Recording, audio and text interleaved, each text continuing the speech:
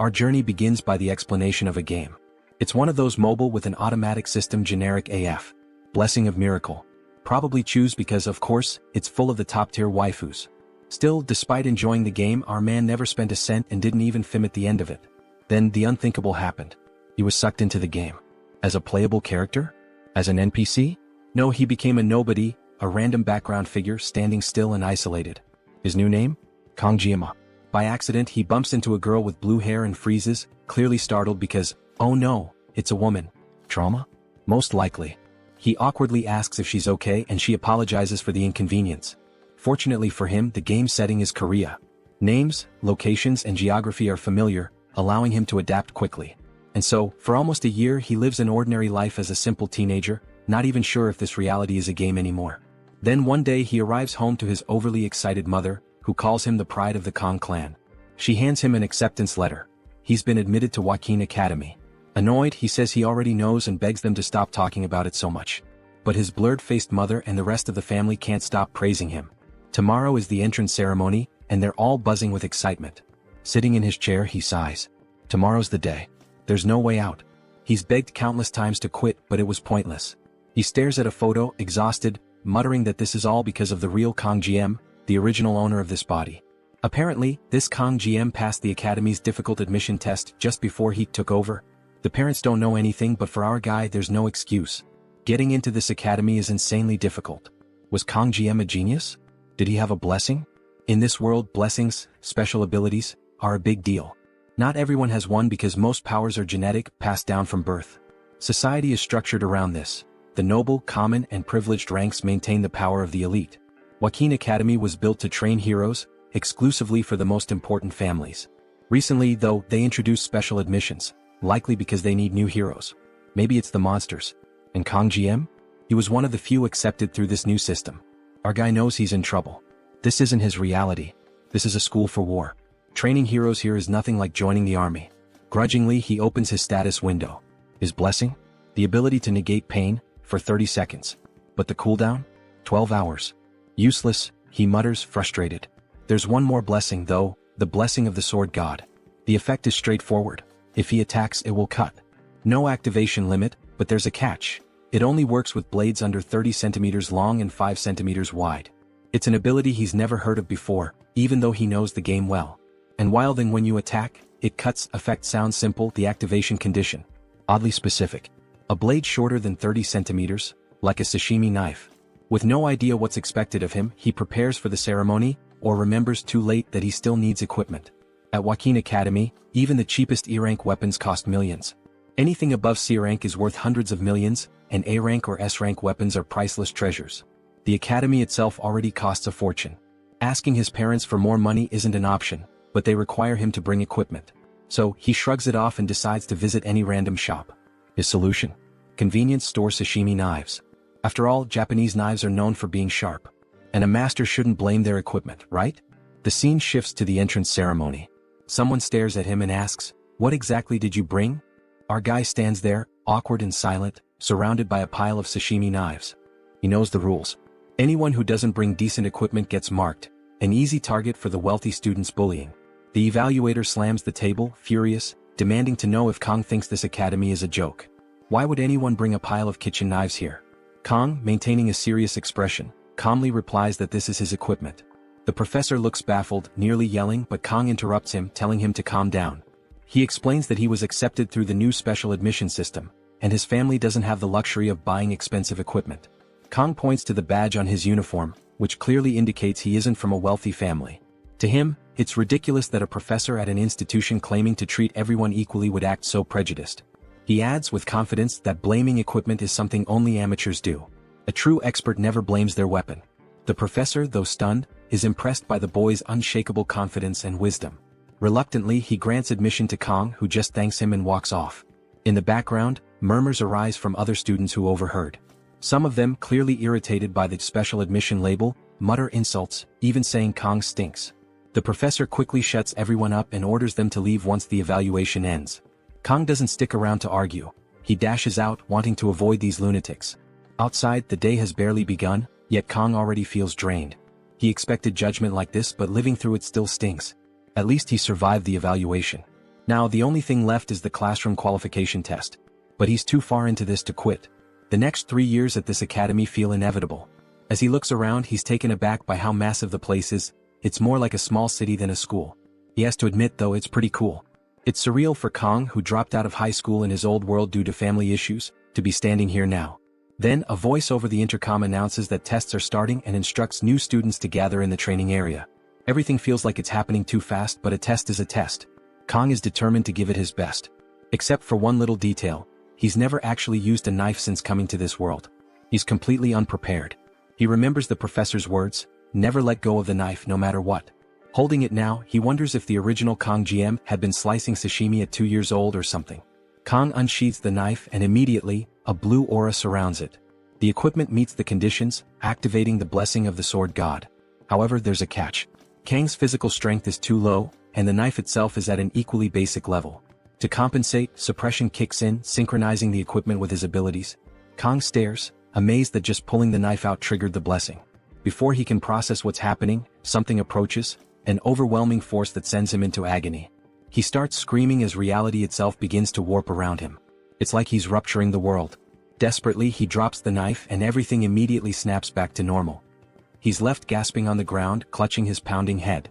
So that's what activating the blessing feels like. If every use comes with this much pain, then he can't rely on it at all. The intercom voice drones on, calling students to the training field. Kong hesitates, staring at the knife on the ground. He doesn't want to leave it there, it's still technically his equipment. Summoning his resolve, he picks it up by the handle, only to be struck by another jolt like lightning. He screams again. The scene shifts to the training hall, located in a massive coliseum filled with spectators. Nobles are gathered, whispering about their children entering the academy. All eyes turn to the arrival of someone significant, the Sword Emperor Siegfried von Nibelung. His name alone draws reverence. A messy-haired chubby guy nearby declares Siegfried to be the strongest human alive. Siegfried descends, his gaze shifting sideways. Someone else has arrived, Medea Poison. Her name suits her venomous aura. She greets Siegfried playfully, noting it's been half a century since they last met. He remarks on her academy attire, mocking her for acting senile at 70. She retorts that every woman wishes to stay beautiful, offering to make him 10 years younger with her powers. Siegfried scoffs, saying character is what matters, not appearances. Medea laughs, amused that Siegfried hasn't changed. However, she slyly points out that his presence here signifies something unusual. Normally, Siegfried avoids mingling with the elite. Perhaps, she suggests, it's because of his granddaughter, who is among the new students. Siegfried dismisses the comment, calmly stating that things are about to begin. The artist must have decided to give everyone ridiculous UGO-level hairstyles. Meanwhile, our boy stands there with his plain black hair, wondering if he's the only one with a normal look. Everyone whispers about him being a special admission student. So, this is what it feels like to come from humble origins. Suddenly, there's a flash from the back and the murmurs intensify. Who's arriving now? Oh, the blue-haired girl. He already knew she studied here. Abel von Nibelung, the granddaughter of the sword god and, more importantly, the heroine of that game. The reason he got addicted. Hot and sneaky. The story explains the existence of a subspace, a separate reality where all attacks feel real, and the pain is fully experienced. However, since it doesn't interfere with the actual world, even murder is allowed there. The upcoming test is revealed. A battle royale competition inside the subspace. Students will be grouped in tens and their survival will determine their ranks. Medea announces there will be no equipment restrictions, while Siegfried points out this unfairly benefits the wealthy. She counters that the wealthy fund the academy, and the new special admission system was already a huge concession. In the crowd, Kong blushes. She's so much more beautiful in 3D, just looking at her leaves him rattled. Seeing the hopeful gazes of the other guys, he feels sorry for them. He knows the game well. Abel von Nibelung has a miracle blessing. In other words, she's tied to another protagonist. Beautiful people always have someone destined for them, so Kong decides it's best not to get involved. His goal is simple: live a peaceful, ordinary life. Finish school without trouble, get a safe desk job, and that's it. Then a paper catches his eye: heroes earn the highest salaries. But after the agony he felt from drawing that knife earlier, he knows hero work is out of the question. Those roles are for people who can protect the world. He'll stick to his comfortable desk. A crystal in the sky suddenly announces the Academy's test, a battle royale. Last one standing receives the star rank. Second and third place earn the dragon rank. Fourth through seventh get the wolf rank. And 8th to 10th? They're labeled common trash. The scoring is automatic and there's no time limit. Kong recognizes it immediately. This is just like the game. His strategy is to avoid drawing attention and finish quickly. A blue energy spreads as the test begins. May the blessing of the heroes be with you. Kang, however, is determined not to use his weapon. Cut to the next scene. Most students are already defeated. The top rankings are announced as 24 groups wrap up. Siegfried observes that this year feels unfair, with Abel and the descendants of the Shang and Jiao families competing. The results were predictable. Abel finishes her match in just 7 minutes and 14 seconds. It doesn't break her grandfather's record, but it's still one of the Academy's top 10 times. Siegfried shrugs it off. It's only natural for a Nibelung descendant to have that talent. With things wrapping up, Siegfried decides to leave. Abel asks if he wants to watch the other descendants, but he dismisses them as a bunch of pigs. Classic humility. He doesn't like nobles at all. Fair enough, he fought in the war and earned his authority. Suddenly the atmosphere shifts. A strange energy surges, startling both Abel and Siegfried. They look up, confused and alarmed. Pieces of the subspace begin to shatter, crashing to the ground and exploding among the students. People panic, wondering if someone fell from the alternate space. A blue light flashes in the sky. Siegfried watches intently as a small knife falls, embedding itself in the ground. Midia immediately calls for medics and orders cadets to help. And lying there, unconscious? Yep, it's Kang. The outcome seems decided already.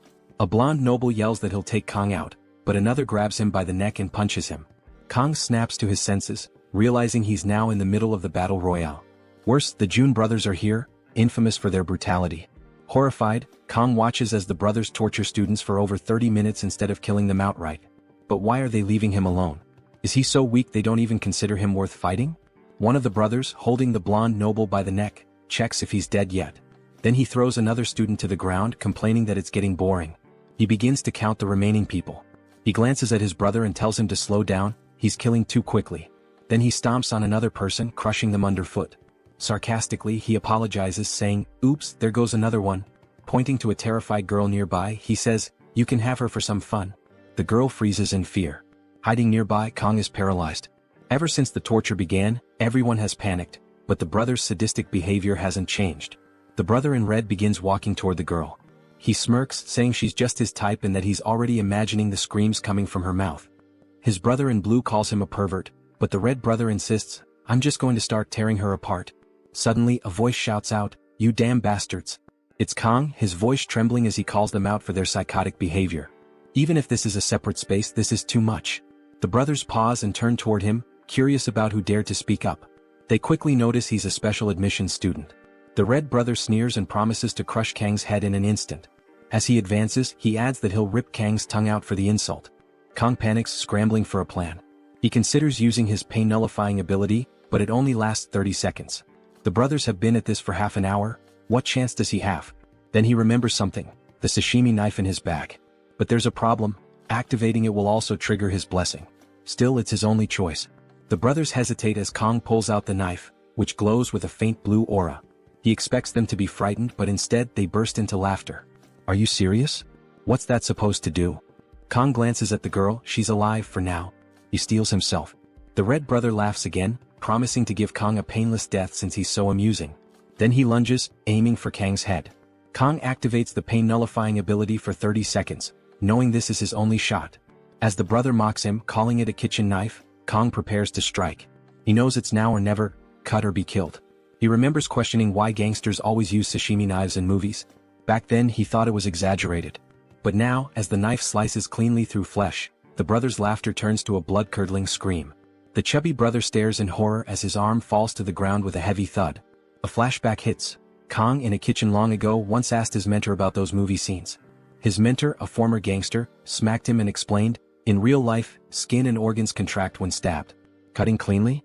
Impossible." But Kang, as clueless as ever, joked that maybe his mentor wasn't skilled enough, earning another smack. Back in the present, the truth speaks for itself. The severed arm lies at Kang's feet while the brother screams, clutching his bleeding stump. In a panic, he turns and bolts toward his sibling, crying for help. But the red-clad brother freezes, his face pale with fear. Snapping out of it, he shouts, "This brat will slice us both up," and charges forward. Kang doesn't hesitate. The blade slices cleanly again as if cutting through paper. The fallen brother watches in horror as his sibling collapses. Looking down, he sees half of his brother's face staring back at him. The air is heavy with shock. A red-haired observer watches silently from the sidelines, stunned by what just happened. The blue brother tries to regain his composure. He reasons that they're in the void space, This must have been a fluke. Judging by Kang's awkward form, he's clearly an amateur. But one thing is clear, that knife is dangerous. Realizing his brother lost due to recklessness, the blue brother prepares. He activates 3 blessings simultaneously: a defensive shield, a jump boost of 200%, and spiritual damage for his fists. With confidence he declares, "This time you're done for." Meanwhile, Kang is still counting down the seconds left on his pain-nullifying ability. The blue brother charges, confident that his fists will crush Kang's head. But suddenly he's stunned, his body freezes. Kang has used him as a target for a throwing knife. The brother stands dazed, not understanding what just happened. Time is almost up. 5 seconds, then 2, then 1. The brother collapses unconscious, and at that exact moment Kang's blessing ends. The pain hits him like a truck and he starts screaming. Sometime later Kang wakes up. He's lying in what looks like a hospital room, disoriented and unsure of how he got there. As Kang gets up, a blonde boy bursts into the room and dashes outside, shouting that the student has woken up. Moments later, someone enters the room and Kang immediately recognizes the man, not personally but from stories. This is Siegfried, one of the 7 heroes of the 7 stars, the strongest man in humanity, and the one who destroyed the Demon Lord's Legion 50 years ago. Accompanying him is Media, the academy director. Kang wonders why 2 such prominent figures are here. Siegfried wastes no time and asks for Kang's name. After Kang introduces himself, Siegfried gets straight to the point, demanding to know what Kang did during the test. Although Kang himself isn't sure, he's painfully aware that he caused everything. He notices Siegfried's hand resting on his sword and feels a wave of dread. There's no way he could survive against someone like him. Nervously, Kang admits he may have gone too far during the evaluation and is prepared to accept the consequences. Siegfried stares him down, but Media interjects, telling Siegfried to stop intimidating the boy. She explains to Kang that Siegfried cleared his meridians while he was unconscious, which stuns Kang further. Media then says she finds him interesting. Siegfried reprimands Media for being so casual, but she brushes him off, saying she reviewed the test footage while Kang was out. She confesses that watching Kang risk everything to protect another student moved her deeply, even calling him a hero. Siegfried, ever the stoic, tells her to act more dignified. Media assures Kang that he won't be punished for his actions, though she mentions that the Mao brothers are on the verge of dropping out. Relieved, Kang feels some weight lift, knowing he won't have to deal with them again. Then Siegfried drops a bombshell. Kang ranked as the top student in the evaluation. Kang is floored. His whole plan was to stay under the radar and live a quiet, uneventful life. Later, in Media's office, she reflects on her 2 decades as academy director, admitting she's never seen anything like this. Meanwhile, Kang expresses his dislike for being named the top student. This surprises both Siegfried and Media. They explain that the subspace itself determines such rankings, but Kang still refuses to accept it. Siegfried, puzzled, wonders aloud how Kang, a seemingly ordinary boy, could possess such extraordinary skills. He admits that if Kang had an incredible physique, immense experience or even natural talent, it would make sense. Yet Kang has none of these. In fact, his untrained body contradicts the master-level swordsmanship he displayed. Siegfried feels an uncharacteristic surge of competitiveness, unable to understand how someone so young could perform at such a level. Media, ever eccentric, teases Siegfried, suggesting Kang might be worth pursuing romantically despite his age. Siegfried, unimpressed, spells out what people at the academy call women like her. Media loses her temper, but the focus shifts back to Kang. Through some maneuvering, Kang manages to get himself downgraded to the wolf class. This is a relief as he had no desire to remain at the top and become a target for power struggles. While some argued for placing him in one of the elite classes, Media ensured the matter stayed quiet, honoring Kang's wish for a low profile. When Kang enters the wolf class, all eyes are on him because of the badge on his chest. After a few moments, the students return to their conversations, allowing Kang to breathe easier. He hopes this means they'll ignore him. As he takes his seat, enjoying the solitude, a voice calls out to him. Turning, he sees the red-haired girl from the test. She thanks him for what he did. Kang brushes it off, saying anyone would have done the same, though deep down he feels like a hypocrite. Everyone sees him as a hero, but in truth he only acted to save himself.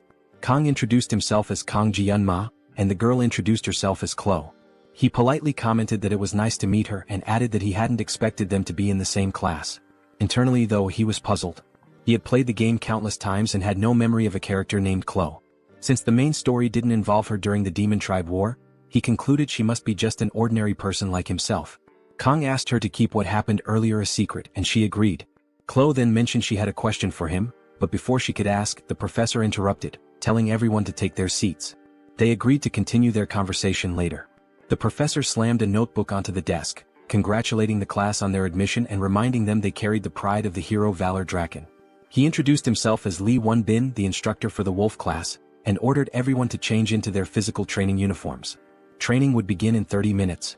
When a boy with glasses asked about the training objective, Kang immediately guessed it: Saitama's regimen. He joked internally, wondering if this meant everyone would eventually go bald. Kang approached the professor, who immediately called him by name, surprising Kang. He explained that he wasn't feeling well. The professor pondered aloud, saying basic training might not benefit the academy's top cadet, and suggested Kang move to the star class. Realizing that media must have informed the instructors, Kang quickly clarified that he just needed to use the bathroom and would return for training. Outside, Kang joined the others in running. Or more accurately, he lagged behind, struggling with his unfit body. He hadn't even finished the warm-up and was already exhausted. Chloe caught up to him, asking if it was really that difficult. Kang denied it, insisting he was fine, though he'd only managed 5 laps, while Chloe casually mentioned she was on her 9th. She encouraged him to keep going and ran ahead, leaving Kang stunned by how unprepared he was. Later, back at home, surrounded by empty bottles, Kang slammed one on the table in frustration. He was completely drained and starving.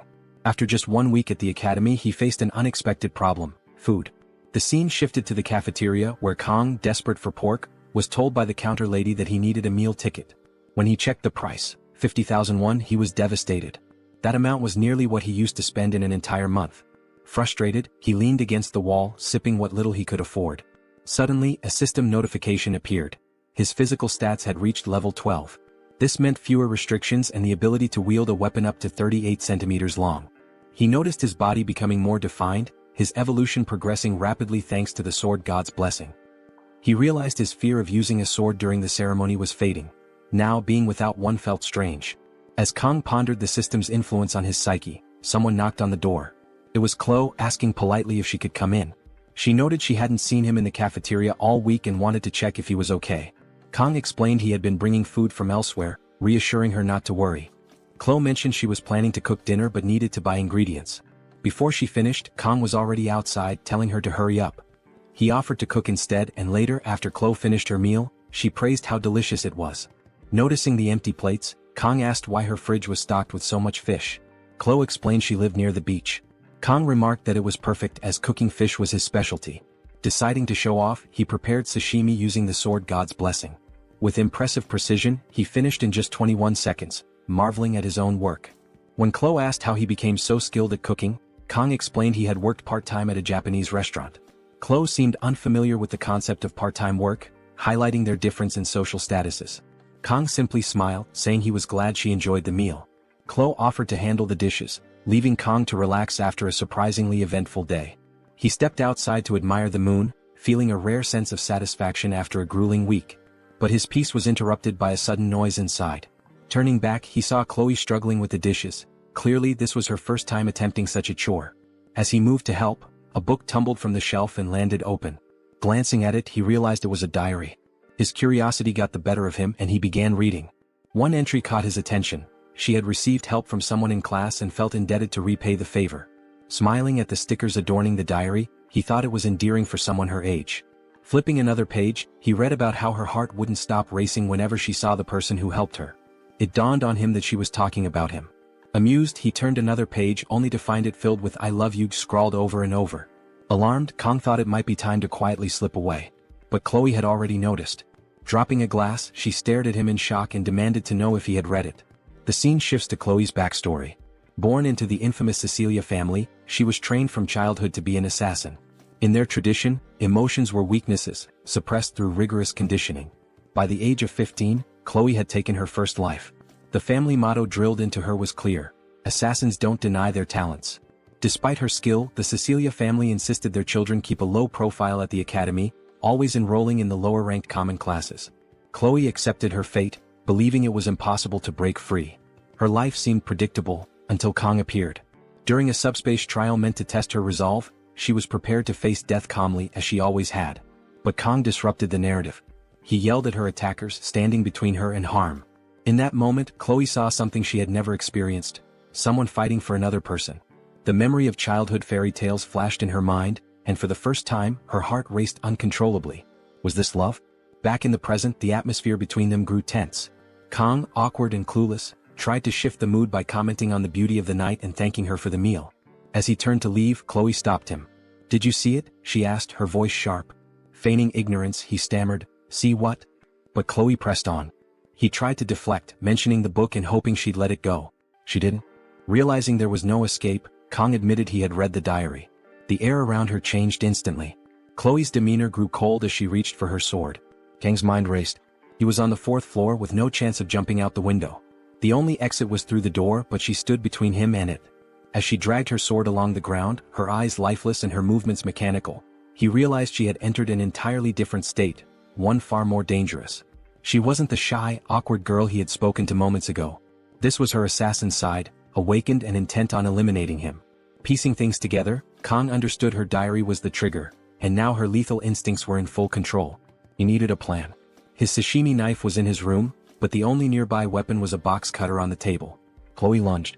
Kang snatched the box cutter, regretting that it had come to this. All he could do now was defend himself and hope for a chance to break through her icy resolve. Kang activated the sword god's blessing, hearing the familiar phrase, "May the blessing be with you."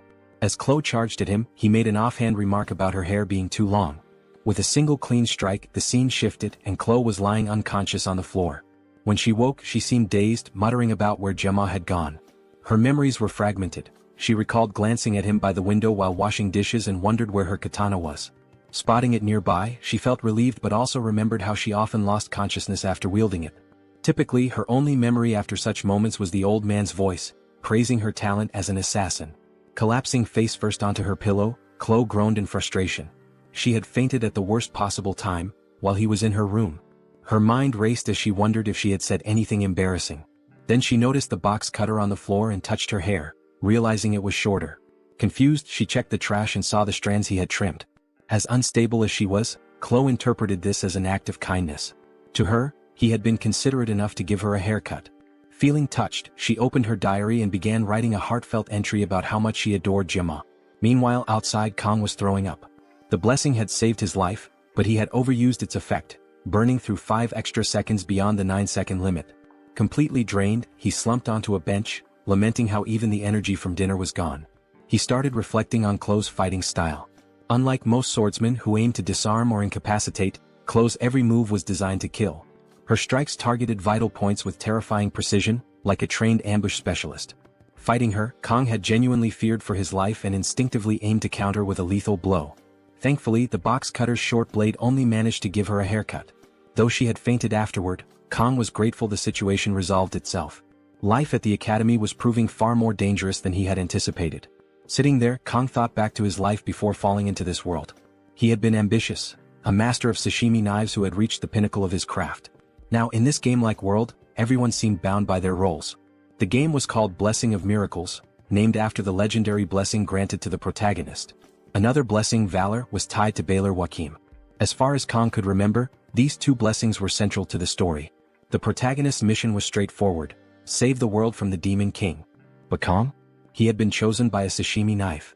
Slapping himself in frustration, he tried to make sense of his predicament. The events at the academy were making him lose sight of his original goals. While he knew the key characters and major story beats, he didn't fully understand how this world worked. What he did know was that the game's main storyline was about to begin. The protagonist's blessing should have activated by now, signaling their arrival at the academy. According to the storyline, major events would escalate in the 2nd semester of the 3rd year. That's when the demon race would attack the academy, igniting a war between demons and humanity. This conflict would eventually spiral into a full-scale world war. Kang couldn't deny the story's cliches. Back when he played the game, he had quit halfway through, finding it predictable despite its challenges. But now, living in this world, the looming war felt terrifyingly real.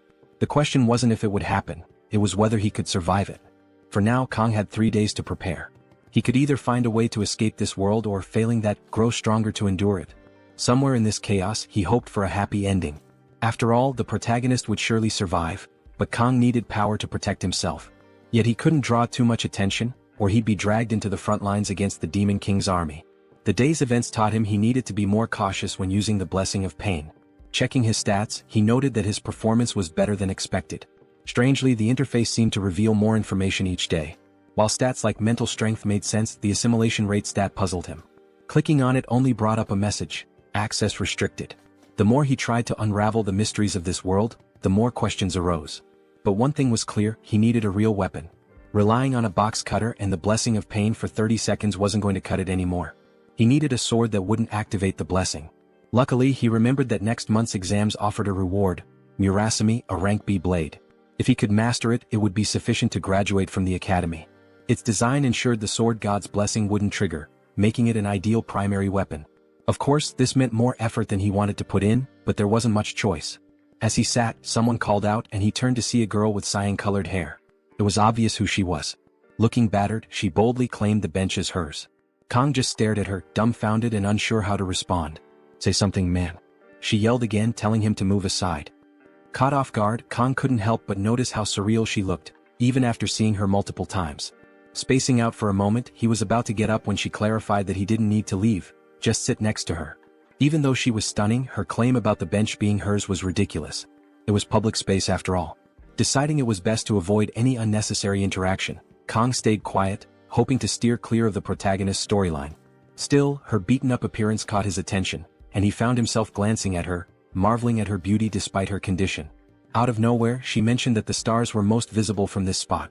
Her sudden comment left Kong scrambling for words, his lack of social skills painfully evident. Was this really Abel? The granddaughter of the sword saint and the protagonist known for being hard to approach? She turned to him asking if he used the sword.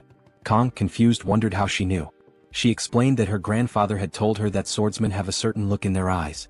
For a moment, Kong worried that she might have figured out his secret. Abel then asked if he wanted to hold her sword, making it clear she knew he recognized her. Kong found it odd. Why would she bother asking that when everyone at the academy knew who she was? He admitted he sort of knew her, to which she replied that she didn't know him. Her bluntness only added to his confusion. She commented that it was a cliché for someone to know her name while she didn't know theirs. Kong, uninterested in getting involved, questioned why he should share his name with someone he'd just met. Abel explained it was always good to know people. You never knew who might be a spy for the Demon King. She added that it was suspicious for him to be alone in a spot where she usually trained. Realizing he was being indirectly threatened, Kong quickly turned the tables, suggesting she could be the spy. Abel clarified that she was there to train. Kong responded that he was doing the same. Curious, Abel asked what kind of training he was doing to remain so calm. Kong said it was breathing exercises. Noticing the wounds on her hands, he complimented her dedication. Abel confirmed that people didn't understand the pressure of carrying Siegfried's bloodline. She explained that she needed to be perfect because any sign of weakness would attract opportunists. This year she admitted she wasn't the top student. It was the first time she had been defeated, and while it was frustrating, she also found it oddly relieving. However, she was determined to find out who had surpassed her and defeat them next time. Kong asked if it was worth taking so seriously. Abel replied that it was a matter of pride. She even begged her grandfather to reveal the person's identity, only to learn they weren't even in her class. The worst part? They had just joined the academy. Realizing she was oversharing, Abel apologized, saying she shouldn't talk about such things with someone she'd just met. Intrigued, Kong asked why she was telling him all this. Abel replied it was because he seemed weak. Her family's motto was to be firm with the strong and kind to the weak. Finally understanding her kindness, Kong realized she thought he was trash. Well, that explained why she was so difficult to approach in the game. Deciding it was time to leave, Kong wished her a good night. As he turned to go, she demanded his name. The scene shifted to the classroom. Life at the academy was calmer than Kong expected. Chloe had quickly made new friends and blended into the class, while Kong did his best to avoid eye contact. Whenever she approached Kong, her friends would cast judgmental looks. But Kong didn't care. Likely because he was a special student. And besides, he wasn't the only one in the Tiger class this year. Kong thought it was a relief he ended up in this class. At the start of the semester, the Star and Dragon classes would usually form political factions. Even in the game, that nonsense had annoyed him. Now he was glad he didn't have to deal with it.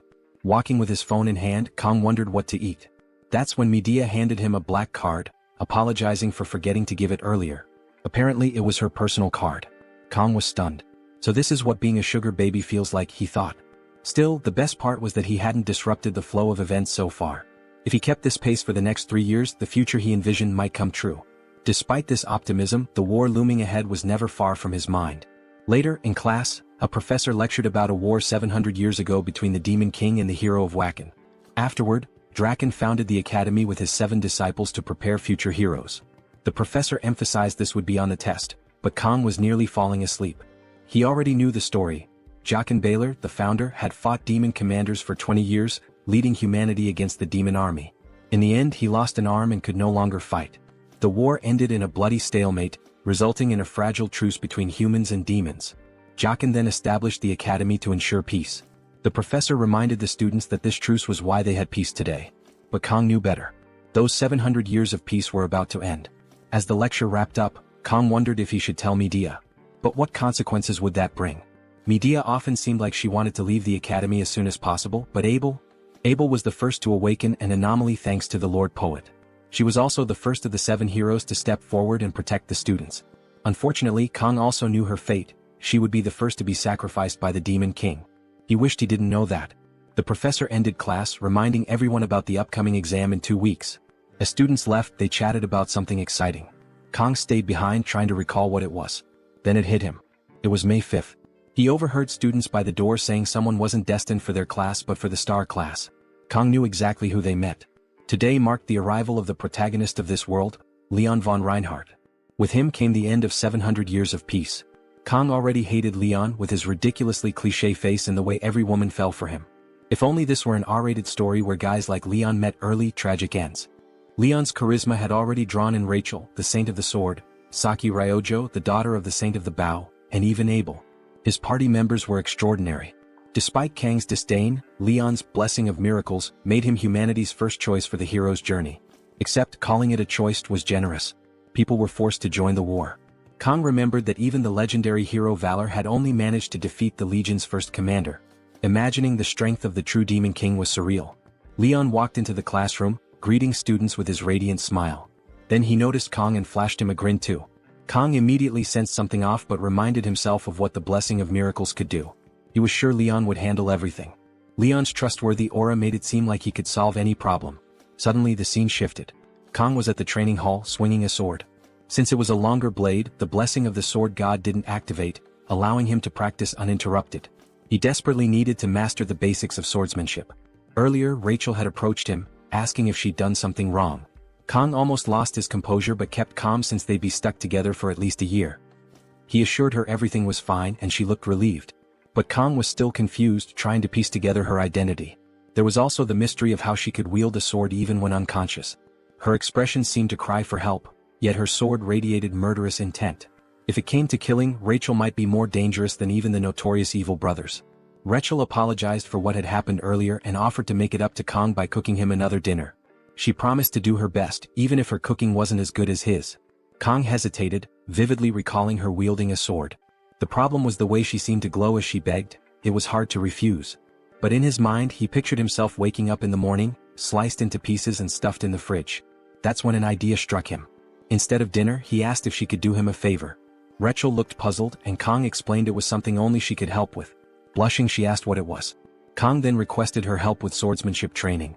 At the training hall, Kong realized how urgently he needed a teacher. Chloe with a sword in hand was terrifying. Every night before bed he'd watch YouTube videos on how to survive Yandras. When Chloe arrived, cheerful as ever, she asked when he'd gotten there. Kong, already on edge, replied he had just arrived. Chloe mentioned she'd been waiting for him since 6:30. Kong frowned, reminding her they'd agreed to meet at 8. Her innocent expression didn't fool him, and he was reminded of her unhinged nature. Still, his attention momentarily drifted to her toned abs, finally understanding the source of her strength. Chloe handed him a sword and asked why they weren't using real ones. Kong was stunned. Who trains with a real sword? He explained that, since it was just practice, wooden swords were safer. Chloe gave him a sweet smile and said he was kind for not wanting to hurt her. Then she swung the wooden sword, slicing through the air with a sharp whoosh. Kong broke into a cold sweat, realizing even a wooden sword could shatter his skull. He checked the system, relieved the blessing of the sword god hadn't activated. Yet, the synchronization stats still confused him. Chloe called out, asking if something was wrong. Kong quickly reminded himself only he could see the system. Turning to her, he said, "It's my first day, so maybe go easy on me." Preparing himself, Kong asked if they could start. In his past life he had always valued practice. He believed that mastery required more than just physical effort. It demanded total dedication. At the academy, his progress came from observing himself and learning to self-correct. He noticed his sweaty palms and unsteady stance. Reminding himself that swordsmanship required precision, he braced for the training. But Chloe leaped toward him.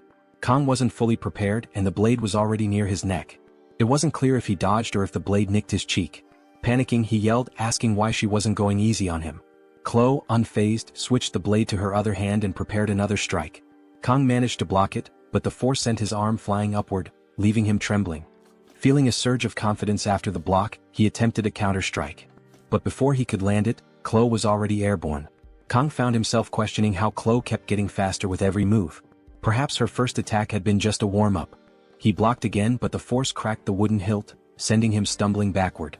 Chloe's relentless barrage continued.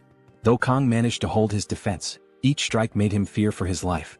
Worse, he couldn't find any opening to counterattack. Suddenly his wooden sword shattered. Chloe apologized, saying she didn't mean to break it, but admitted she hadn't thought it was so fragile. Then she froze. The broken sword's altered length activated the blessing of the sword god. The system kicked in, reshaping Kang's personality and reducing his humanity. A dark aura enveloped him as the heat activated, and Chloe instinctively backed away, visibly terrified. The system coldly announced Kang's humanity was slipping away. In the midst of this transformation, Kang's perception shifted. He was now standing in his old kitchen under a bright spotlight. Confused, he wondered if everything had been a dream. Noticing a fish on the counter, he remembered he was supposed to prepare it. Thinking he'd used the chef's Chinese knife, the system interrupted, rejecting his choice. Trying another knife, he faced the same denial. In the end, his only option was the sashimi knife. Reluctantly, he picked it up, fearing the pain the system might inflict. But instead, he felt rejuvenated. Determined, he declared it was time to create a masterpiece as the heat activated fully. Meanwhile, back in the training hall, Chloe was shouting his name, asking if he was okay. Kang, pacing aimlessly, suddenly vanished in a flash of blue light and reappeared in front of Chloe in an instant. She barely managed to block his attack, but the impact sent her flying, crashing to the ground and coughing up blood. Chloe, shaken, realized Kang had become an entirely different person in mere moments. His behavior now resembled a deranged protagonist's. When Kang struck again, she dodged narrowly, struggling to comprehend how a single hit had overpowered her. Weak and unable to stand properly, Chloe begged him to stop. Inside Kang's mental world, he was baffled. The fish on the counter was now dodging his cuts and, even more bizarrely, speaking. Listening closely, he realized it was calling his name, Jama. Looking at the sashimi knife, Kang remembered who he was. Then, as if awakening from a dream, he recognized the fish as Chloe pleading for him to regain control. The blade slammed into the wall beside her, missing by a hair. Kang, barely managing to stop himself, let go of the sword just before it struck her. Chloe opened her eyes, stunned she wasn't hurt. Kang suddenly pulled her by the waist. For a moment, it seemed like a setup for a kiss, but instead he told her they should stop for the day. Chloe asked if he was okay, but Kang casually thanked her for the practice and walked away. She couldn't believe this lunatic had almost killed her and then left as if nothing had happened. Later, as Chloe returned to her room, she reflected on the day. Kang's power wasn't just raw strength, it carried an unusual, almost instinctive energy. Even with the broken sword, she realized she had no chance against him. Suddenly, a voice interrupted her thoughts. Knox Audier, a second-year student she addressed as her brother, commented on her enjoyment. Chloe's demeanor shifted instantly. Knox mocked her, asking if she was now associating with insignificant people like Kang. Chloe snapped back, telling him not to insult others. Smirking, Knox warned that if she continued spending time with Kang, the Audier family would eliminate him. Lowering her head, Chloe retorted that even if the entire family came after Kang, they wouldn't be able to defeat him. Without waiting for a reply, she walked away. Knox remained behind, pondering Kang's name. Meanwhile, Kang was beginning to realize that his power wasn't a blessing or divine favor.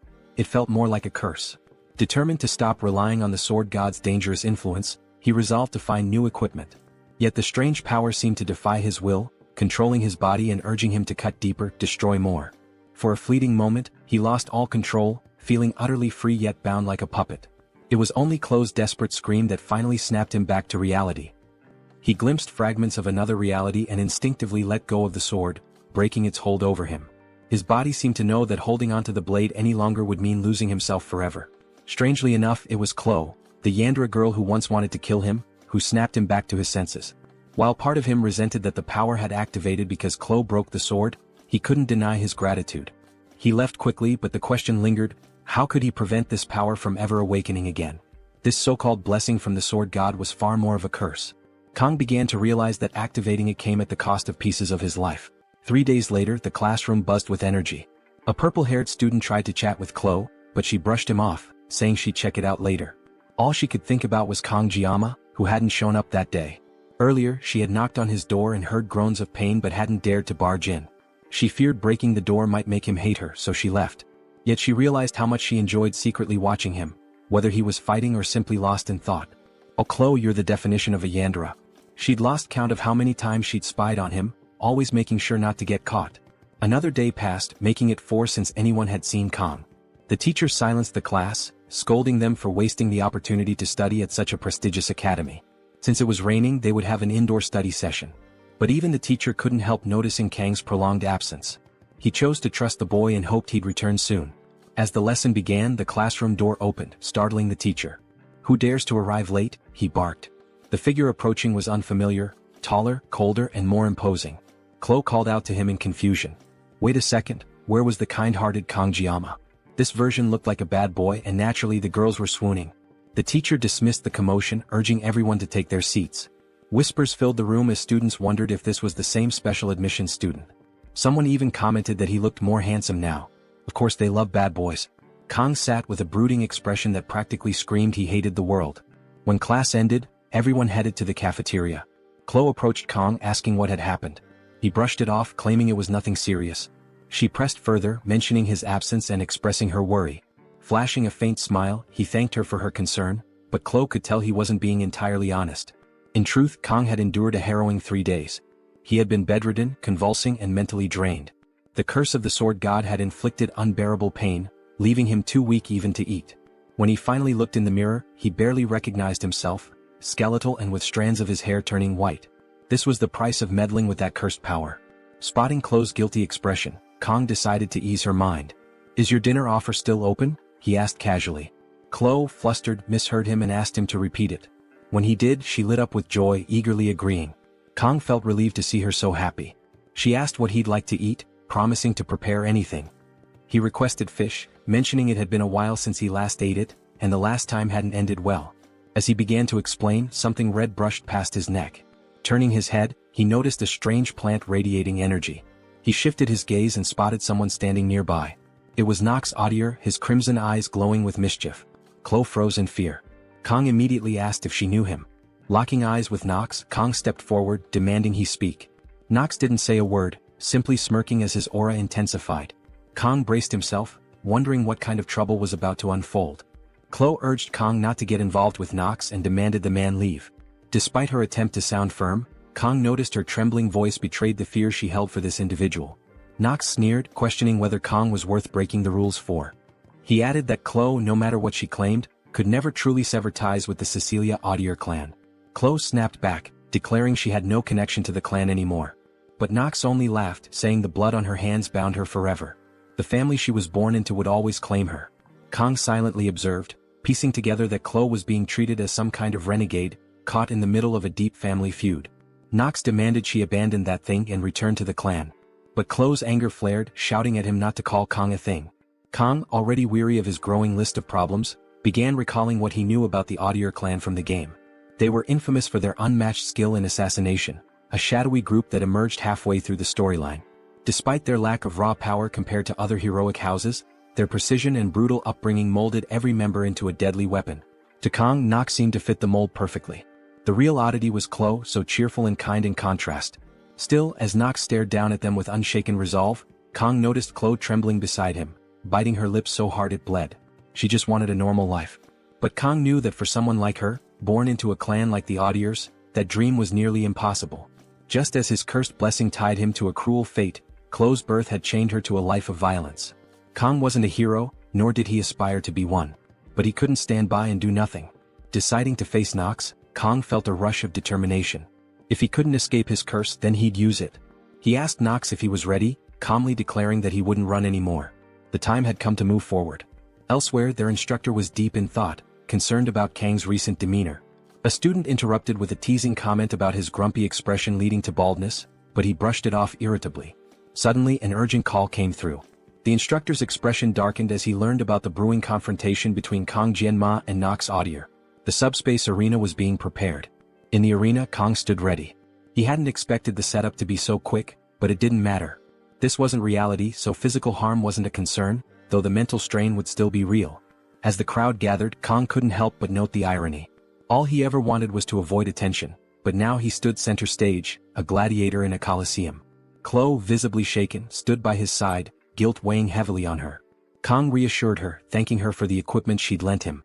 She warned him that Nox was dangerously strong, the greatest genius in the family's history. Kang dismissed the title as overdramatic. Titles didn't matter, winning did. The announcement for the duel rang out. Kang turned to Chloe one last time, telling her not to worry. "The world is full of geniuses," he said with a confident smirk, "and that's why I'll win." As the doors opened, Kong stepped into the subspace arena. The crowd roared, and he felt like a gladiator under the watchful eyes of the elites, even spotting familiar faces like Abel. Nox appeared on the other side, his temper barely restrained. Kong smiled to himself. If nothing else, this fight was going to be unforgettable. Nox demands to know if Kang can't differentiate between bravery and foolish arrogance. He questions why Kang even showed up wielding such a pathetic excuse for a blade. The dark aura surrounding him begins to ripple toward Kang, who instantly recognizes it as pure killing intent. Kang smirks, replying, "A skilled fighter never blames their weapon." Nox, visibly on edge, opts to end things swiftly.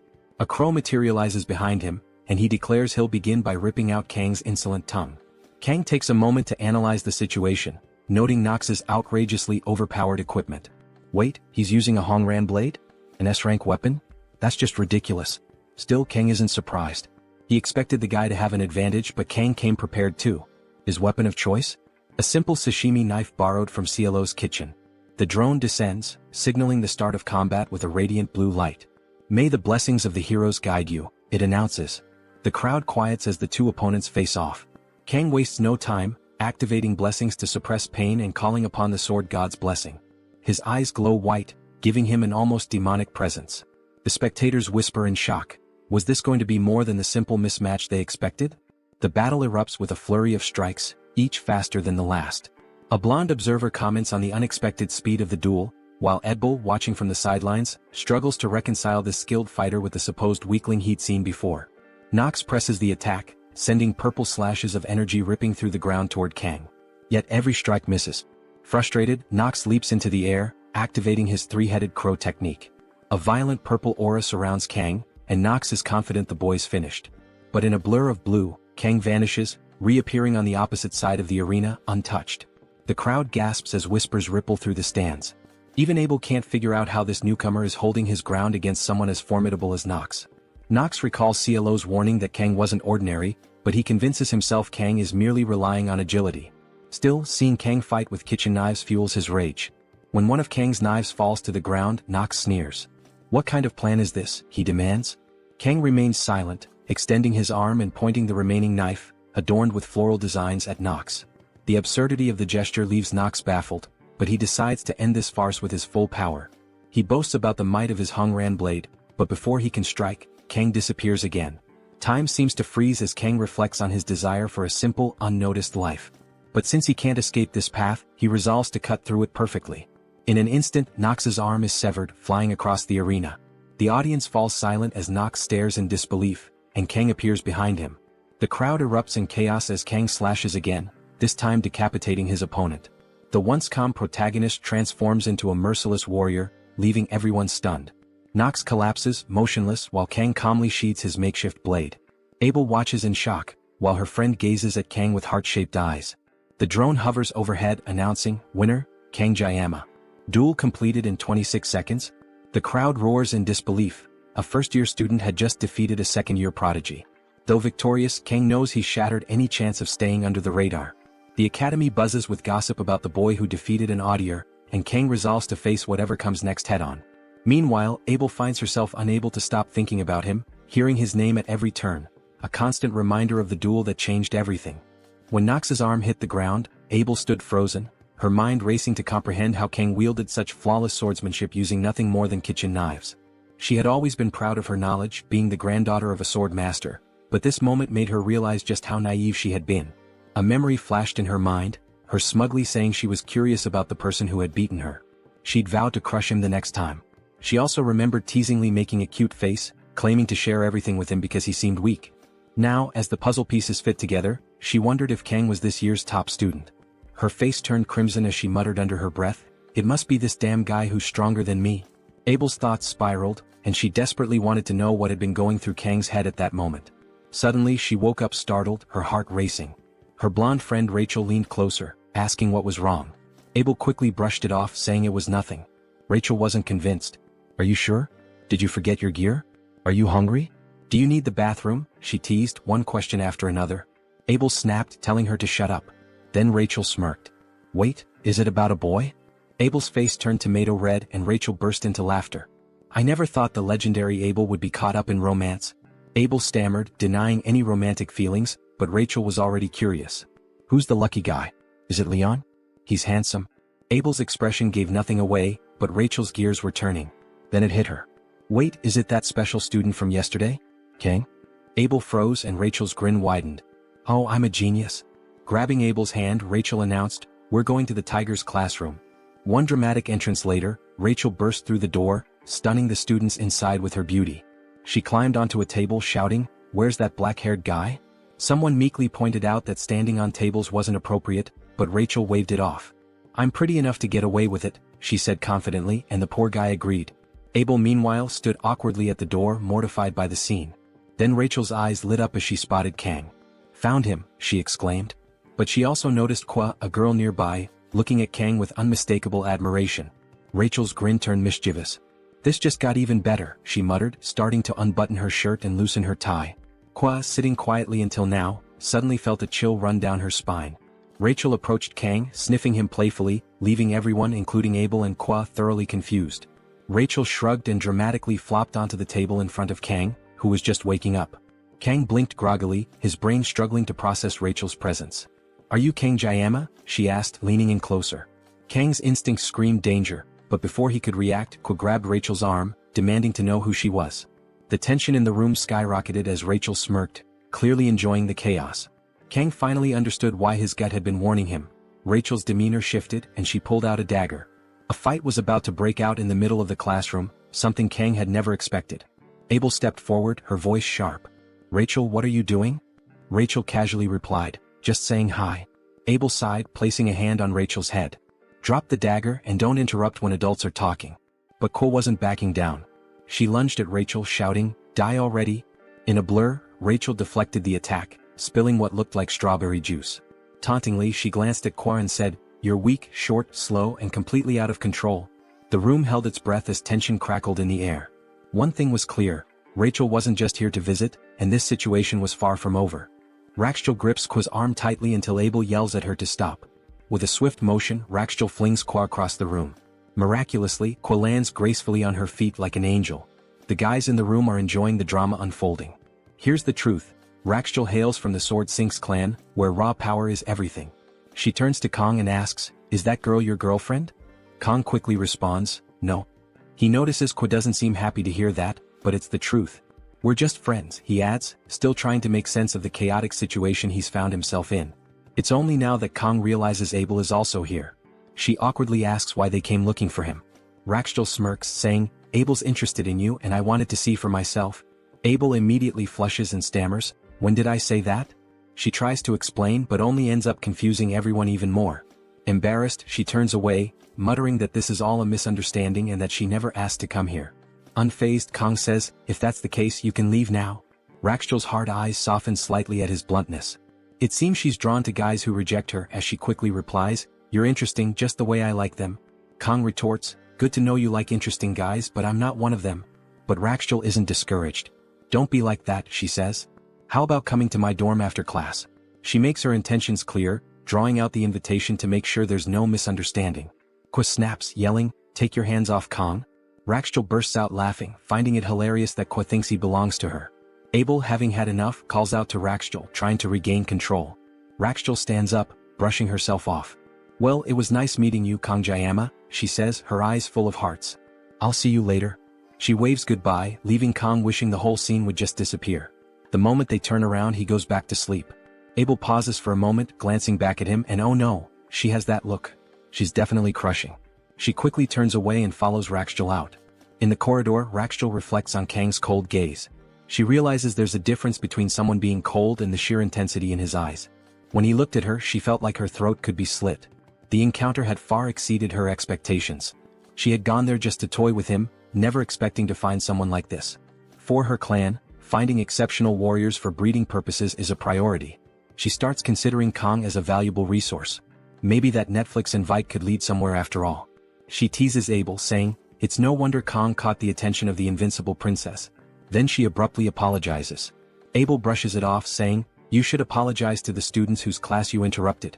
But Rachel replies, I'm not apologizing for that. I'm apologizing for Kang Jayama. Unfortunately, I'm the one who's going to enjoy him. Meanwhile in the hospital, Nox has just woken up, muttering, "I'll kill that bastard." Before the fight, he was known as the genius of the audiers, and his body had never known defeat. Nox considers sneaking into Kang's dorm at night to kill him but hesitates as he recalls the sheer aura Kang exuded during their duel. Determined nonetheless, he shoves a nurse aside and storms out, vowing to rally every audier to take Kang's head. Nox also plans to reclaim Chloe, whose potential he believes might even surpass his own. The timing feels perfect. His nocturnal techniques are at their peak effectiveness. Confident, he opens the door only to freeze in shock. There sits Kang casually eating an apple. Nox expected some sort of peculiar defense, but Kang simply looks up and asks, "What's the senior doing here?" Nox is caught off guard and can't respond. Nothing happens and we cut to the next day where Chloe nervously bites her nails. Despite her frustration, she's the one who drew her blade. Irritated, she mutters about whether Kang prefers women with huge airbags. If that's the case, she might have to kill someone. Kang interrupts her thoughts by calling her name. Snapped back to reality, Chloe asks what he needs while reluctantly lowering her blade. Kang calmly asks, "How's Nox doing?" She hesitates before replying, "He's in the medical wing." "That's strange," Kang muses. "I don't remember injuring him." Chloe shrugs, saying she hasn't visited him but heard he was admitted despite showing no visible injuries. "Don't worry, I'm sure he's fine," she adds. Kang doubts Nox is the type to break down from a trivial defeat but can't shake the feeling that he might be planning something. Curious, he asks Chloe, "Where's Nox's room?" Back in the present, Nox trembles as Kang calmly eats an apple in his dorm room. Nox, his voice shaky, asks, "See, can I have an apple?" Kang raises a brow and points out, "You're asking while I'm already eating it?" Kang glances around and comments, "The Audier family must be loaded to give you a room like this all to yourself." Nox, still confused, stammers, "How did you even get in here?" Kang doesn't answer. Instead, he picks up a knife, making Nox tense up. Is Kang here to finish the job? But Kang simply resumes slicing his apple with expert precision. Nox can't help but marvel at his skill, wondering why he's so good at cutting fruit. Kang places the neatly sliced apple on Nox's desk. "When your digestion's not great, fruit can help," he says. Nox realizes he's being humiliated. Anger twisting his face, he grabs his blade, ready to retaliate. But Kang freezes him with his next words. "If you even think about revenge, I'll personally go after the entire Audier family." Nox is stunned into silence. Kang walks to the door, shuts it behind him and leaves without another word. Outside, Kang sighs, a smirk creeping onto his face. "Just a candlelight can snuff out any moment," he mutters, referring to Nox. He knows he likely crushed whatever willpower Nox had left. Of course it was all a bluff. Kang couldn't possibly wipe out the entire Audier family in 30 seconds. Maybe a few, but he'd rather avoid unnecessary bloodshed. As he walks away, Kang reflects that he feels like he's in the eye of a storm. This wasn't the plan, but he's adapting. If Nox backs off, it'll be one less problem to deal with. But Kang's real concern lies elsewhere, with the crazy girl who was meant to be the protagonist's first approach in the original story. He knows he needs to plan his next move carefully. With the upcoming competition looming, Kang resolves to take it seriously. The reward, the legendary Murism, is something he desperately needs. The challenge? It's going to take longer than 30 seconds to win. The test involves defeating demonic monsters in teams of 5, emphasizing teamwork over individual strength. Fortunately, Kang already knows the monsters will be D-ranked mermen. Unfortunately, he remembers how awful they were in the game. Facing them in real life? Not ideal. At least they aren't sirens, demonic humans far worse than mermen despite their pleasing appearance. Sitting on a bench, Kang reflects on his month in this world. The peaceful evening reminds him of the tranquility he once hoped for. Even though 700 years have passed since the humans and demons signed a peace treaty, skirmishes and conflicts have persisted. He recalls the Vasman dispute 50 years ago, when the 6th Legion's commander claimed to have resurrected the 1st Legion commander, breaking the treaty. Flashes of the past surface in Kang's mind. Vasman landing a punch on a white-haired soldier while media clamored for Sieg. A younger version of the legendary hero emerges, cutting through demons with his blade. Humanity triumphed, birthing 7 heroes, sacrifices in their own right. The outcome deterred both factions from escalating the conflict further. Yet, Kang vividly recalls someone mocking, calling him humanity's strongest as absurd when all he did was kill the 6th commander. Sitting on the bench, Kang reflects, is this really the peace they fought for? Memories flood back, especially of the 1st commander, Baylor Jokum, who sealed away the 1st Legion leader. He knows that in 4 years the demons will launch their second assault, bringing the Demon King's first appearance. But for now, dwelling on it won't help. Kang shifts his focus to the upcoming tests. Annoying as it may be, he knows he needs allies. The problem? His phone's contact list is completely empty. No friends, no connections. It dawns on him that his newfound fame at the academy could work in his favor. If that's the case, he's determined to recruit the best people to secure the top score. Despite his dream of a quiet life, he's resigned to the fact that he'll have to achieve it the hard way. A week passes and Kong grows increasingly anxious. Not a single person has approached him to join their team. Reflecting on how he sliced through Nox, he wonders why no one has reached out, only to realize everyone is terrified of him. Looking around, he notices Chloe, also an outsider, hasn't been invited to any group either. Approaching her, he asks if she's found a team. She admits she hasn't. Kong is surprised since she once had friends. Seeing an opportunity, he suggests she join him. "We just need 3 more people," he says. Chloe agrees without hesitation. She's an exceptional fighter and Kong feels confident in his choice. Considering his limited stamina, Chloe's strength is worth 1,000 of him. As Chloe beams with happiness, their moment is interrupted by someone shouting Kang's name. It's Rachel declaring, "I'm back to play with you." Kong sighs, already annoyed. When he asks why she's there, she replies, "I just told you, didn't I?" Rachel starts muttering something about the big guy arriving, prompting Kong to demand she get to the point. On the verge of tears, Rachel complains about his cold demeanor. Ignoring her theatrics, Kong tells her to stop calling him my Jiang. Rachel feigns deafness, pretending she didn't hear. In her usual clumsy manner, she collapses onto a desk, her airbags landing first, and claims she's just a bit unsteady today. Switching topics, Rachel asks if Kong has a group for the test. Without thinking, he says no.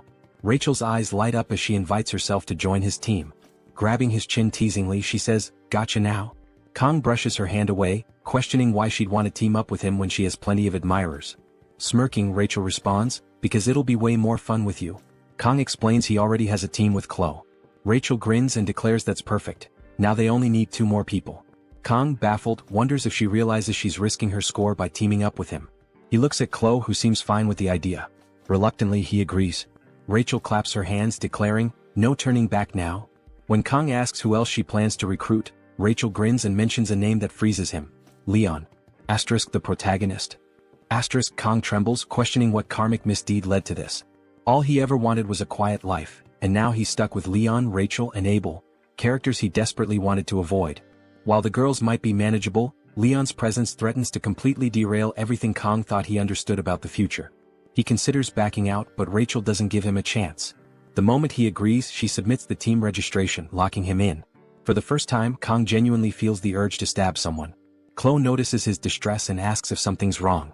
She mentions that since Rachel entered, Kong hasn't seemed like himself. He brushes it off, saying he's just surprised to be in this situation. Chloe reassures him, stating she's confident in his abilities. Kong starts reconsidering. He invited Chloe, so he can't abandon her now. Besides, this group is probably the strongest in the academy. Maybe he just needs to stay optimistic. When he asks about the team meeting, Chloe replies, "That giant blonde said it's at 6 in the cafeteria." The scene shifts to a cafe humorously named Starbucks with 2 S's. Chloe slams her cup on the table, declaring how delicious her drink is, while Kong looks horrified at its $35 price tag. Muttering robbery, he begrudgingly buys a $7 espresso, the cheapest option, and hates every sip. His phone buzzes. It's Rachel, claiming she's already at the cafe and asking when he'll arrive. Annoyed, Kong tells her to just come in. Moments later, Rachel bursts in, apologizing for being late, with Leon following behind her.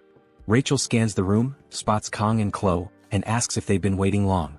Meanwhile, Leon's gaze locks on Kong. Kong immediately notices Leon's striking orange hair. His first thought? This guy looks like a delinquent. I expected Abel, but it's this guy instead.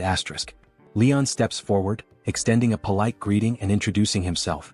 He compliments Kong on his fight against Nox, calling it impressive. Observing Leon, Kong notes the balanced tone of intelligence and class in his voice, undeniably the protagonist of this world. As they sit down, the introductions begin. Leon starts by introducing himself as a student from the star class and the leader of their group. A pang of jealousy hits Kong. Not only is Leon skilled, but he's also incredibly handsome, while Kong feels worn out by life. Rachel skips her introduction, already familiar to everyone, passing the spotlight. The next to speak is a guy introducing himself as Speed Weapon, another star class student. Kong finds the name ridiculous and thinks it needs better context. Speed Weapon even has a superhero tattoo on his neck, clearly a fanatic. Chloe introduces herself next, stating her name as Chloe Audier from the Wolf class, adding that she's here thanks to Kong. Rachel can't resist teasing, repeating Kong Jayaman in a sing-song tone. Chloe frowns but quickly regains composure, politely greeting everyone. Finally, all eyes turn to Kong. He keeps his introduction short. Kong Jayama, same class as Chloe. The atmosphere turns awkward, but someone breaks the silence by opening a laptop and declaring it's time to start the meeting. A hologram of an island appears on the screen. Leon explains that earlier team leaders received files detailing the upcoming test. The island, while real, will be accessed through subspace teleportation. Injuries from the beasts there, however, will also be real. Leon zooms in on the map, showing their assigned northern region. Their objective? Kill as many mermen as possible since the number of creatures is limited. He adds that 3 other groups will be on the island. Leon asks if anyone has questions. Speed Weapon raises his hand, asking if the island has sirens and whether they pose a risk. Leon reassures him, saying the professors have already accounted for such threats. Chloe then asks if teams can attack each other. Leon clarifies that sabotage is grounds for disqualification, as the focus is on killing beasts. Kong quietly notes this news is likely disappointing for Chloe, given her assassin background. With the meeting concluded, everyone begins to leave. Leon lingers, gathering his things. As Kong rises, intending to slip away, Leon calls out to him. Kong turns, confused. Leon asks, "Where are you from?" Though simple, the question feels loaded, as if it carries a deeper meaning. Before Kong can answer, Leon apologizes, saying it was rude to ask so suddenly. He explains he just had a strange feeling they were alike. Kong, puzzled, wonders why Leon would ask something so obvious. Kang's Korean heritage is clear to anyone. Leon dismisses it, telling Kong to forget the question, and begins to leave. But Kong instinctively places a hand on Leon's shoulder, stopping him. "Wait," he says, surprising even himself. Without thinking, he asks, "Where are you from?" Leon raises an eyebrow but replies calmly, "Germany?" He gently removes Kang's hand and walks away, leaving Kong standing there, confused and questioning himself. Why did he feel compelled to ask that? Could Leon be from another world just like him? The idea seems absurd, yet Kong can't shake it. If someone had to take over a body, the protagonist would make far more sense than a random side characters.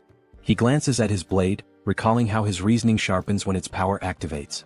Determined, he focuses on the existence of Leon in this world. A familiar voice whispers to him, confirming what he suspected. This Leon is exactly like the one from the game. But the revelation comes with a piercing headache, one even his pain suppression blessing can't fully dull.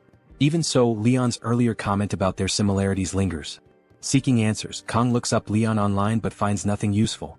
He curses himself for never paying attention to the male characters' backstories in the game. Trying to reassure himself, Kong thinks, it's just one encounter. Nothing will go wrong, yet the unease remains, leaving him with more questions than answers. If it happened again, Kong decided he'd consult the media. One thing he noticed was how much calmer he'd become in situations he'd normally avoid, possibly an effect of one of his blessings. Opening his skills menu, he saw his assimilation rate had increased from 2.5 to 6.8. Mental fortitude and weaponry stats were unchanged, and while his physical power had slightly improved through training, Kong was confident his weaponry skill would rise once he got his hands on the Murasum. But what exactly was this assimilation stat that kept increasing? The only unusual events recently were his fights with Nox and CLO. Could it be related? Unfortunately, he had no way of confirming it and no one to ask.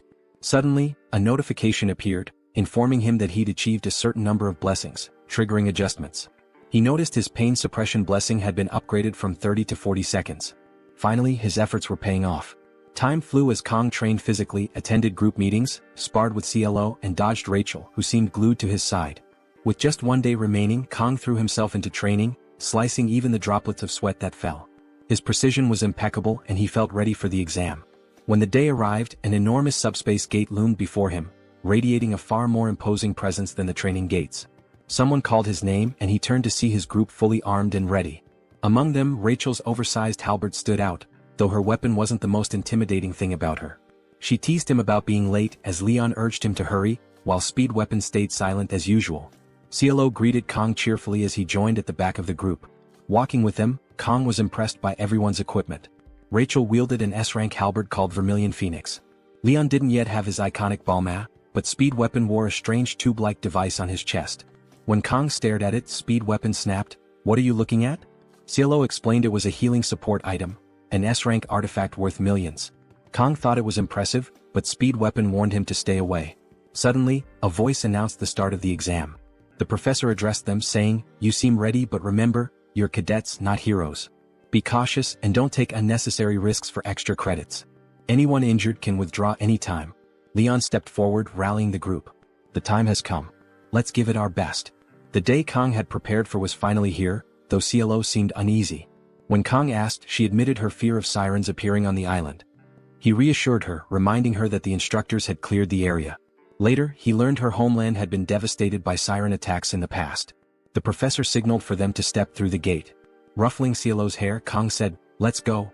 Blushing, she stammered, "With Jayama around, there's nothing to worry about." As they entered the portal, Cielo suddenly heard Kong shouting her name. Snapping out of her daze, she realized she had zoned out. The group was discussing whether to call an instructor, frustrated by their lack of connection in subspace. Someone was already sprawled on the ground. The nightmare had begun. A siren appeared before them. Before that moment, the group had arrived on the island of Scapulae. The journey left everyone vomiting except Kong, who stood unfazed. Leon, impressed, asked how he was fine. Kong shrugged. "I never get seasick." Before they could regroup, a merman appeared. Smaller than expected, Kong felt foolish for taking the mission so seriously. It seemed easier than anticipated. Leon clarified these were the smallest mermen, and they'd grow larger closer to the central area. Their priority was finding CLO, who had somehow been separated. Moving through the forest, Leon warned everyone to stay alert, sensing her nearby. Suddenly, a red blur descended from the trees. CLO landed in front of them. Leon scolded her. "Why were you swinging like a monkey?" CLO admitted she was trying to stay unnoticed. She reported a cave 500 meters ahead. The group soon stood before the cave, its entrance dark and foreboding. Inside, dozens of glowing eyes reflected the firelight. Mermen filled the cavern. Rachel estimated 50 to 60 of them. They discussed their options. Clearing this horde could secure first place, but the risks were high. Ultimately, the decision rested with Leon. Earlier, they had agreed CLO would scout the island. Now their resolve was about to be tested. Leon had assigned Kong to the rear guard to deal with any threats from behind, a role Kong gladly accepted, appreciating the relatively light responsibility. Leon himself planned to stay in the center, ready to step in only if absolutely necessary. When Rachel asked about his strategy, Leon revealed his plan. On the island, Kong noticed the determination in Leon's eyes.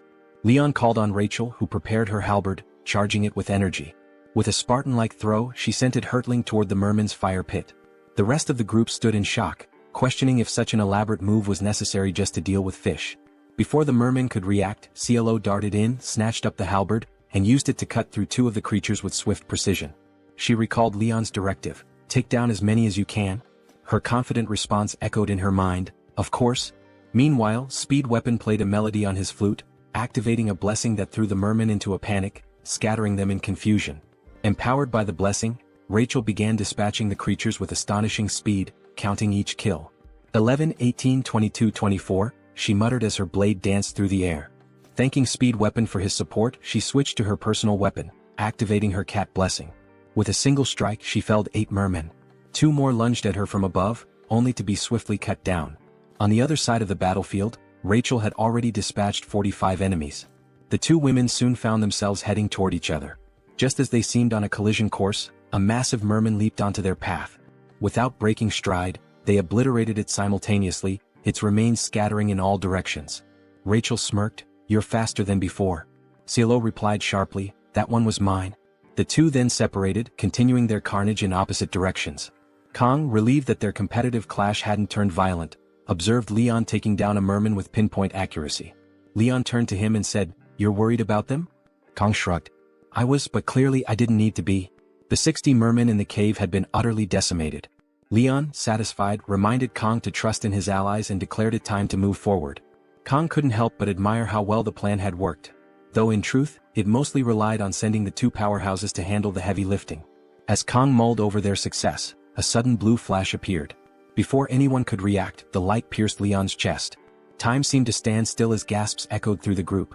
Kong turned to see the source, a demonic siren, its presence chilling. Rachel screamed in disbelief, "Why is it here?" Speed Weapon questioned how this could happen when the cave had already been cleared. Panic threatened to overwhelm the group, but Kong forced himself to stay composed. He stepped forward, his voice cutting through the chaos. "I'm the only one thinking clearly right now." Kong ordered Speed Weapon to heal Leon immediately. Turning to CLO, he instructed her to escape and warned the cadets and instructors to evacuate. CLO hesitated, but Kong reasoned that fleeing with Leon in his condition was impossible. It was imperative to alert everyone before more enemies arrived. After a moment's hesitation, CLO nodded and ran off to carry out the orders. Rachel, furious, demanded to know Kang's plan. He simply told her and Speed Weapon to focus on the smaller threats. Closing his eyes, Kong muttered, "I've never enjoyed dealing with small fish. It's the big catches that show real skill." He then turned to them with a smirk. "This is my specialty.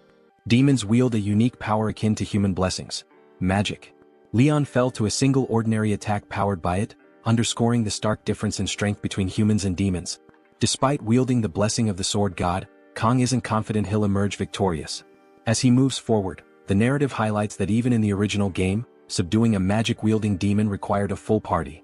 Now standing face-to-face with the demon mermaid, Kong acknowledges the impossibility of soloing a raid boss. But with Chloe still 10 minutes away, his only option is to cut down this monstrous fish in 40 seconds. Equipping 2 sashimi knives, Kong shifts from a single sword style to dual wielding. The system informs him that his nerves have steadied, his mental fortitude has increased, and his blessing will now adjust to his level. The blessing of the sword god activates, and Kong, now looking more demonic than the mermaid, thinks it's been a while since he's done proper sashimi. While Kong readies for battle, Rachel is a powerhouse on the battlefield, skewering mermen left and right with her halberd. One slimy creature attacks her from the side, but she blocks and retaliates, obliterating several in a single strike. Despite her strength, Rachel begins to tire as the mermen keep spawning. Speed Weapon, overwhelmed with healing Leon, can't assist her. Leon's wounds are deep but slowly recovering. Watching Kong prepare, Speed Weapon recalls the absurd strength he saw in their duel and wonders if Kong is simply insane. The mermaid powers up but Kong doesn't care, he's ready. Speed Weapon, unnerved by the oppressive presence of both Kong and the mermaid, fears it might be too late to stop him. The mermaid launches a water beam but Kong, fully focused, dashes forward, evading it. While dodging, Kong assesses her as a long-range attacker using water magic. He doesn't know much about magic but to him she's just flesh and bone. When the mermaid fires another beam, Kong jumps over it and slashes at her. She uses her water magic to distort the attack, making it feel as though he's cutting through water. Attached to the pond, she readies a water drill aimed at Speed Weapon. Just as she's about to strike, Kong slashes off one of her fins. The cut is too shallow and she retreats into the water before he can follow up. Kong recognizes the difficulty of predicting her movements and wonders if she's targeting the injured on purpose. Speed Weapon calls out to him and Kong briefly checks on Leon, asking if they're holding up. Speed Weapon confirms they're fine, and Kong charges back into the fight, telling Leon he's counting on him. Speed Weapon, reflecting on Kang's words, recalls a past conversation about heroes sacrificing themselves for hope. While the academy is full of aspiring heroes, Speed Weapon hasn't seen anyone embodying those ideals, at least not in the dragon class. Watching Kong fight, Speed Weapon realizes that Kong might be the hero he's been searching for, even if Kong himself rejects the title. The mermaid summons glowing piranha-like creatures and launches them at Kong. With impressive agility, he dodges and spins through the attack, noting that these magic fish are slower than the water beam. The fight intensifies as Kong continues his relentless assault. The magic fish missiles begin tracking Kang's movements, adapting to his evasive maneuvers. The mermaid, clever and cunning, hurls a massive stone at him, aiming to trap him between the homing fish and the rock. But Kong, ever resourceful, slices the stone into blocks midair and avoids the attack entirely. As the battle progresses, Kang's movements become sharper and faster. He effortlessly dodges the homing fish, frustrating the mermaid, who grows more annoyed with each passing moment. In retaliation, she launches even more fish his way and swiftly moves to target Speed Weapon. Rachel yells a warning, snapping Speed Weapon's attention to the mermaid's true intentions. It's clear now, she's been aiming for the healer all along. In a game, taking out the healer first is a solid strategy, but it seems her ultimate target is Leon, the supposed hero. Speed Weapon, bracing for the worst, is sure his end is near. However, Kong, still dodging the fish, manages to slash the mermaid's arm. It's another shallow cut, and Kong chastises himself for not dealing a more decisive blow. Furious at losing her arm, the mermaid channels her anger into the severed limb, powering it up. It slams into the ground, unleashing a devastating beam of light that tears through the side of the cave. The homing fish trailing Kong collide with the mermaid, erupting on impact. Meanwhile, outside the cave, a blue-haired student and their alluring instructor notice the power beam. The student remarks on the flash of light and the roaring sound that followed. Rain begins to fall, and the instructor, smiling cryptically, suggests they move quickly and evacuate the wounded. Though she attributes the phenomena to lightning and thunder, her demeanor is suspicious. Back in the cave, the beam attack has caused cracks and a massive opening. The retreating mermen are in disarray, searching for their queen. Rachel notices the shift in their behavior, while Kong, annoyed, reflects on his failed attempts to land a fatal blow. He suspects the mermaid is buried under the debris but doubts she's dead. His suspicions prove correct when a sudden surge of aura emanates from the rubble. Emerging dramatically, the mermaid leaps from the debris, her aura flaring and anger palpable. Kong removes his jacket and tosses it to Rachel, instructing her to protect Speed Weapon and Leon now that the smaller mermen are gone. Rachel acknowledges the order while Speed Weapon, still playing his flute, watches in disbelief. Initially thinking Kong was a madman, He now wonders if he's witnessing the rise of a legend. Kong rolls up his sleeves, finally free to focus on the fight. With only 10 seconds left, he resolves to make up for lost time. The mermaid, enraged and wielding all her power, charges at him with relentless fury. Kong, undeterred, closes his eyes to center himself. When he reopens them, a sinister darkness envelopes his left eye. His demon mode has activated. "I'll cut everything down," Kong declares, dashing toward the mermaid. Chloe bursts out of the cave, her only thought being to run faster and faster. She can't stop, won't stop, even as her legs scream in protest. Her blessing fuels her desperate sprint, slicing through trees in her path with sheer determination. Despite the pain and exhaustion, she pushes forward, Gioma's instructions echoing in her mind. She must find the instructors. Thoughts of Kong flood her mind. To Chloe, he's the strongest person she's ever known, but fighting has never come naturally to him. He only draws his blade when absolutely necessary, and even then, it's with reluctance. She reassures herself that Gioma made the right choice in trusting Kong with this battle, though the mermaid's strength unnerves her. Chloe wishes she were stronger, capable of lending a hand, but her doubts are interrupted by a distant explosion from the cave. She stops briefly, glancing back at the blast, her eyes welling with tears. She whispers a desperate prayer for Gioma's safety, but there's no time to linger. With renewed urgency, she sprints forward, dodging obstacles, sliding through mud and shouting for anyone to help. Her voice cracks as she cries out, rain mixing with her tears, but her sharpened senses detect something, a merman presence to her right. Acting instinctively, she leaps and attacks, only for her strike to be parried. The defender is none other than Abel, the main waifu, who meets Chloe's gaze with equal surprise. As Chloe lands, she gasps out an apology for the attack, relieved beyond belief to have found someone. Exhaustion overtakes her and she collapses to the ground. Abel's group, busy fighting off mermen, accuses Chloe of being insane for ambushing them. They prepare to retaliate, but Abel halts them, recognizing Chloe's face. Barely conscious, Chloe begs for their help, explaining that Gioma is in grave danger. Meanwhile, Speed Weapon is awestruck by Kang's battle against the demonic mermaid. Watching him fight is like witnessing a master chef skillfully handling a live fish on a cutting board. Speed Weapon realizes Kong isn't just holding his own, he's overwhelming the enemy. Each move is precise, each deflection calculated. Using his severing technique, Kong slices the mermaid's tail into perfect sashimi-like cuts, a display so clean it almost makes one hungry. Even Rachel, heir to the Spear clan and no stranger to power, is stunned by Kang's skill. Speed Weapon, noticing her amazement, begins to think the mermaid might actually die at this rate. But their moment of awe is shattered when Rachel spots an attack headed their way. She pushes Speed Weapon aside, angrily scolding him for daydreaming in the middle of a fight. The destruction from the attack reminds them of the stakes. They aren't facing an ordinary fish, but a demonoid mermaid with devastating magic. Kong and Speed Weapon share a moment of doubt, wondering how they'll handle the mermaid if she uses magic too powerful to counter. The mermaid, now infuriated by Kang's resilience, unleashes her needle squall technique, transforming raindrops into acid-tipped spikes. Kong moves swiftly, dodging and parrying as best as he can, but the acid begins corroding one of his knives. Without hesitation, Kong hurls the knife at the mermaid, slicing her cleanly in half. The mermaid freezes, stunned, her expression one of disbelief as she processes what just happened.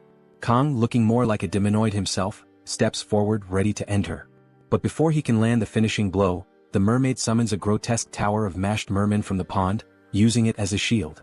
Kang's slash lands, but instead of striking her, it cuts through the writhing mass of mermen.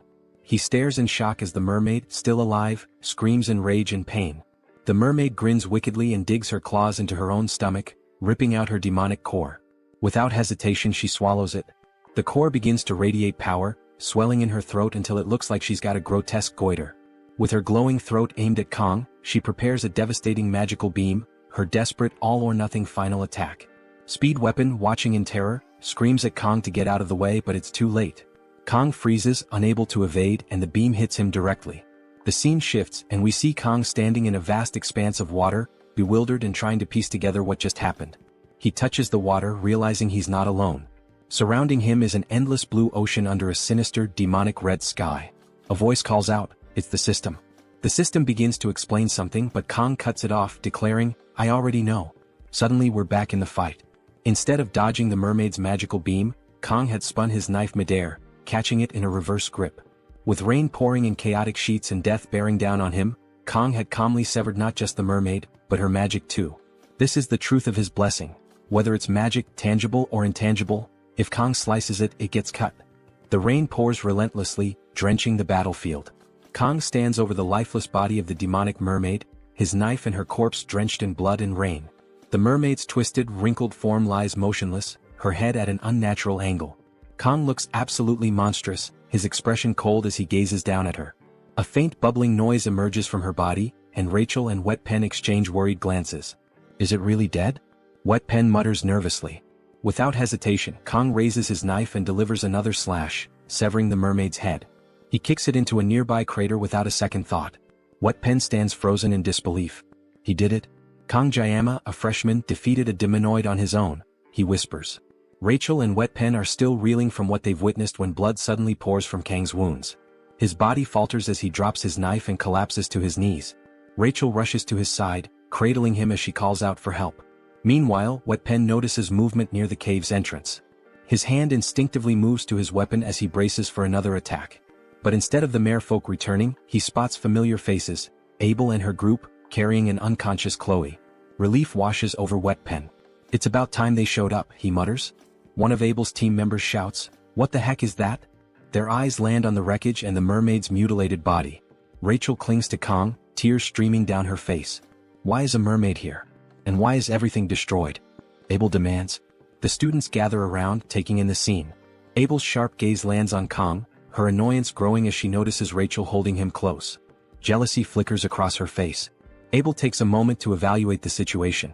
Despite the chaotic battle that left Kang's team battered and bruised, he seems relatively composed, though gravely injured. Abel thinks to herself, how can someone this young achieve so much? When she asks what happened, Wet Pen doesn't hold back. You expect me to believe the Academy scouted this island properly? What a joke, he says bluntly. Abel tries to rein him in. Explain properly, she insists. Wet Pen narrows his eyes. You don't have to believe me, but here's the truth. A demonic mermaid appeared out of nowhere and Kong defeated it, alone. Abel listens intently, but skepticism clouds her expression. A freshman killed a demonoid on his own? That's absurd, she mutters, though the evidence lies before her. As she processes Wet Pen's words, Abel reflects on her own prestigious lineage, descended from legendary heroes. Yet compared to Kong she feels ordinary. The sheer gap in their abilities stirs a mix of admiration and dread within her. Finally, Abel orders her group to start healing Kong. The guy is dying here, Wet Pen grumbles. Rachel continues to hold Kong tenderly, marveling at his strength. He's my age, yet he fought a demonoid alone and won. It's unbelievable. Abel, both impressed and irritated, watches silently. Wet Pen interrupts her thoughts, asking, You contacted the Academy, right? Yeah, Abel replies. Wet Pen hesitates before continuing, Don't tell them everything. Something doesn't add up. What do you mean? Abel asks. Wet Pen explains, if they scouted this island, how did a demonoid just appear in a cave cadets could easily find? It doesn't make sense. Abel stiffens, glancing toward her unconscious teammate. Suspicion creeps into her mind as Leon, standing nearby, speaks coldly. You think there's someone from the demon faction within the Academy, don't you? Wet Pen shakes his head. That's not exactly what I meant. But the uneasy tension lingers, and Abel's sharp gaze suggests she isn't ruling anything out. They can't rule out the possibility of a spy, and it's undeniable that this cave isn't easy for cadets to miss. As Wet Pen points out, if it weren't for Kong Jayama, Leon's group would have been slaughtered by the demonoid. But the question remains, how did this even happen?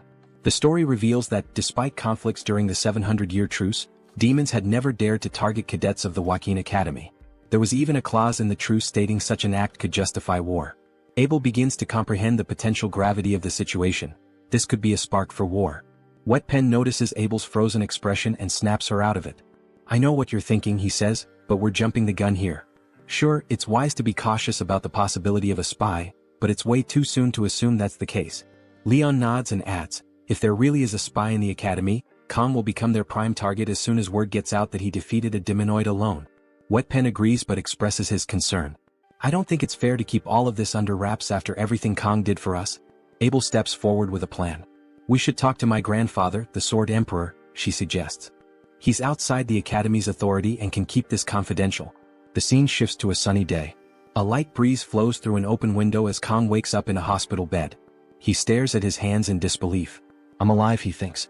His mind flashes back to the battle, recalling how the mermaid fired a magical sphere before its death. He couldn't dodge the attack but managed to see it clearly. In a beautifully illustrated moment, Kong remembers how his sashimi knife cut through the sphere like a straight line. It felt as though the magic itself had a thread he could sever.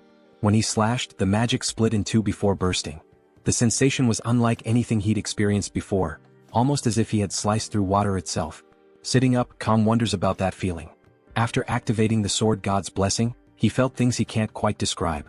As he contemplates the blessing, he opens his stats window.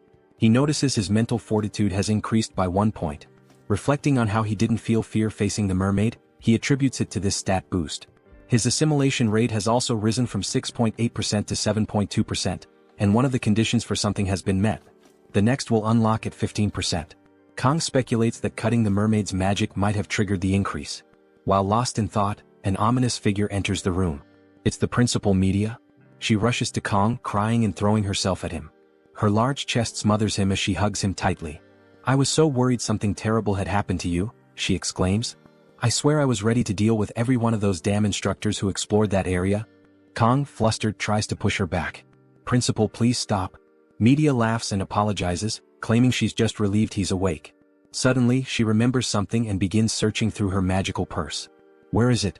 "I know I put it near the top," she mutters. "Is that a dimensional pocket?" Kang asks. Finally, Media finds what she was looking for.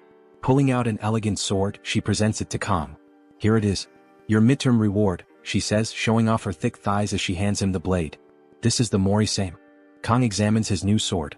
It's level 25 and scales more with strength. Its name, which means rain shower, reflects its edge, said to glisten like dew. Media hopes Kang likes it and apologizes for giving it to him informally. He should have received it officially. Just then, someone calls for her from outside. Annoyed, Media turns, showing her irritation and her curves.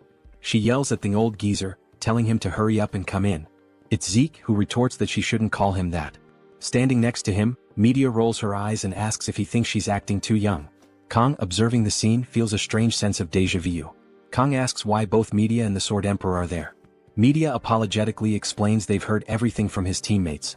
On behalf of the Joaquin Academy, she bows her head deeply, with Zeke following suit, asking for Kang's forgiveness. Kang is stunned. He never imagined the principal herself would apologize. Media, still bowing, expresses her shame that the Academy is to blame for everything that happened during the midterms. She vows on her honor as director to uncover the truth. Zeke thanks Kang for saving the cadets. Kang, unsure of how to respond, humbly says he only did what he could.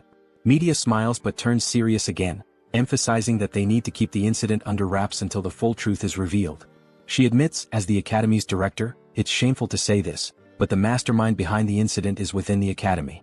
Media then lightens the mood, telling Kang he should act more like a teenager and throw a tantrum sometimes instead of being so mature.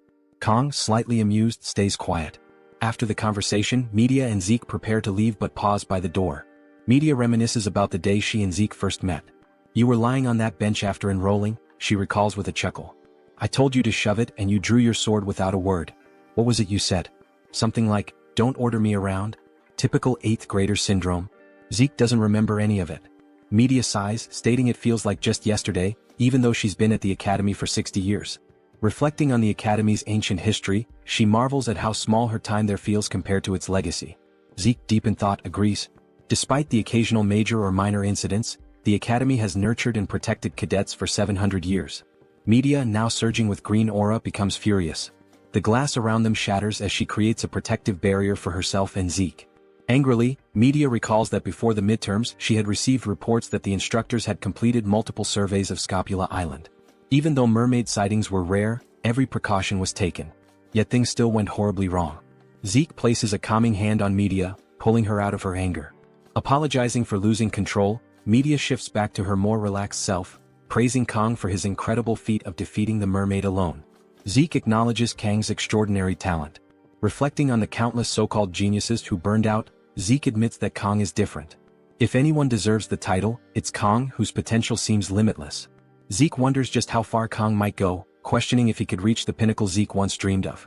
As they leave, Zeke seriously advises Media to stay at the Academy for now. Media smiles at him and asks if he's not going to help her clean up. Zeke, clearly confused, doesn't remember agreeing to anything like that, to which Media teasingly asks if he's gone senile. Zeke simply responds, "I don't remember." The scene shifts back to the wolf class where Kang is now back in class. He reflects that the fact he severed the demonoid's head on Scapuli Island seems to have been kept quiet, likely due to the headmaster's instructions. Although it feels a bit awkward to say, he wonders if his classmates are so carefree because of his role in stopping the mermaid. Kang tells us that after his discharge, the first thing he did was visit the school's forge to reshape and enhance his new sword. He muses that his school never had a forge, did anyone else's? Honestly, to Kang, the sword was just a metal rod, given the sword god's blessing, so reforging it was a necessity. The blacksmith, Volander, was full of enthusiasm, especially with it being the 700th anniversary event. Volander didn't charge him anything, instead telling him to come back in a week. Kang feels lucky, hoping for a successful enhancement. Just then, someone calls his name and Kang turns around to see Chloe, now using crutches because of her injured foot. She can't believe Kang has been discharged and asks how he's feeling. Kang asks how she's doing and Chloe smiles, showing her bandaged leg. She explains that her injury happened thanks to Speed, or whatever his name was, and the doctor said she should be able to walk without crutches in a week. Confidently, she adds that as an auditor, she'll recover even faster. Apologizing for getting a bit too excited, she smiles at Kang, who's glad to see she's doing better. He then asks if anything unusual has been happening, to which Chloe tells him she's heard that Director Media and some elders have been at odds. Kang thinks about how, although it's true that he alone defeated the mermaid, it wasn't solely his effort. Everyone had a part to play: Chloe's rescue call, Rachel clearing the merman, Wetman's healing and blessings, and Leon, who did absolutely nothing. Kang wonders how Leon could possibly defeat the Demon King if he was so passive. He considers that maybe it's because Leon got injured first. Suddenly, their instructor enters the class and orders the students to stop what they're doing. He tells them to quiet down and sit, as there are a few announcements before the training assembly. The instructor then informs the class that for the time being, someone will be co-instructing with him, and he introduces them. The whole class wonders who it could be, only to be shocked when the Sword Emperor Zeke walks in. Dressed to impress and looking serious, Zeke walks in front of the class. The students are in awe, and even the instructor bows to him. Zeke, with his glowing eyes, focuses intently on the students, while Kang, now worried, thinks, "What is this old geezer doing here?" The scene shifts to what appears to be an abandoned house, where an old man is being beaten. He tries to apologize but is struck across the face by the sexy pink-haired instructor, who was clearly behind the mermaid attack. The old man is truly sorry and apologizes to Instructor Kim, but she mutters something in demon tongue, her demonic aura radiating as she looks at him. She coldly states, "The 5th Corps commander is enraged." Instructor Kim, holding a worm or perhaps a candy worm, asks the guy she's beating why he didn't cooperate when he had the chance. With a seductive look, she eats the candy worm and comments that he really has a knack for annoying people. The guy attempts to apologize again, but she slaps him across the face. Sucking on the candy worm, she tells him to repeat himself. Annoyed, she mumbles that this is becoming too much. The guy, bleeding, mumbles an apology and Kim kicks him, saying he still isn't taking her seriously. He curses her, calling her a mere instructor and questioning how she dares hurt him. Kim is irritated, disgusted by the blood on her shoes. Cleaning them off, she remarks that it's ridiculous a mermaid was taken down by a group of first-year students, but looking at the new students this year, she wouldn't be surprised if they could do anything. The guy then tries to explain that the mermaid was defeated by just one cadet. Kim asks if it was Leon, but the guy shakes his head. She demands to know who it was, and the bloody guy reluctantly reveals that it was this year's top student, Kang Jiyama.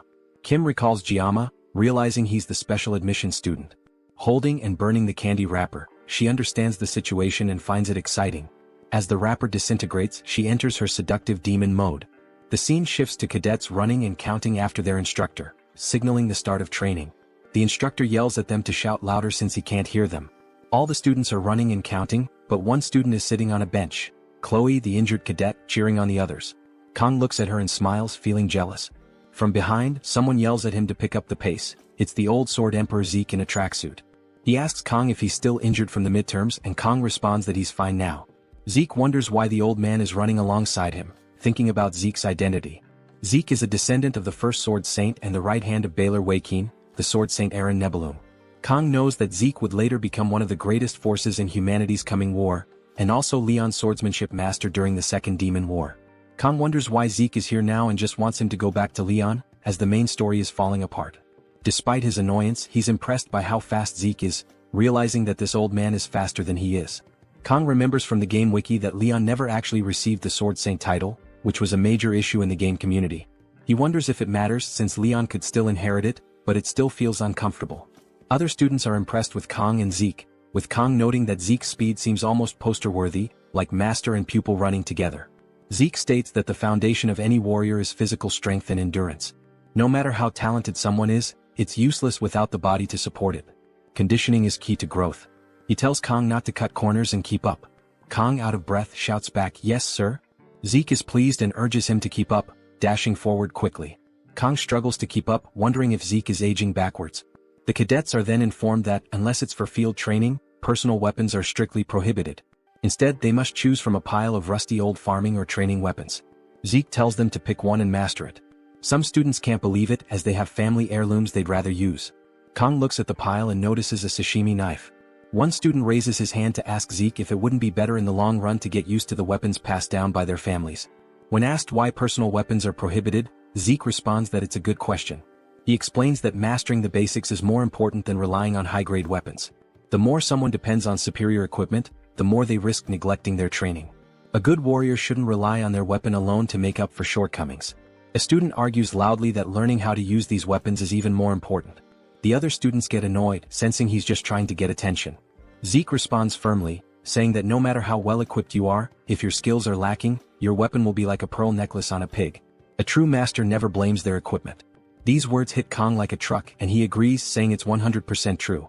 Zeke taps his cane on the ground, stating that once they master the basics, they'll become comfortable with any weapon. He adds that cadets who handle basic weapons well are likely to receive higher scores in the class promotion evaluation at the end of the year. Hearing this, all the students rush to grab their weapons. Kong thinks Zeke knows how to motivate people, and the other students are completely inspired. He had always thought of Zeke as a punching bag for the media, but now he's seeing a different side of him. Kong notices the sashimi knife among the fallen weapons and knew this would happen. Quickly he grabs it. Zeke immediately locks eyes with him and Kong senses something is up. Zeke tells the students that today, they only need to get accustomed to their weapons. He announces a one-on-one sparring session for training. Some students worry they might get hurt without the subspace, but Zeke reassures them. They enrolled in this academy to become warriors worthy of carrying on the legacy of their ancestors. A warrior can only truly grow through combat and the risk of being defeated. However, if they fight recklessly, they might accidentally harm or kill each other. Therefore, before pairing off, Zeke will demonstrate proper sparring. The students are excited to see Zeke's skills as they've only ever watched him on YouTube. The instructor yells for them to quiet down, reminding them that no talking is allowed during lessons. Even the instructor is trembling, thinking that this is the biggest crisis of his life. He fears facing the Sword Emperor, even in a demonstration. He apologizes to his mother, fearing this is the end for him. As he stands there, Zeke stops him and calls out Kong. Everyone moves aside as the two lock eyes, and Zeke orders Kong to come forward. The situation unfolds with the Sword Master, standing tall and serious, calling Kong Jayama to step forward. The background students are amazed, whispering among themselves about how sharp Zeke's sword looks and how intense his demeanor is. More importantly, they are buzzing with excitement because they will be witnessing a demonstration from the Sword Emperor himself. However, the students have no idea who this Jayama person is, and the fact that Zeke personally called him out makes them even more curious. Kong Jayama can hear all the chatter around him, but he keeps his focus. Zeke addresses him directly, asking if Jayama's bones have healed completely. A little hesitant, Jayama replies that he is fine now. Hearing this, Zeke gives a curt nod, takes a fighting stance and instructs Jayama to pick up his sword. Now the two stand face to face, creating a tense atmosphere. Kong Jayama feels a wave of unease. He wonders to himself if this is really just a sparring match. He acknowledges that while his body might be in perfect condition after a long rest, his opponent is none other than the Sword Emperor. If the two of them cross swords, it's clear that things won't end easily. Someone might lose a hand, or, if fate is cruel, a head might even roll. Jayama ponders whether this overwhelming situation could be the influence of divine power. His instincts scream for a fight, but this feels entirely different from what he's used to. When he considers the disparity between himself and the Sword Emperor, he realizes just how much weaker he is. Weighing the consequences, he speaks up and asks Zeke to lower his sword. The background students begin to mock Jayama. Some laugh, saying they knew he would say something like that. Others sneer, calling him a coward. Yet, Kong Jayama pays no attention to their ridicule and stands firm. Zeke, however, doesn't take this lightly. His expression darkens as he demands to know if Jayama has any pride as a swordsman. Zeke questions how long Jayama thinks he can live while suppressing his power. He scolds Jayama further, pointing out that extraordinary talent is wasted on someone cowardly. The words cut deep into Jayama. Pride is not a foreign concept to him. It's something he has carried in his heart ever since he earned the title of the greatest swordsman in his homeland. It's a title he gained alongside those who had been his rivals and his motivation. He realizes Zeke's provocative words are not just insults but a deliberate test of his resolve. Even the class instructor and Chloe are taken aback by Zeke's approach. They watch as Jayama processes the situation. Jayama understands that if he falls for Zeke's provocation, he might regret it for the rest of his life. However, the fire within him refuses to be extinguished, and the craving for a fight intensifies. The class instructor rushes forward, intending to stop Jayama. Before he can intervene, Zeke steps in, blocking the instructor's path. Zeke confidently declares that Jayama has already made up his mind. Jayama steps forward, equipping his sashimi blade. The act summons the blessing of the sword god, manifesting a faint divine aura. This marks the start of a clash between the sword god and the sword emperor. Zeke observes Jayama's movements closely while his mind drifts to memories of his youth. He recalls an encounter with a one-armed wandering knight, whose swordsmanship left an unforgettable impression on him. Even now, Zeke feels the same clarity and determination as he did when he first witnessed that knight's skills. Returning his focus to the present, Zeke initiates the fight with a powerful slash. Jayama reacts swiftly, dodging the attack and moving to counter. Zeke anticipates the move, changing the trajectory of his strike mid-swing to target Jayama's new position. Despite the shift, Jayama's reflexes allow him to evade the attack once again. The fight intensifies as Jayama boldly charges forward, displaying a sword style reminiscent of a swallow in flight. Zeke notes the peculiar nature of Jayama's techniques while parrying each strike with precision. Jayama doesn't let up, launching a series of attacks in quick succession. Zeke eventually lands a counterattack, disarming Jayama and sending the sashimi blade flying from his grip. But Jayama reacts immediately, catching the blade mid-air and slashing at Zeke once more. Zeke blocks the attack, though it forces him to take a step back. The Sword Emperor acknowledges that Jayama's physical strength has significantly improved. Deciding to end the fight decisively, Zeke unleashes his full power, summoning a blue demon-like aura that radiates throughout the room. The students around exchanged uncertain glances, their faces filled with confusion. None of them seemed to understand what was happening. One student observed the two combatants standing still, their gaze locked in intensity. He questioned quietly why there was no movement, no action. Another student muttered his frustration aloud, questioning why the Sword Emperor wasn't taking the opportunity to humiliate Kong Jayama with a clear and decisive lesson. The murmurs spread among the rest, who eagerly anticipated a crushing victory for Zeke. Their expectations for an overwhelming triumph grew with each passing second. Amid the chaos of speculation, the instructor remained silent but attentive. His expression betrayed an understanding of the situation that others had failed to grasp. The instructor had already deduced the truth. He recognized that the confrontation was not unfolding in the physical realm but in a far more dangerous place, the mental realm. He recalled Zeke's prior words, explaining that there would be no real crossing of swords. This battle would be fought in an entirely different arena, one where only those with exceptional mastery could enter. Zeke stood amidst the confrontation, his gaze sharp as he observed Jayama. His initial doubts had dissipated, replaced by a sense of amazement. The rapid development of Kong Jayama's skills had surpassed all expectations. Determined to bring the duel to an end, Zeke unleashed his power. A brilliant blue aura burst forth from his form, materializing into the shape of a demonic entity. The sheer pressure radiating from the aura bore down on Kong, who struggled visibly to maintain his footing under the immense weight. The intensity of the aura rippled outward, penetrating even beyond the confines of the mental realm.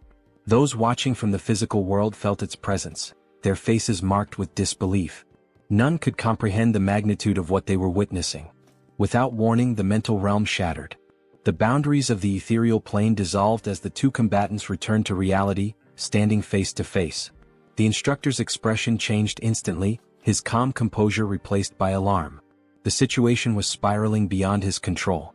Realizing the danger, the instructor moved in haste to intervene.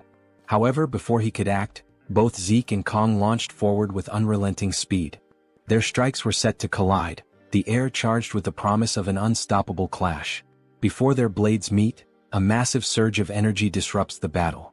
The ground trembles as media poison arrives, her fury palpable. Her veins bulge with anger and her glasses fly off her face. She shouts at Zeke, demanding to know what he's doing to his student. "Have you completely lost your mind?" she yells, her voice echoing through the battlefield.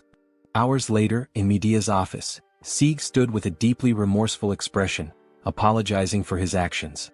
Media, still visibly irritated, found his behavior unusual. Her annoyance grew as she recalled the effort it took to place Zeke as an instructor in Kang's class, only for him to take such reckless action. The outcome of the battle could have been disastrous had Media not intervened.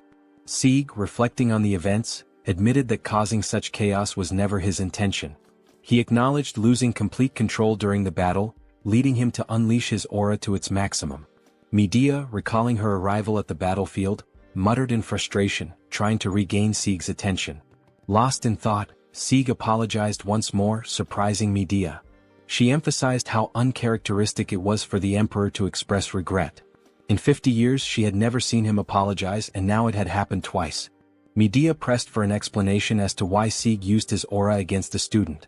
Sieg explained that without doing so, he would never have gained the upper hand in the battle. Medea, taken aback, realized the gravity of his words. For someone as proud as Sieg to admit inadequacy against a student was a rare show of vulnerability. Sieg then revealed that Kang had achieved control over the mental realm. Medea was struck with disbelief. A young man of only 17 years mastering such a skill seemed unfathomable. Sieg had no answer for how this was possible. Medea recalled her brief encounter with Kang at the conclusion of the battle. His gaze had emanated an intimidating aura. His resolute expression exuded an unshakable determination that left her unsettled. The fear she felt mirrored an encounter from her youth with a commander named Vaesen. Yet the source of her apprehension toward Kang remained unclear. Composing herself, Medea questioned whether Sieg considered himself defeated. Sieg, incensed, rejected the idea outright. Despite Kang's exceptional talent, he could never compare to Sieg. Medea chuckled at Sieg's exaggerated reaction and teased him, remarking that it was unlike him to make excuses. She joked about the emperor blaming his equipment, finding the notion almost comical. Sieg responded with playful irritation, masking his fondness for his old friend. The exchange ended with an affectionate reconciliation between the two. The scene transitioned to a flashback of the battle. The intensity of their clash replayed in Kang's mind. He woke suddenly in his room, relieved the battle had concluded without catastrophic consequences. Despite Sieg's hot-headed nature, the presence of Medea had clearly prevented things from escalating further. As he tossed in bed, Kang pondered whether what he experienced during the battle truly was the mental realm. The sensation was peculiar. The mental realm could only be accessed by mastering a weapon and required specific conditions to activate. Only those with unique weapons and mastery could enter it. Even heroes struggled to use the mental realm freely. Kang reflected on Leon, who had spent 3 years training as a hero to achieve access to this skill. This thought gave Kang pause. How had he managed to achieve it so quickly? The answer was clear. It was the knife. In his previous life, Kang had spent over 2 decades perfecting its use. Each time the spirit of the blade was unleashed, Kang reached new heights. He contemplated how events in this world intertwined with those of his past life. Realizing the futility of avoiding challenges, Kang resolved to address his problems head-on. Rising from his bed, he decided to strengthen his control over the mental realm. With his knife in hand, Kang focused intently, attempting to enter the mental realm. As he succeeded, an unfamiliar energy began to draw closer. The force intensified until it collided with him, causing the realm to shatter along with his knife. Dazed, Kang struggled to comprehend what had just occurred. Meanwhile, a heated discussion unfolded at a grand table. Members of a clandestine group deliberated their next move. Some proposed dispatching demons, sworn enemies, to handle a certain individual. One member, resembling an elderly woman with green hair, questioned if Leon, the aspiring hero, was the real issue. Another member, appearing like a vagrant, dismissed the notion. He argued that Leon barely managed to manifest his blessings and insisted the true threat was the student ranked first in the academy. This was the one who had defeated the twins during the entrance exams. This student had garnered Medea's protection, which only confirmed his importance. The group agreed this individual posed a significant threat. They concluded that Kang, the very student who had drawn the emperor to the academy, needed to be eliminated. The vagrant muttered that Medea's leadership as director had weakened their influence. He worried that the emergence of a hero could spell disaster for their plans. A hero capable of challenging the Demon King must not be allowed to exist. Privately, the vagrant reflected on the urgency of his argument. He dreaded the consequences of meeting the fifth commander again without satisfactory results. The meeting concluded with the family auditor tasked with hunting Kang. Elsewhere, in a weapon artisan's shop, Kang stood seething with anger while the craftsman cowered on the floor, pleading for mercy. The reason behind the heated argument quickly becomes clear. It was about Murasame, which had now dropped to rank E. Kang glared furiously at the blacksmith, who scrambled to explain himself as if his life depended on it. He confessed that in over 30 years of his craft, he had never encountered such an issue. It seemed like the blade outright refused to be forged. With utmost care and technique, he did everything possible to shape the weapon, but with a single strike of the hammer, everything fell apart. Kang, recognizing the blacksmith still managed to deliver decent results, tried to maintain an air of strictness. The blade met the blessing's requirements perfectly, but Kang didn't want to lose his upper hand in the negotiation. The blacksmith then revealed that, despite its low rank, the weapon had the potential to grow to rank A. With future reinforcements, it could become exceptional. He even offered to perform these enhancements free of charge. Kang, however, remained stern, questioning whether the weapon would break again during the process. Desperately, the blacksmith explained that reaching rank A enhancements would require an unbreakable material, a resource that never fails. However, obtaining such material required battling dangerous monsters from the demon army. These rank A monsters were equivalent to the ones Kang fought during his examination, making him weigh the risks. After all, lower-ranking monsters could also yield upgrade materials, and his funds were limited. Kang ultimately struck a deal with the blacksmith, who promised the plan would succeed. Nevertheless, Kang demanded compensation for the loss caused by the weapon's degradation, 10 million won. Shocked, the blacksmith protested that he had delivered precisely what Kang had requested and even promised not to charge for future improvements. But Kang emphasized that a rank B weapon had been reduced to scraps, and in market value, it was now severely devalued. The blacksmith wondered how Kang dared to outwit an adult like this. Threateningly, Kang hinted at testing the weapon's usability if the merchant kept hesitating. In desperation, with nowhere to turn, negotiations began. The blacksmith countered with 500. Then 1,000. Finally, they settled on 800, acknowledging that even scraps of a rank B weapon held significant market value.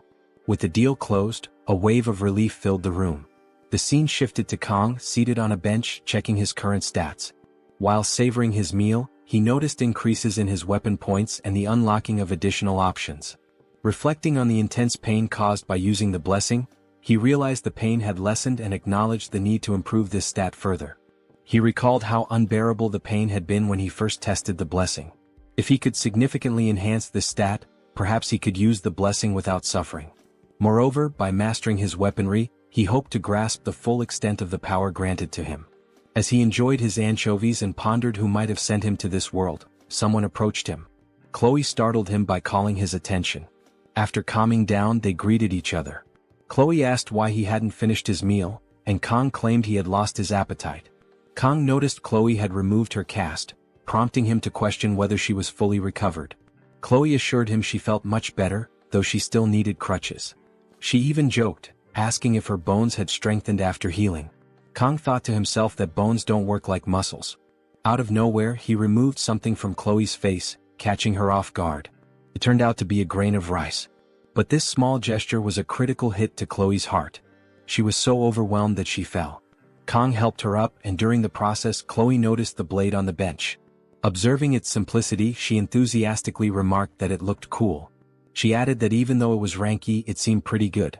Kang recalled that detail and began to reflect. Chloe, thinking her comment might have sounded offensive, tried to apologize, but Kang was preoccupied. He responded that the blacksmith would compensate him for leaving the weapon in this condition through refunds and free services.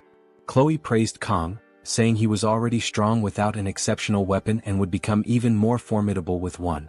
But Kang, deep in thought, saw no reason to become stronger. He already handled powerful monsters. What he truly desired was to eliminate the pain caused by the blessing. Chloe, once again apologizing, assumed Kang's silence was due to her words. Kang reassured her it wasn't the case and told her to relax. Chloe then began to radiate her Yandere tendencies. Anyone who wronged Gioma or his precious weapon would face her wrath. She declared she would kill them all. Kang snapped her out of it and she regained composure. Suddenly, he felt something strange and turned his gaze toward a tree. Chloe, however, seemed unaware of anything unusual. Both moved toward the tree, and Kang delivered a powerful kick to the trunk, revealing the source of his concern. Nox fell to the ground, exposing that he had been spying on them. Kang looked at him in disappointment, while Nox, now on alert, lamented being caught. Simultaneously, Chloe recognized her brother and Kang armed himself. Both stood ready, anticipating trouble with Nox's arrival. Kang observed that Nox's behavior lacked any intent to fight and demanded to know the reason behind his actions. After a brief silence, Kang reminded Nox of the consequences he faced if he reappeared. Knox admitted his intentions were different this time. Kang insisted on knowing what it was about. Knox revealed that he could have informed Chloe, who would in turn tell Gioma, but he chose to deliver the message personally. It was a matter directly concerning Gioma. The Academy elders wanted to get rid of him. Kang acknowledged the existence of this organization and was shocked they were targeting him. Chloe asked why Knox had come for this. Knox pointed out that she had been away for so long and lost her privileges. Alerted, Chloe demanded Gioma stay behind her for protection, but neither Kang nor Knox felt it was necessary. Knox joked that she was still as feisty as ever. To conclude, Knox stated he had no interest in Kang's actions but found the elders' obsession peculiar. He added that it wasn't just him but the entire auditor family that decided to delay the extermination request. This request had been made secretly without anyone at the Academy knowing. Eliminating a student was, above all, against the auditor principles. However, it was hard to ignore for long as the demand came from the elders. If pressured, they wouldn't have a choice. Knox also told Chloe she needed to know since in any case she was family. Kang realized Knox's actions were driven by principles, though his true concern was for his sister. As Knox bid farewell, Kang stopped him to ask about his final remark. Without hesitation, Knox said Chloe was happier in Kang's company. Not even he, as her brother, had ever seen her like this. This left both Kang and Chloe deeply moved. Knox concluded that Kang must not let her get hurt, leaving Kang stunned. Facing one another, Kang tried to discern the meaning behind Knox's words. His request for Kang to ensure he wouldn't allow her to get hurt puzzled Kang. Seeking clarity, Kang asked why Knox would make such a request, noting that the only time Chloe had been hurt, it hadn't been Kang's direct fault. Knox studied Kang for a moment, realizing he hadn't grasped the true intent behind the statement. This left Kang even more confused as he observed both Knox and Chloe, trying to piece together what he might have missed. Deciding to change the subject, Knox prepared to ask a question that seemed important to him. Looking at Kang, he asked how Kang had managed to become strong. The question shifted Kang's demeanor. Instead of answering directly, Kang replied with a question of his own. Could he truly be considered strong? The question led Kang into a moment of reflection. He thought about the concept of strength and the Emperor, whose immense power served as his standard. To Kang, true strength meant being capable of handling any threat, no matter the situation. By this measure, Kang saw himself as lacking. With his limitations, he could only act effectively for less than a minute each day. Despite his past accomplishments, he didn't see himself as truly strong. As these thoughts passed, Kang also realized that Knox had used Chloe as an excuse to share something personal with him. This made Kang wary, as he considered it risky to share anything too significant about himself with someone who might misuse the information. Redirecting his attention to Knox, Kang decided to turn the question back on him.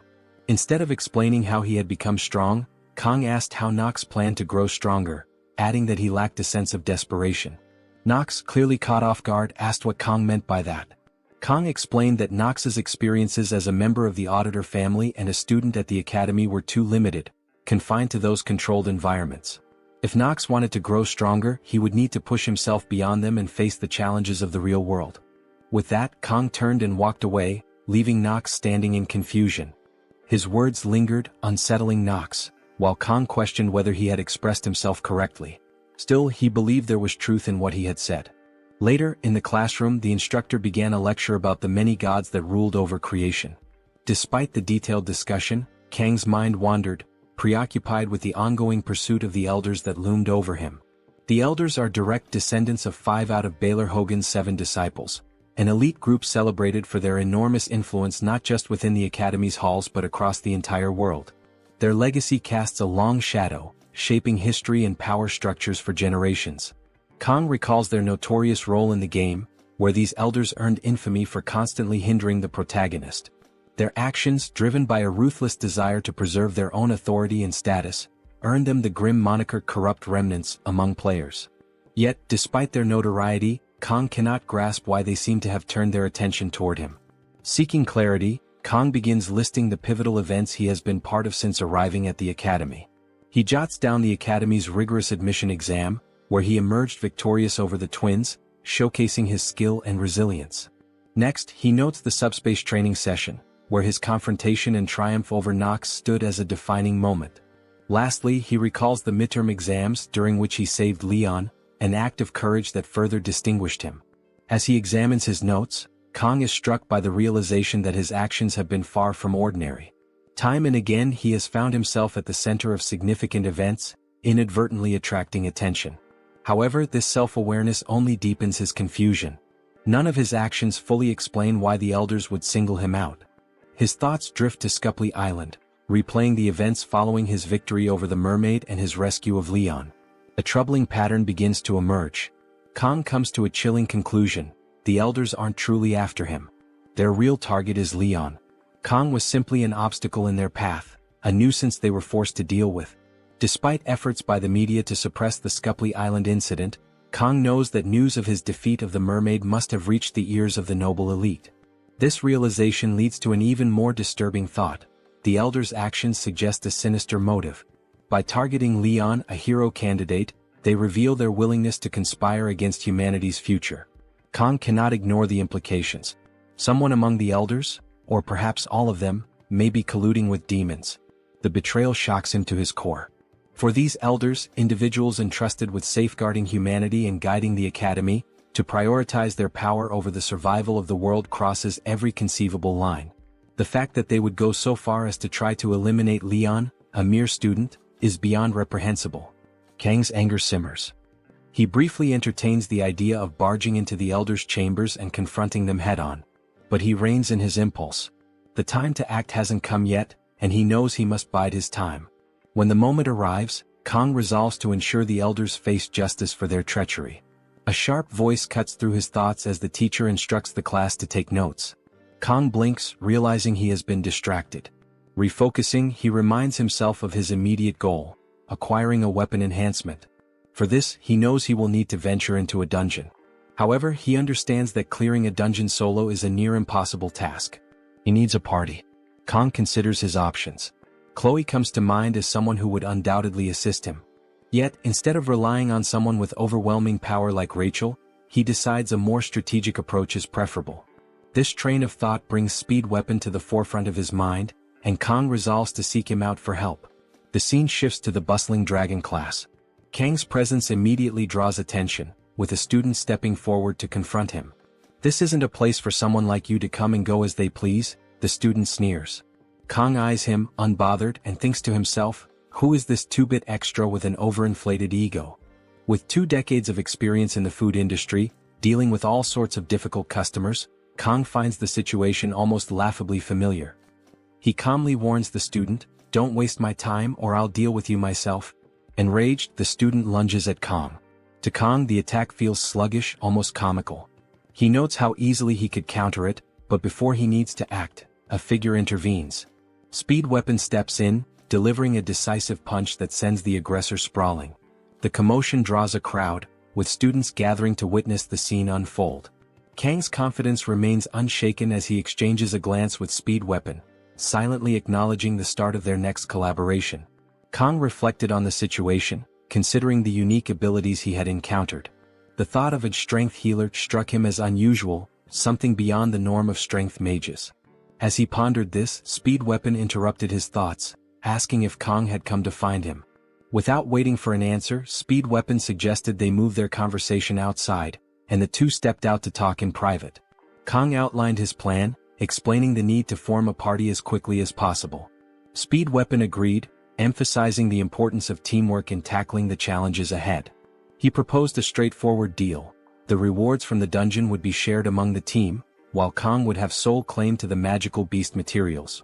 After explaining the arrangement, Speed Weapon turned to Kang, seeking confirmation with the question, "Did I get that right?" Kang responded honestly, stating that if he were to attempt to recruit a party on his own, the only person who might agree to join him would be Chloe. He added that Speed Weapon's connections to the Dragon class could make the process significantly easier, or so he thought. Speed Weapon quickly corrected him, pointing out that Academy rules required a party to have at least 4 members to secure dungeon clearance permits. He went on to remark that if not for these restrictions, someone like Kang could easily handle 5 or 6 dungeons alone. Kang countered immediately, denying Speed Weapon's claim with, "I can't even clear 1 dungeon by myself." Speed Weapon smirked, accusing Kang of downplaying his abilities. He reminded him of his solo victory against a mermaid, a feat that was far from ordinary. "Your false humility is starting to get annoying," Speed Weapon added with a hint of exasperation.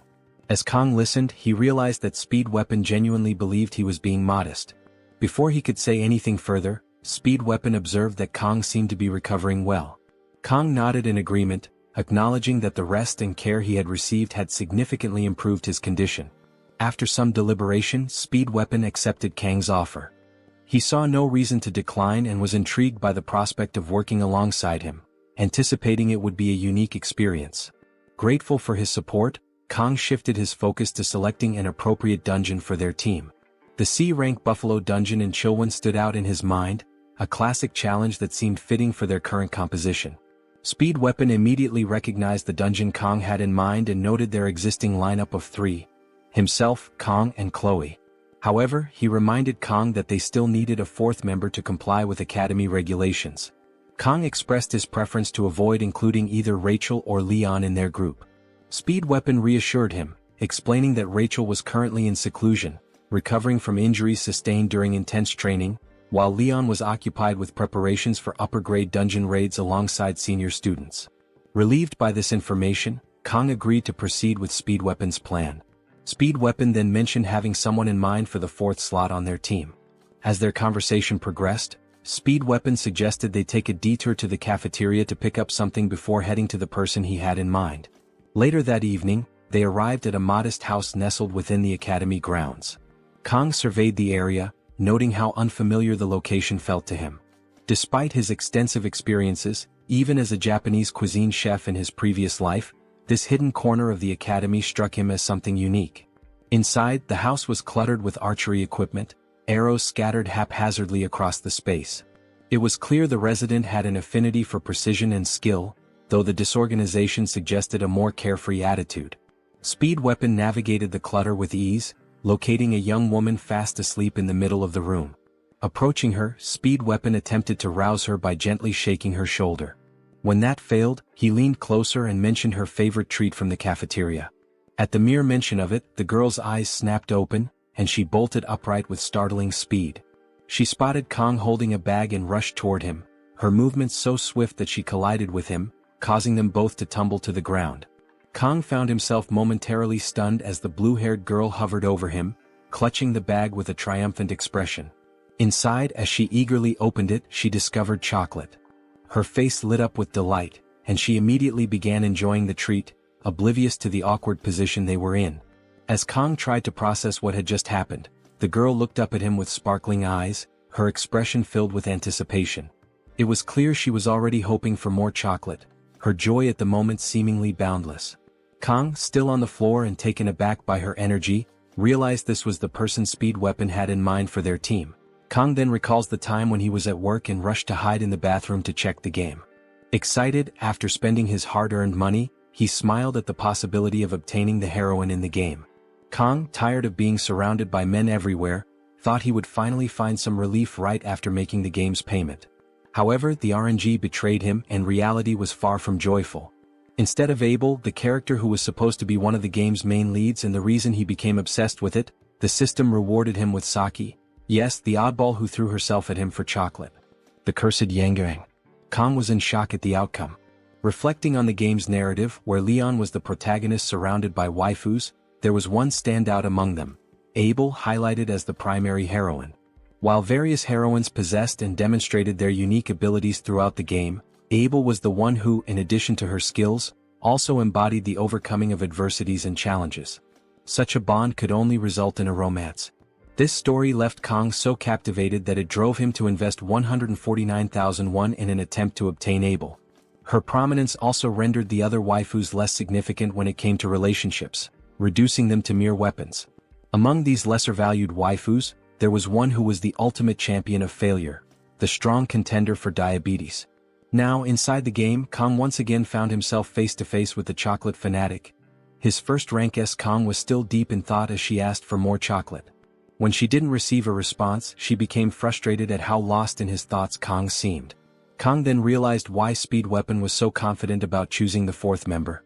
Knowing the character, she was in fact one of the best DPS characters with long-range capabilities, thanks to her skill-based attacks, which differed from Leon's. Finally, one very important point stood out. Since she was a failure in terms of narrative importance, her participation in the group wouldn't heavily impact the story's plot. Or would it? Kang then wondered if everything would work out. Shifting focus to the scene, the future diabetic approached Speed, asking why they had come to her house. He stuttered and she, impatient, demanded he spit it out. Speed then introduced Kang, asking if she remembered him. She ate a piece of chocolate again as if to activate the part of her brain responsible for memory, and only then responded that she did. Speed explained that they had gathered that afternoon. He stammered again and she once more urged him to hurry up. Speed continued explaining, this time recounting how he had arrived in class and been approached by the big guy. Once again she hurried him along. Finally, Speed declared that they had come to recruit her for the group that would be tackling the Buffalo Dungeon the following week. Perplexed by Speed's absurd lack of clarity, Kang reflected on how fitting his nickname was. He explained a story at the same speed as a turtle. Speed continued detailing the mission, explaining there would be a division of spoils except for the horns. As soon as he finished, she shifted her gaze to Kang. It didn't take long before she began walking toward him with a determined look. She then asked if it was Kang who had fought him in training. Kang, hesitant, responded that it was. She observed him with a suspicious gaze. Meanwhile, Kang, apprehensive, waited for Saki's next move. She then turned and remarked that although she had no reason to refuse, given that the rewards would be divided, she wouldn't accept because of the lack of determination she had expected. Kang was surprised by her lack of sense in judging someone who had just woken up. He watched as she added that she didn't want to work with such unmotivated people. Speed then tried to argue that it wasn't possible for her to make such a decision after seeing Kang's duel against Nox. She then suggested that his victory was only possible because the opponent was weak. Speed became irritated and emphasized that the opponent was none other than an auditora. In his moment of heightened emotion, he almost let slip a situation that not everyone was supposed to know about from the island. Realizing this, he immediately held himself back, leaving Saki confused.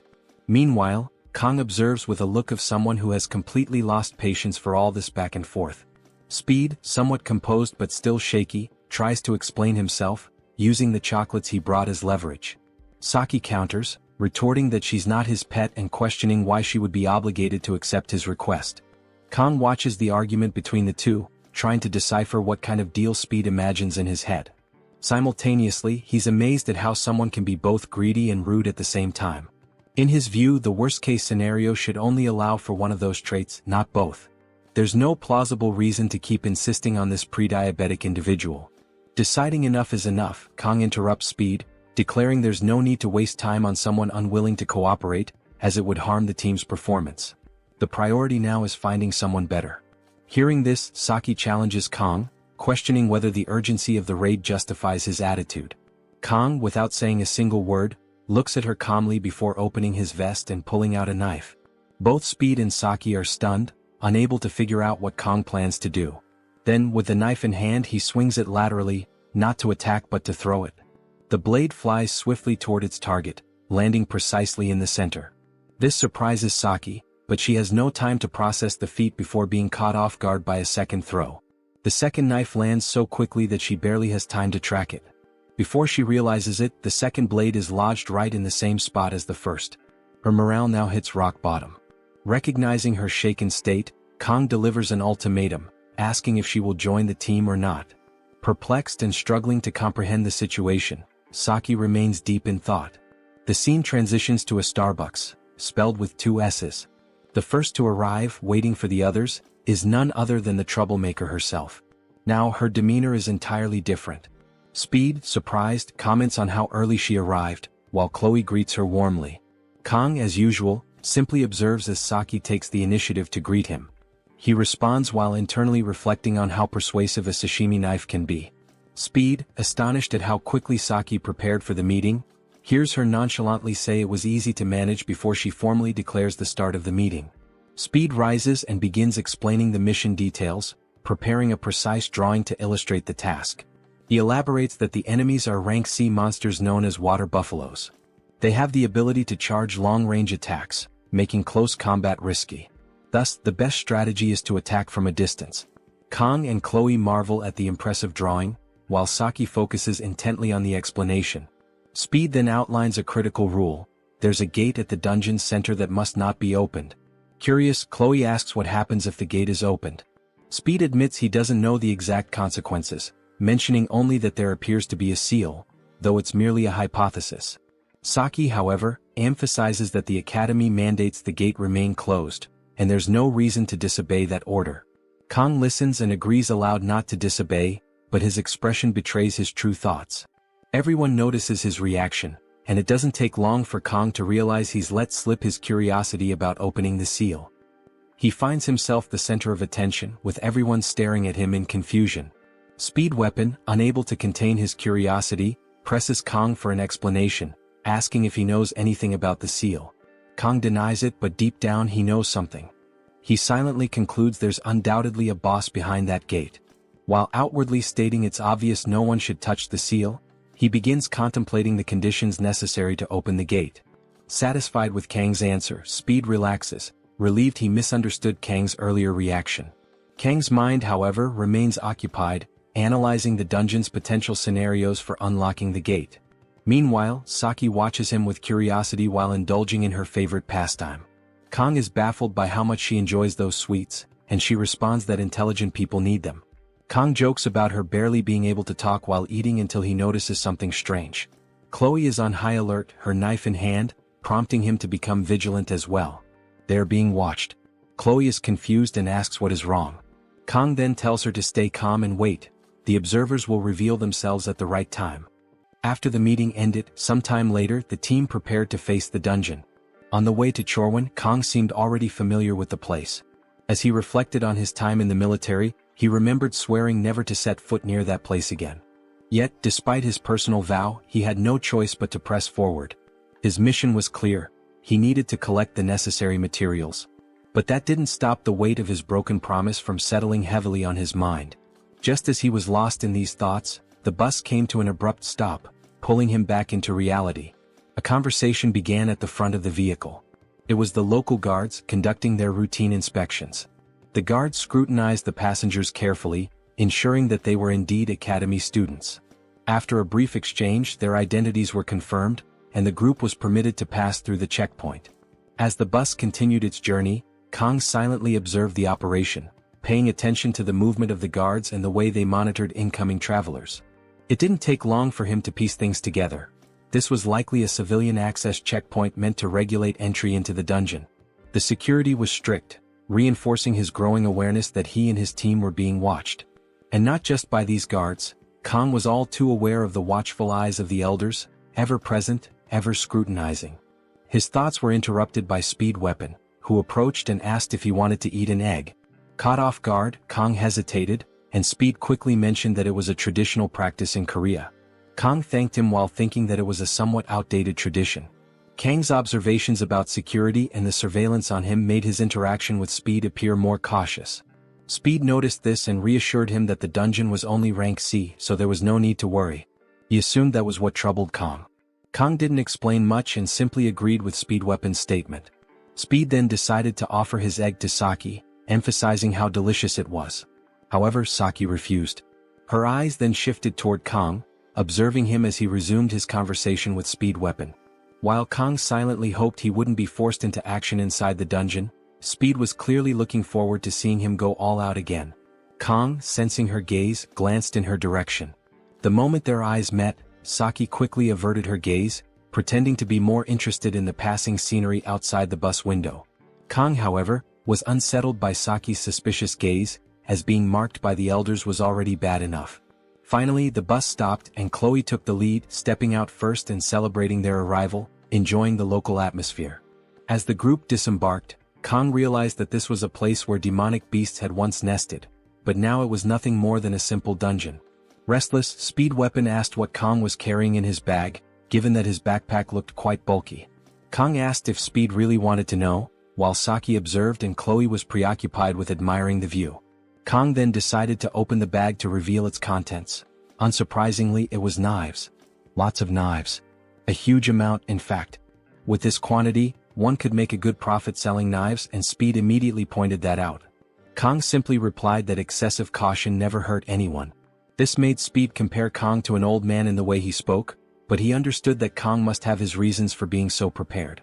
Chloe interrupted the conversation, urging them to move forward and leading the way, while Kang placed his trust in her leadership. The group then proceeded to the dungeon's entrance area, and as they approached the gate, they encountered 2 guards.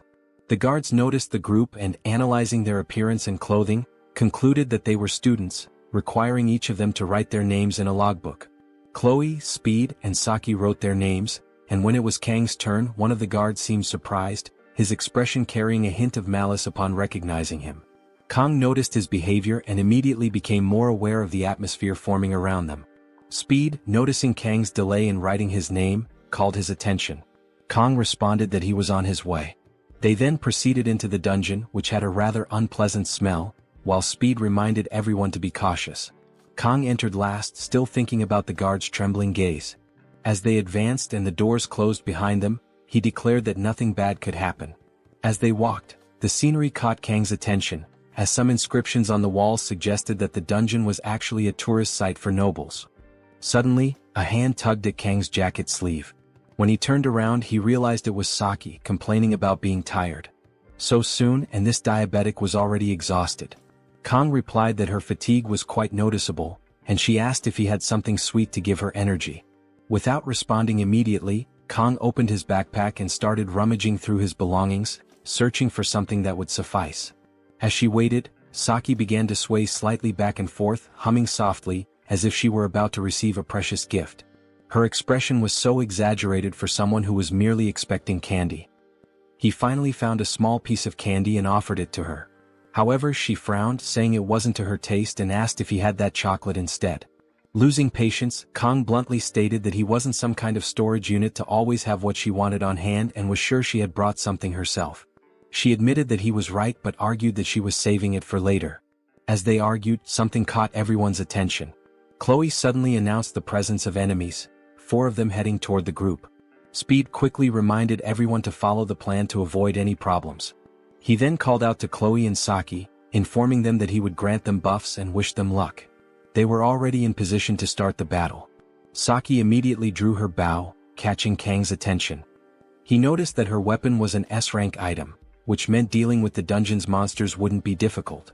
Saki, analyzing her weapon more closely, admitted that she hadn't used it in a while and that the equipment felt a bit stiff.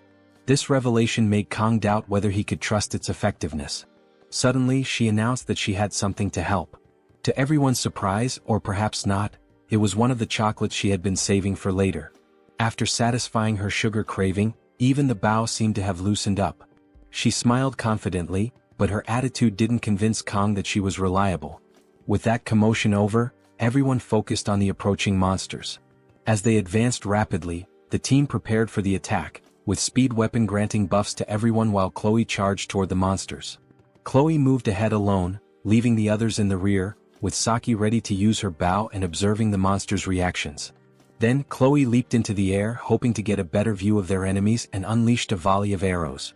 One monster was struck in the eye by an oddly different grain of sand and collapsed, but the remaining 3 continued advancing unfazed. Chloe's attacks weren't enough to halt their charge. Frustrated, she decided to launch more attacks, this time using her sword. Speed weapon immediately warned her to fall back as per the plan. She ignored him and pressed on, but before she could reach the monsters, Saki stepped in and began her attack, aiming between their eyes. She fired 3 arrows simultaneously at the monsters that were already dangerously close to Chloe. Upon impact, all of them turned to ash, such was the power of her arrows. Chloe stared in shock, while Saki sarcastically lamented that the monsters had exploded. Saki resumed eating her chocolate, while Kang internally regretted that such powerful attacks could also destroy the materials he needed. Though this was a concerning issue, Kang acknowledged that Saki's class was truly impressive and unstoppable. But he quickly returned to worrying about his enhancement materials when Chloe urged the group to move deeper into the dungeon. Suddenly, the monster that had been hit by the strange grain of sand stirred. With an oddly pitiful groan, it got back on its feet and without hesitation, charged straight toward Saki, who was caught off guard. Realizing it was the first monster she had hit, she tried to reposition herself but tripped and started falling, leaving her defenseless against the creature's attack. Her only option was to protect herself with her arms and shut her eyes, an obviously effective defense strategy, capable of stopping even nuclear bombs. Noticing the delay in being struck, she opened one eye and saw Kang standing in front of her, holding her up with one arm, a knife in his other hand pointed upward, and the bowl that was once one now split into 2. She stared in shock at the knife, processing the fact that Kong had just protected her, remaining motionless for a moment as she absorbed the situation. The creature, or rather its halves, collapsed to the ground and Kong, a small smirk on his lips, turned to her and asked if she was okay. Then, a faint flush crept up her cheeks as the weight of the situation settled in. Her heart pounded slightly, her mind replaying the scene of Kong effortlessly stepping in to protect her. She had no words, only a lingering sense of awe at his heroism. Meanwhile, outside the dungeon, the scene shifted to a ringing phone, its screen devoid of any identification. The guard with the strange gaze picks up the phone and positions it. As soon as he answers, he addresses the caller as Master. Kong firmly grasps the horns of the defeated bull monster, focusing on the real reason he entered this dungeon. Buffalo horns, classified as a C-rank reinforcement material, hold significant value for weapon upgrades and other practical uses. With this in mind, he decides to gather as many as possible. As he collects them, Saki approaches and hands him a piece of chocolate, a silent gesture of gratitude for saving her earlier. Meanwhile, Chloe's gaze sharpens, her demeanor shifting into something more intense. Kong quickly catches on and turns to her, snapping her out of it. Lowering his voice, Kong leans in and whispers something to Chloe about the guard they had encountered. Her expression shifts and she responds with a brief nod. Nearby, Speed Weapon observes their interaction and wonders aloud if they are a couple, suggesting that it would make sense. Chloe's face immediately flushes red, while Kong dismisses the assumption, stating that assuming every male-female relationship is romantic is a narrow perspective. Chloe's reaction remains frozen in surprise and Speed Weapon, caught off guard, questions if he had been mistaken all along. Saki watches the exchange with a quiet smile. Kong, however, remains puzzled by Chloe's lingering stare.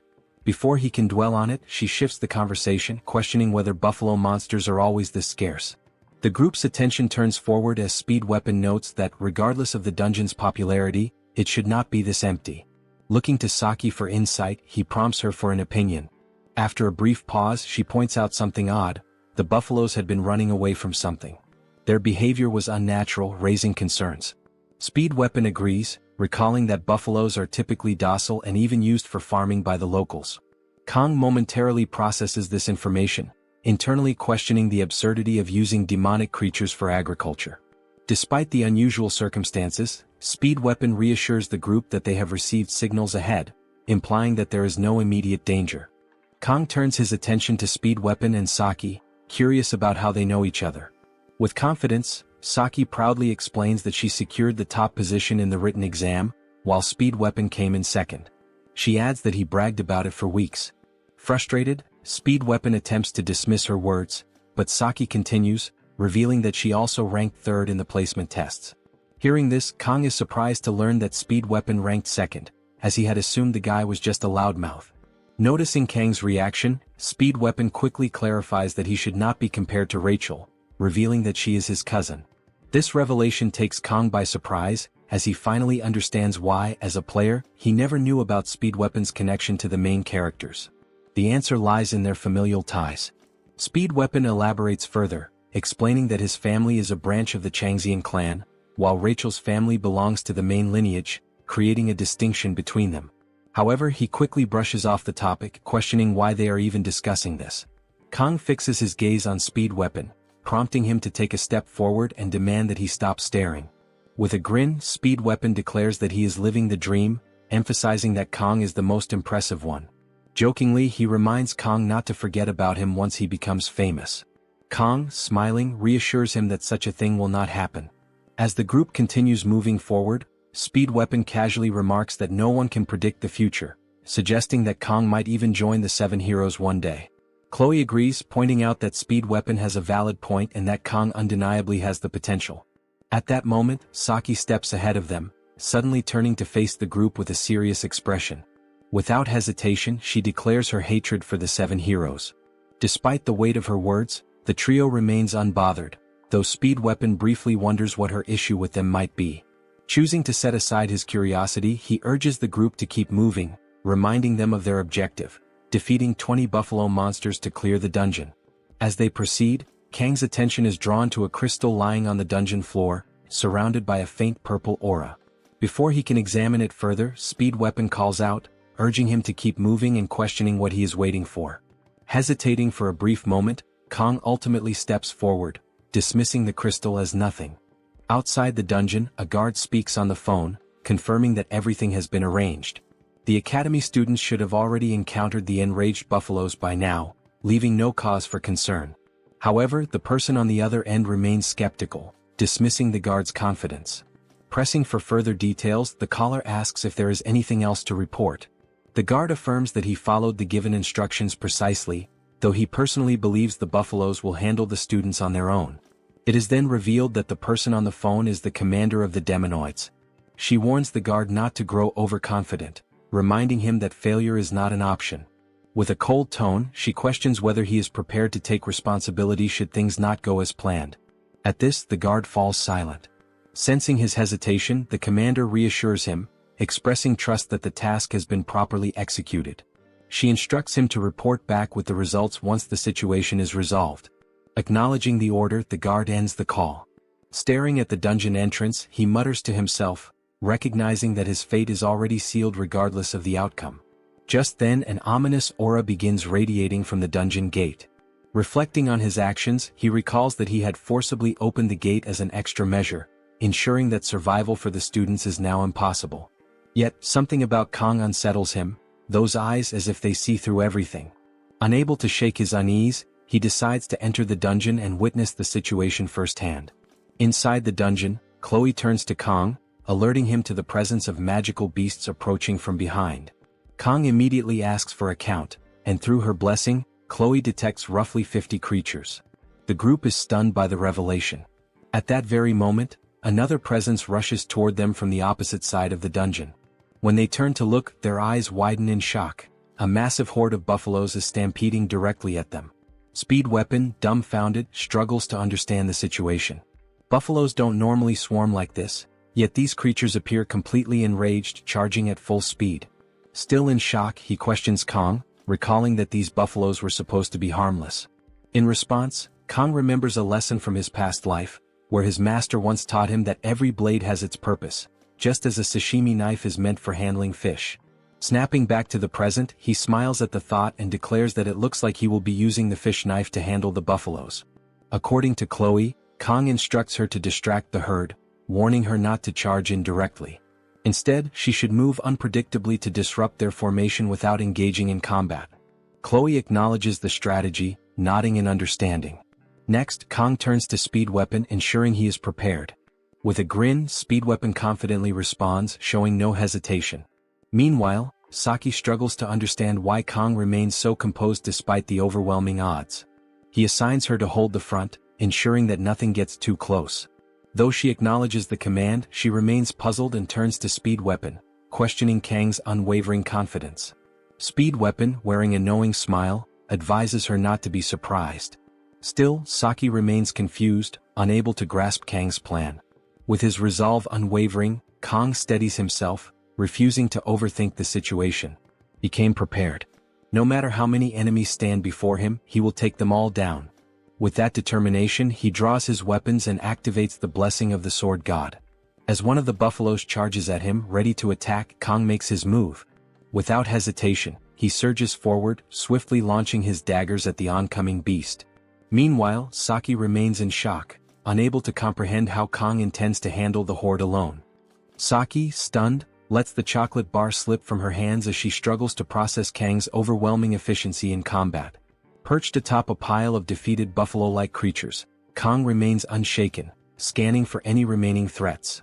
In mere moments, he had effortlessly neutralized the ferocious charge of the monsters. Meanwhile, Chloe refuses to be outdone.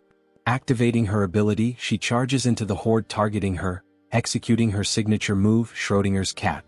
With fluid precision, she takes down multiple enemies at once, delivering her attacks with the style and flair of a Power Ranger.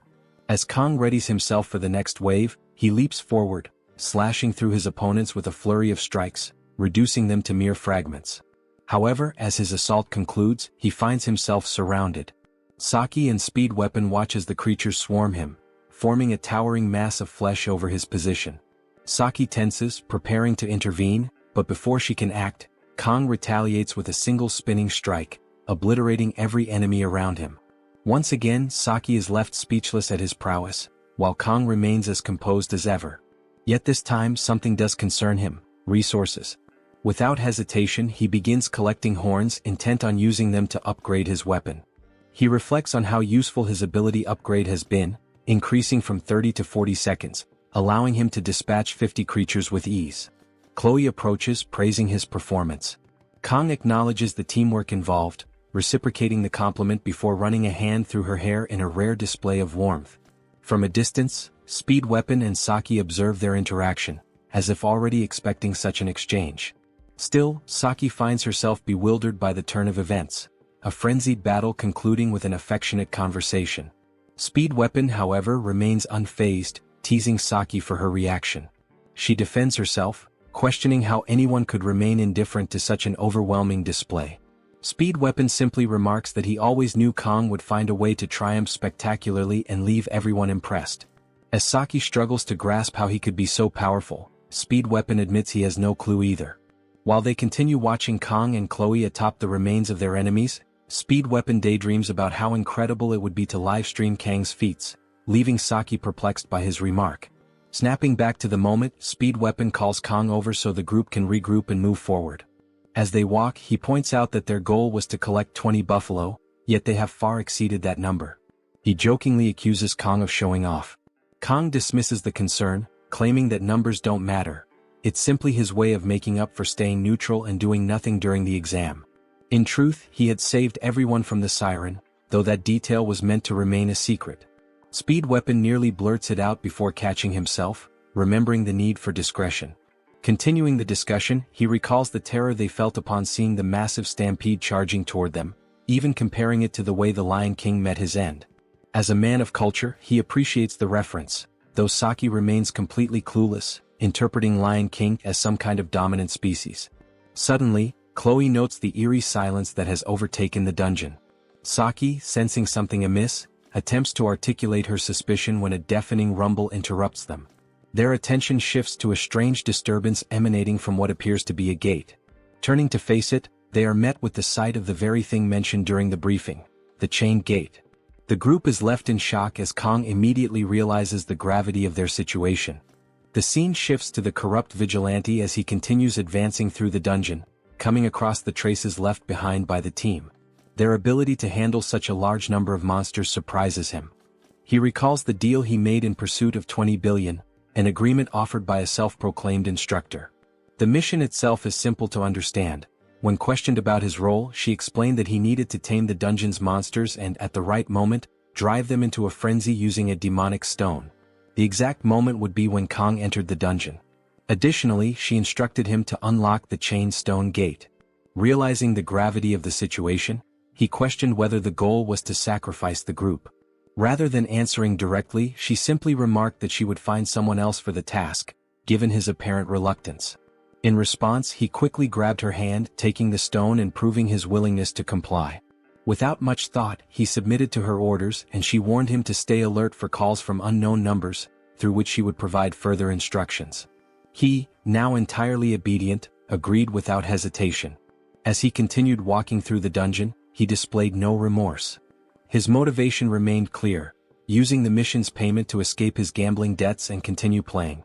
Trying to justify his actions to himself, he pressed forward, convincing himself that the targets were nothing more than helpless kids with no chance of survival. The focus then returns to the gate, where the group questions whether they are on the right path. Kang quickly realizes that their journey had been surprisingly smooth because they were being led into a trap. Recalling the vigilante's gaze, he regrets not trusting his instincts. However, he remembers that the gate can only be opened in the presence of a demonic stone. He had previously seen its fragments but never expected the gate to be left wide open. Though he briefly considers the dungeon's reward, he dismisses the thought, prioritizing survival above all else. His attention shifts to the red line crossing the gate, and he reminds himself that he has already used his blessing. However, he believes Murasame will hold out for some time if a fight breaks out. His only option is to shatter the gate before it fully breaks apart. A sudden, thunderous sound erupts through the dungeon, drawing everyone's attention. Chloe panics, questioning what is happening, while Speed Weapon finds himself equally unsettled. At last, the colossal figure reveals itself, wielding a massive twin-bladed axe. The group immediately recognizes it as a buffalo, yet unlike the others, its overwhelming presence radiates an energy powerful enough to instill fear. Kang realizes that there is no more time for preventive measures. The dungeon's ultimate reward is the Blessing of Transition, an ability that allows a blessing to be transferred from one person to another, but it can only be used once. The creature before them is none other than the Minotaur, known as the Buffalo King. Inside the stone gate, two buffalo-like monsters stand in an alert position, scanning their surroundings, while the main boss monster sits between them. The group stands in front of the trio, trying to comprehend where they have found themselves. Chloe is taken aback by the realization that monsters are inside the gate, while Kang struggles to comprehend how even those two buffalo monsters seem beyond what he can handle alone. Kang quickly assesses the situation, understanding that even if he manages to break through the gate and try to escape, the moment the Buffalo King awakens, it will be nearly impossible for everyone to leave unharmed. Unlike the midterm exam where there was no prior information about the mermaid, the boy has encountered the Minotaur in gameplay before. If he were in peak condition, Kang could have handled all three buffalo monsters by himself. However, at this moment, the 40-second duration of Speed Weapon's immunity blessing has already been exhausted, leaving Kang with no room for error. Kang accesses his knife thinking to act in the most possible way to succeed. Kang grips the knife tightly as he turns to Speed Weapon, asking if the pain-reducing blessing is still available. Speed Weapon confirms that it is, and when asked how long he can maintain it, he responds that the maximum duration is about 2 minutes. Kang then determines that this will be enough and instructs Speed Weapon to keep applying the blessing while Kang engages the Buffalo King. Kang knows that even a momentary lapse in focus could lead to severe injury or even death. Speed Weapon reassures him, promising to do his best. Kang then shifts his attention to Saki and Chloe, assigning them to handle the wounded buffalo monsters on the side while warning them to stay away from the boss, as it is far too dangerous. Saki, observing Kang's composed demeanor and decisive leadership, appears genuinely impressed. With the team prepared, Kang instructs them to follow the same strategy they had used earlier against the horde of buffalo monsters. When he said that, I couldn't hold back the urge to sing the Linkin Park song. Back to the scene. As the creatures charge forward, Kang activates the blessing of the sword god. Instantly, unbearable pain surges through his body. Fortunately, thanks to Speed Weapon's pain-reducing blessing, he is able to move despite the agony. He steadies himself, reinforcing his resolve. At that moment, the Buffalo King launches a charge straight at him. Without hesitation, Kang rushes forward to meet it head-on. The monster swings its massive axe in a devastating strike, but Kang reacts just in time, narrowly dodging the attack. The axe crashes into the wall, shattering it upon impact. The pain from the blessing of the sword god remains overwhelming, but Kang endures it, retaliating with a swift slash of his sword against the Buffalo King. The Buffalo King swiftly blocks the attack with its axe and immediately counters. Kang evades the strike, attempting to create distance, but to his surprise the monster suddenly kicks from behind. He barely manages to block the kick with his knife, preventing a direct hit. In that instant, he realizes that all the senses dulled under the pain immunity blessing have now fully awakened. Instead of feeling overwhelmed, he experiences an unexpected sense of freedom. The monster swings its axe from the front, but Kang dodges by moving in closer. However, the boss monster anticipates this maneuver and abruptly redirects its axe toward him. As the weapon is about to strike, he reacts instantly, ducking just in time to avoid the blow. The axe crashes into the dungeon wall, sending debris flying. Seizing the opportunity, he swiftly moves behind the monster, but relying on its sharp instincts, the beast quickly turns and delivers a powerful strike at the exact spot where he had been standing.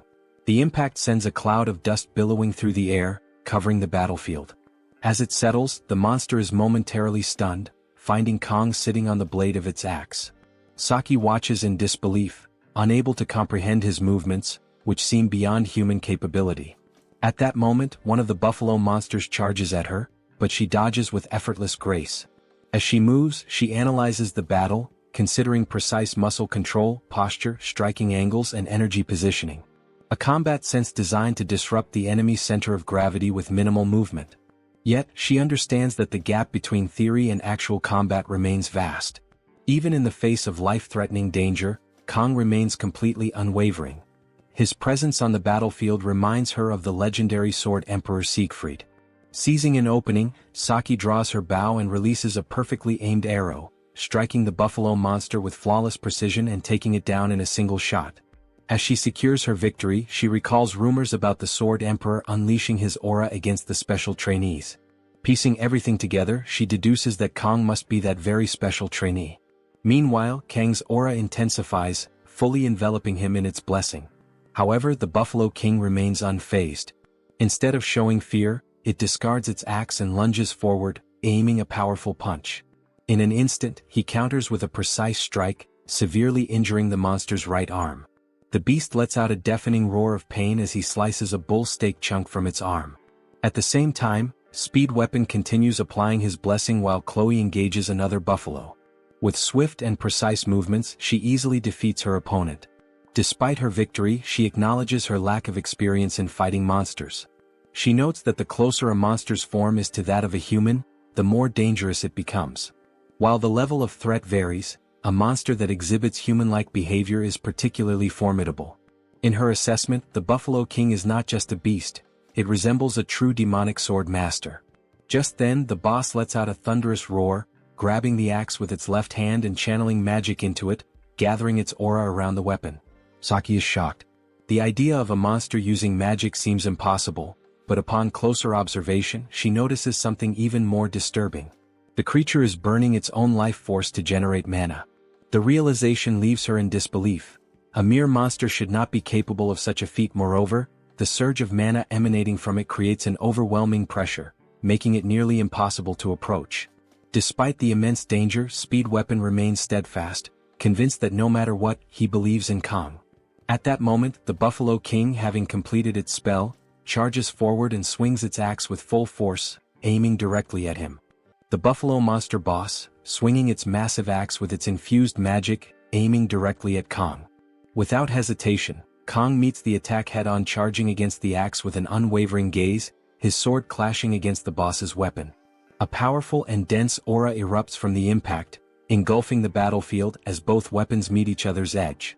As he locks blades with the monster, he exchanges gazes with the monster and then quickly realizes that the density of its magic is overwhelming.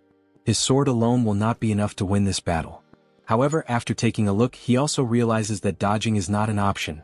Chloe, Saki, and Speed Weapon are in danger, and retreating would leave them vulnerable. And sensing an opportunity, the Buffalo Monster boss intensifies the aura around its axe before launching another devastating strike. The sheer force sends Kang staggering backward. He struggles to hold the attack while the monster keeps pushing forward. Before the monster can press its advantage, Kang noticed an attack that came from the back. It was Saki who swiftly drew her bow and fired an arrow, striking the buffalo face. The attack momentarily distracts the beast, buying precious time.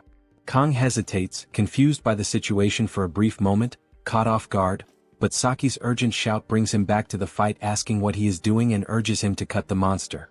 Pushing himself beyond his limits, after that call, he unleashes 100% of the Sword God's blessing. One of his pupils turns black, a familiar sign, meaning that the blessing has been successfully activated. His sword begins to glow with a brilliant blue aura, radiating immense power. With renewed strength, Kang swings his sword once more, delivering his full force strike. The overwhelming force of his attack finally starts to slowly cut through the boss monster's giant axe. The once impenetrable massive weapon with infused mana begins to crack, unable to withstand the sheer energy surging through Kang's blade. Chloe watches in shock as the brilliant blue light intensifies, remembering the fight between Kang and Professor Zeke, the first time she saw the blue light. Kang, channeling his aura to its peak, presses forward his attack, leaving the boss unarmed, creating now the final opportunity to put an end to this fight. He then delivers a decisive final strike. The Buffalo Monster boss falls instantly, defeated in a single blow. Silence fills the battlefield as everyone stares in disbelief. The demonic beast, once an unstoppable force, has been vanquished in minutes. It's now turned into pieces. Exhausted, Kang remains standing, his breath coming in heavy, uneven bursts. Lifting his gaze toward the ceiling, he acknowledges something significant. This is the first time he has ever fully unleashed the Sword God's blessing. Every muscle in his body protests from the strain, but he stands firm, absorbing the weight of what just transpired. Saki observing him intently. Kang takes mental notes. This time he measures, Kang sustained the blessing for precisely 12.7 seconds. The number lingers in his mind, a benchmark that speaks volumes about his rapid progression. Meanwhile, Speed Weapon, utterly drained from the intensity of the battle, collapses onto the ground with a weary sigh. His body feels heavy, but his mind is even more burdened by what he has just witnessed. As his gaze fixes on Kang, a thought escapes him in a muttered breath. Kang Jiama continues to defy all logic. His mind replays the pivotal moment when Kang's aura erupted, flooding the entire cave with its overwhelming brilliance. The sheer presence, the raw force, was something beyond comprehension. The fact that someone his age is already capable of manifesting such power seems almost absurd. It is not simply talent, it is something far greater, something that should not be possible. Just then Saki approaches him, her steps measured. Her voice, though calm, carries an unusual note of concern as she instructs him to control his breathing, slow, deep inhales to steady himself. The unexpected kindness catches him off guard. His instincts bristle at the gesture, prompting him to question her sudden interest in his well-being. For a brief moment she remains silent, as if weighing her words carefully. Then, with a certain finality, she states that she finally understands what he meant earlier. Her words pique his curiosity, and his eyes sharpen as he silently urges her to elaborate. Without hesitation, she references a legendary event, an incident that had long been a mystery to her. The pieces click into place in his mind, and with a knowing nod, he acknowledges the connection. But before the weight of the revelation can settle, she pivots the conversation, shifting the focus to Kang's current position at the academy. Her expression remains composed as she brings up a crucial fact. According to the academy's regulations, Kang is not eligible to transfer to their class this year. Speed Weapon blinks, slightly thrown off by the sudden change in topic. His confusion is evident as he asks why she even brings it up. Unfazed by his reaction, a smirk tugs at the corner of her lips. If Kang cannot transfer to their class, then there is only one alternative. The academy rules may prevent him from joining them, but nowhere does it say that they cannot transfer to his class instead. Her proposal hangs in the air, challenging, almost daring him to refute it. Speed Weapon hesitates, mind racing as he searches for any loophole, any contradiction that would invalidate her logic. But no matter how he looks at it, the rules do not forbid it. Begrudgingly he concedes the point. Saki, satisfied, lets a grin spread across her face. The idea takes root in her mind, unfolding possibilities she had not considered before. If the path to Kang is blocked, they will simply carve a new one. The thought alone is exhilarating. Meanwhile, Kang reflects on the battle. Even with Speed Weapon's blessing, the toll on his body is undeniable. However, the progress is clear. Fighting without the blessing of painlessness is a step forward. Before he can dwell further on his thoughts, Chloe rushes toward him, embracing him tightly. Tears stream down her face as she desperately checks for any injuries. Still recovering, Kang struggles to respond, prompting Chloe to step back, embarrassment flashing across her face. With a deep blush, she quickly apologizes. At that moment, a system window appears before Kang, congratulating him on acquiring a new blessing. As he reads the details, he immediately recognizes it as one originally meant for Leo. Its rank is Spirit Rank, the rarest blessing in existence. A unique ability that only reveals its full potential when combined with another. The specifics of the blessing materialize before him. Blessing of Transition. This power grants him the ability to transfer any of his own blessings to a living being or object. But, as a requirement, he needs to make direct physical contact with the target for activation. Realizing the potential of this new ability, Kang immediately sees its significance in mastering the dual-natured Baemon. Determined, he resolves to make full use of this rare blessing. Just then, a heavy creaking sound echoes through the stone gate as someone steps inside. Turning his attention to Chloe, Kang reminds her of the favor he had asked earlier. Without hesitation, Chloe acknowledges his request. The figure entering the room is none other than the security guard from before. Before he can react, Chloe swiftly moves in, landing a precise strike to his leg. The guard stumbles, attempting to regain his footing, but her piercing gaze stops him in his tracks. With an unwavering voice, she warns him to remain still or face the consequences. Speed Weapon, caught completely off guard, demands an explanation. Kang, calm as ever, simply replies that he had asked Chloe for a favor earlier. The injured guard winces in pain, his glare fixed on Kang, demanding to know the reason behind the sudden attack. His voice carries both frustration and disbelief as he questions what he had done to deserve this. Kang, unfazed, responds coldly, making it clear that he intends to uncover the truth. He shifts his attention to Saki and Speed Weapon, pointing out the suspicious timing of the rampaging buffalo monsters and the unexpected opening of the stone gate. Every event seems to trace back to the guard before them. Saki, exuding confidence, crosses her arms as she assesses the situation. The lack of surveillance cameras within the dungeon makes it highly unlikely that the guard's arrival at such a crucial moment was mere coincidence. Speed Weapon, still struggling to piece everything together, questions the motive behind the guard's actions. Saki, growing impatient, dismisses his confusion and presses forward. There is no way the guard orchestrated everything alone, and she demands to know who is truly behind the scheme. The guard remains silent, his defiance evident. However, Saki's sharp gaze remains locked onto him, her stance unwavering. If he refuses to speak, she is prepared to make him talk by any means necessary. Before she can act, Kong steps forward, his calm yet firm tone leaving no room for negotiation. He makes it clear that if the guard does not reveal the identity of his superior, there will be consequences. Fear flickers in the guard's eyes as he begins to tremble. Realizing he has no way out, he finally gives in, his voice tense as he confesses. A few days prior, an instructor from Hawken Academy had approached him with an offer to have his debts erased in exchange for his cooperation. The revelation ignites fury in Speed Weapon, who clenches his fists, barely containing his anger. Saki, quick to regain control, orders him to stay calm before demanding a description of the instructor. The guard hesitates momentarily before revealing what he remembers. The instructor was a tall woman with purple hair and sharp eyes. At this, Saki's expression darkens. The details match someone she recognizes, a familiar face that immediately stands out in her memory. She turns to Kong, her voice steady yet grim. If her guess is correct, the instructor being described is none other than the assistant instructor from her own class. Speed Weapon's eyes widen in realization. If this instructor was involved, then she was likely responsible for the incident during the midterm exams as well. His words catch Saki off guard, and she quickly demands further clarification. Kong, his tone serious, confirms what Speed Weapon suggests. During the midterm exams, his team had encountered a demonoid mermaid. Saki, visibly shocked, processes the new information. Leon, who had ended up hospitalized, had fought against a demon? Speed Weapon wastes no time in setting the record straight. It was not Leon who had taken down the demonoid mermaid, it was Kong. Kong remains composed, neither denying nor elaborating further, simply confirming what Speed Weapon has stated.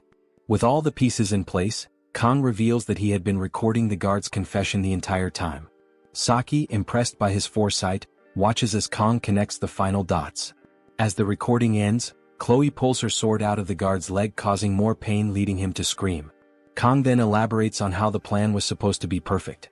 A dungeon that was never meant to open had done so at the perfect moment to eliminate someone. The realization dawns on the guard, his shock evident as he demands clarification. Kong, however, does not acknowledge his question. Instead, he turns to Chloe. With a calm and decisive demeanor, Kong entrusts Chloe with the next course of action. As an assassin, the choice is hers. Without hesitation, Chloe nods in understanding. Activating her blessing, she moves with precise efficiency, striking down the guard in a single motion.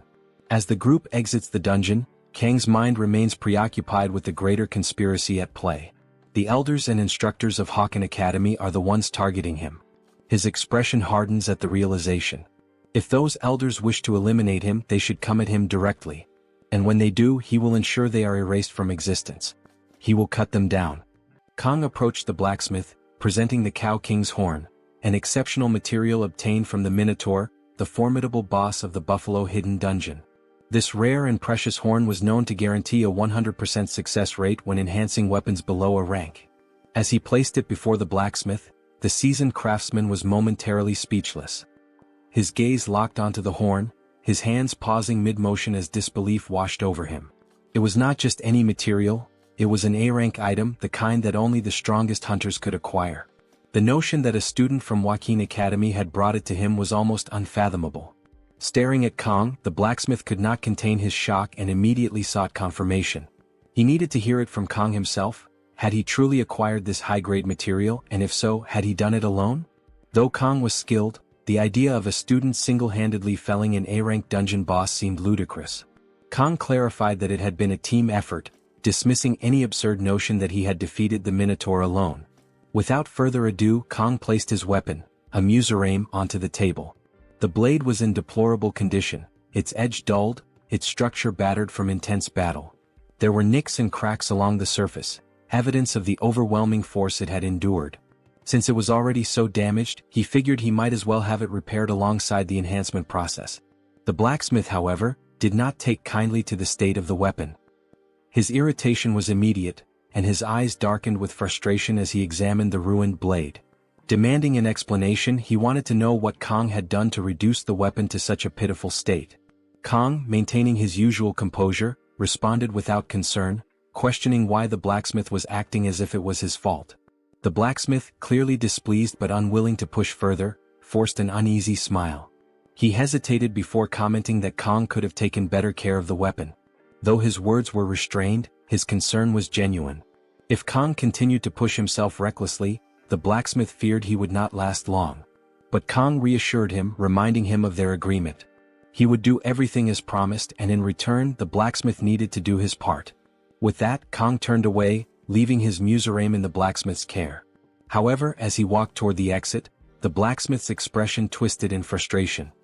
His irritation with Kong was evident, and he silently resolved that this time, he would shorten the blade even further.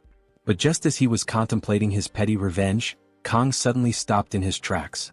The abrupt pause caught the blacksmith off guard. Turning back around, Kong casually instructed him to sell the leftover materials for himself. The blacksmith's anger melted away in an instant. He had no reason to shorten the blade any further now. The scene shifted to the classroom, where Kong reflected on his recovery. The wounds he had sustained during the fight against the buffalo boss monster had healed significantly. His body, which had been battered and bruised, was now in a much better state. However, he knew his recovery was not yet complete. He would have to ask Speed Weapon for his healing blessing once more to ensure a full recovery. Leaning back in his chair, he let out a deep sigh, allowing his eyes to drift toward his status window. His physical rank had risen from 8 to 9, loosening the restrictions placed on his sword. His mental rank had also climbed from 4 to 5, and several of his other skills had shown slight improvements. The most striking change, however, was his synchronization rate. It had now reached 12.7%, a substantial jump that only occurred after significant events. He knew that if he were to clear another dungeon, this rate would likely surge again, possibly unlocking another blessing in the process. Despite the rapid growth in his stats, there had been no severe side effects since the day his hair first turned gray. Of course, the gray strands had been increasing little by little, a reminder of the transformations taking place within him. Jokingly, he considered the possibility that strength and baldness were somehow connected. If his hair continued graying at this rate, would it eventually all fall out? The thought lingered for a moment before he pushed it aside. He had more pressing matters to focus on. With enemies actively targeting him, he needed to be prepared for whatever was coming. His survival depended on it. He had come too far to meet a meaningless end now. More than that, he needed to understand the full potential of the blessing of transfer. The gap between those with blessings and those without was immense, and if he wanted to survive, he had to grasp its intricacies. As he pondered his next steps, his thoughts briefly turned to Leon. A small pang of sympathy arose, but it was fleeting. Leon, as the protagonist, would inevitably amass an absurd number of blessings. His skill window would be overflowing in no time, so there was no need to feel bad for him. Kong had his own battles to fight. For now, his immediate priority was to ensure his complete recovery. As if on cue, a gift was placed before him, a small package seemingly from Chloe. It was a subtle yet significant gesture. This was the first time Kong had formed his own party and successfully cleared a dungeon together. Though being targeted had become a part of his daily life, it was not without its silver linings. He had gained 2 classmates whom he could genuinely call friends, Speed Weapon and Chloe.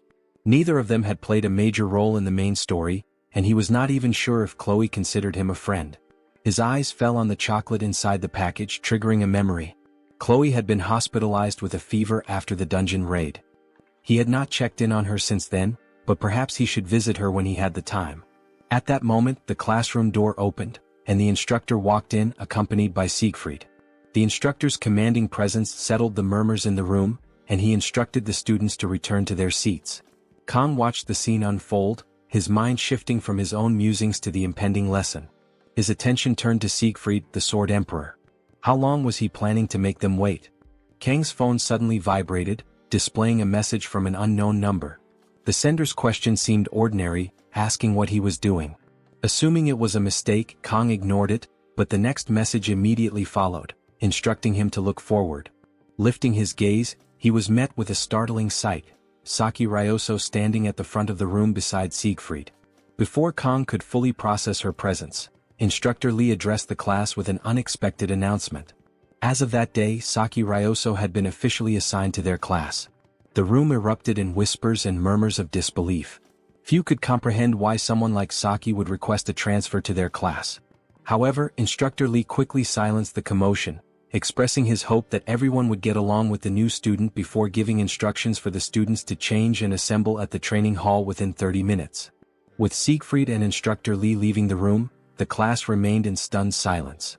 The revelation that Saki Ryoso, one of the most promising cadets of their generation, had personally requested the transfer left them bewildered. Among the current first years, often referred to as the generation of miracles, she ranked fourth. Not only had she achieved the highest score on the written exams, but her combat skills were formidable as well. She was a master of the Kyushu style, an elite discipline that only a handful could execute proficiently. Yet, beyond her personal accomplishments, her lineage commanded even greater awe. Saki was the daughter of Daki Kojima, one of the revered seven-star heroes and the individual known as the Absolute Bao. Furthermore, Daki Kojima was not just a legendary warrior but also the Prime Minister of Japan, making Saki nothing short of a princess in her own right. In this world, Japan remained a dominant superpower, and to the students, meeting someone of her status felt akin to encountering a celebrity. Kong found himself unable to shake off an uneasy feeling. She shouldn't be here. Her presence alone was bound to cause trouble, and trouble was something he did not need. As Saki walked through the classroom, all eyes remained on her, observing her every step. Kong held on to the faint hope that she would simply take a seat elsewhere. However, much to his dismay, her path led directly toward him. Stopping beside him, she nonchalantly remarked about the chocolate, revealing that she had been the one who had given it to him. Until that moment, he had assumed the gift was from Chloe, but now the truth was laid bare. Kong was momentarily stunned. He had not expected this, nor did he know how to respond. Before he could react, Saki continued, asking if she could sit beside him. Then, as if it were the most natural thing in the world, she extended her phone toward him, insisting that he save her number. Internally, Kong could only sigh. His instincts had been correct once again. This was going to be a problem. Meanwhile, in a dungeon far from the classroom, an investigation was underway. Leo, an officer assigned to the case, stood in front of a guard, pressing him for details regarding the people who had entered the dungeon earlier. The guard recounted that they had expressed deep concern for the cadets and had insisted on entering. Leo's expression remained unreadable as he continued his questioning, asking if anything about the individuals had seemed strange before they went inside. The guard hesitated before answering. Now that he thought about it, there had been something unusual. Their faces had appeared pale, almost unnaturally so. Leo took in the information carefully, then dismissed the guard after thanking him for his cooperation. However, the unease in his mind did not fade. Outside the dungeon, another officer approached Leo, questioning the necessity of the investigation. Wasn't death in a dungeon just a common accident? Leo acknowledged the statement but pointed out a troubling detail. No matter how dangerous a dungeon was, there was always a body left behind. In this case, however, the staff member who had entered out of concern had vanished without a trace, as if they had never existed. The true horror, however, lay deeper inside the dungeon. When Leo had first entered the site, he had been met with an overwhelming sight: a battlefield littered with the corpses of buffalo monsters. The sheer scale of destruction was unlike anything he had ever witnessed. While the cadets from Joaquin Academy had indeed been there, the devastation was far beyond what a group of students should have been capable of. Something was off. The cadets had returned safely, yet the missing staff member remained unaccounted for. The more Leo pieced together the information, the more unsettling the situation became. Something had happened in that dungeon, something beyond the understanding of an ordinary investigation. The officer accompanying Leo raised a question, speculating whether the missing individual could be inside the stone gate. Leo hesitated before responding, carefully weighing the possibility. The likelihood was slim.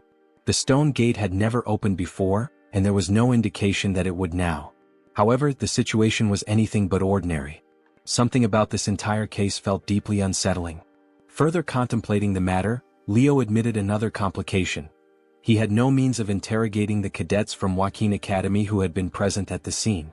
The academy was not just any institution. It was an elite school attended almost exclusively by nobles, individuals beyond the reach of routine investigations. The other officer acknowledged this reality, musing about whether the higher-ups would ever issue a warrant to question them. The answer was uncertain, but Leo doubted it. People with power and influence rarely had to answer for anything. As their discussion reached an impasse, the officer excused himself for a brief bathroom break, leaving Leo alone in his thoughts. Frustration gnawed at him. The entire situation was maddening. No bodies, no evidence, just a mountain of questions without answers. Something was missing, something crucial that he couldn't yet grasp. Lost in contemplation, he barely registered the sudden commotion. A sharp thud echoed through the space, snapping him back to reality. His head jerked up just in time to see his fellow officer being thrown violently to the ground by an unknown assailant. The attack had come out of nowhere, swift and brutal. Leo's instincts kicked in, but as he turned to face the threat, his breath caught in his throat. Before him stood something beyond human comprehension. A figure exuding a menacing aura, its very presence radiating an unnatural energy. It was human in form, yet something about it was fundamentally wrong. Magic crackled in the air around it, raw and potent. Realization hit Leo like a crashing wave. This was not an ordinary person. This was someone who had forged a pact with demons, an existence neither fully human nor entirely demonic. A hybrid, an entity standing between two worlds. His body tensed, preparing to react, but he never got the chance.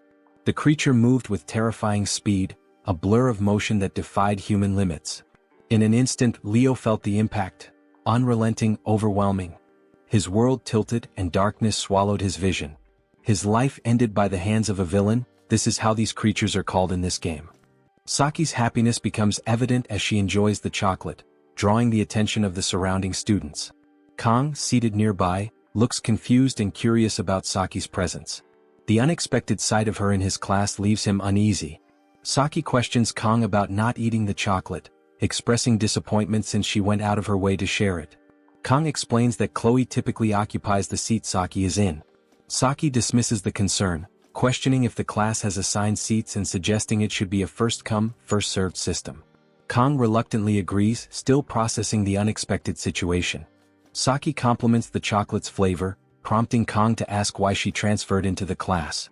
Before she can respond, the instructor's voice resonates, announcing an assembly in 5 minutes. The students groan but comply, gathering their belongings and preparing to head out. Kang informs Saki about the class's routine morning training and asks if she's joining.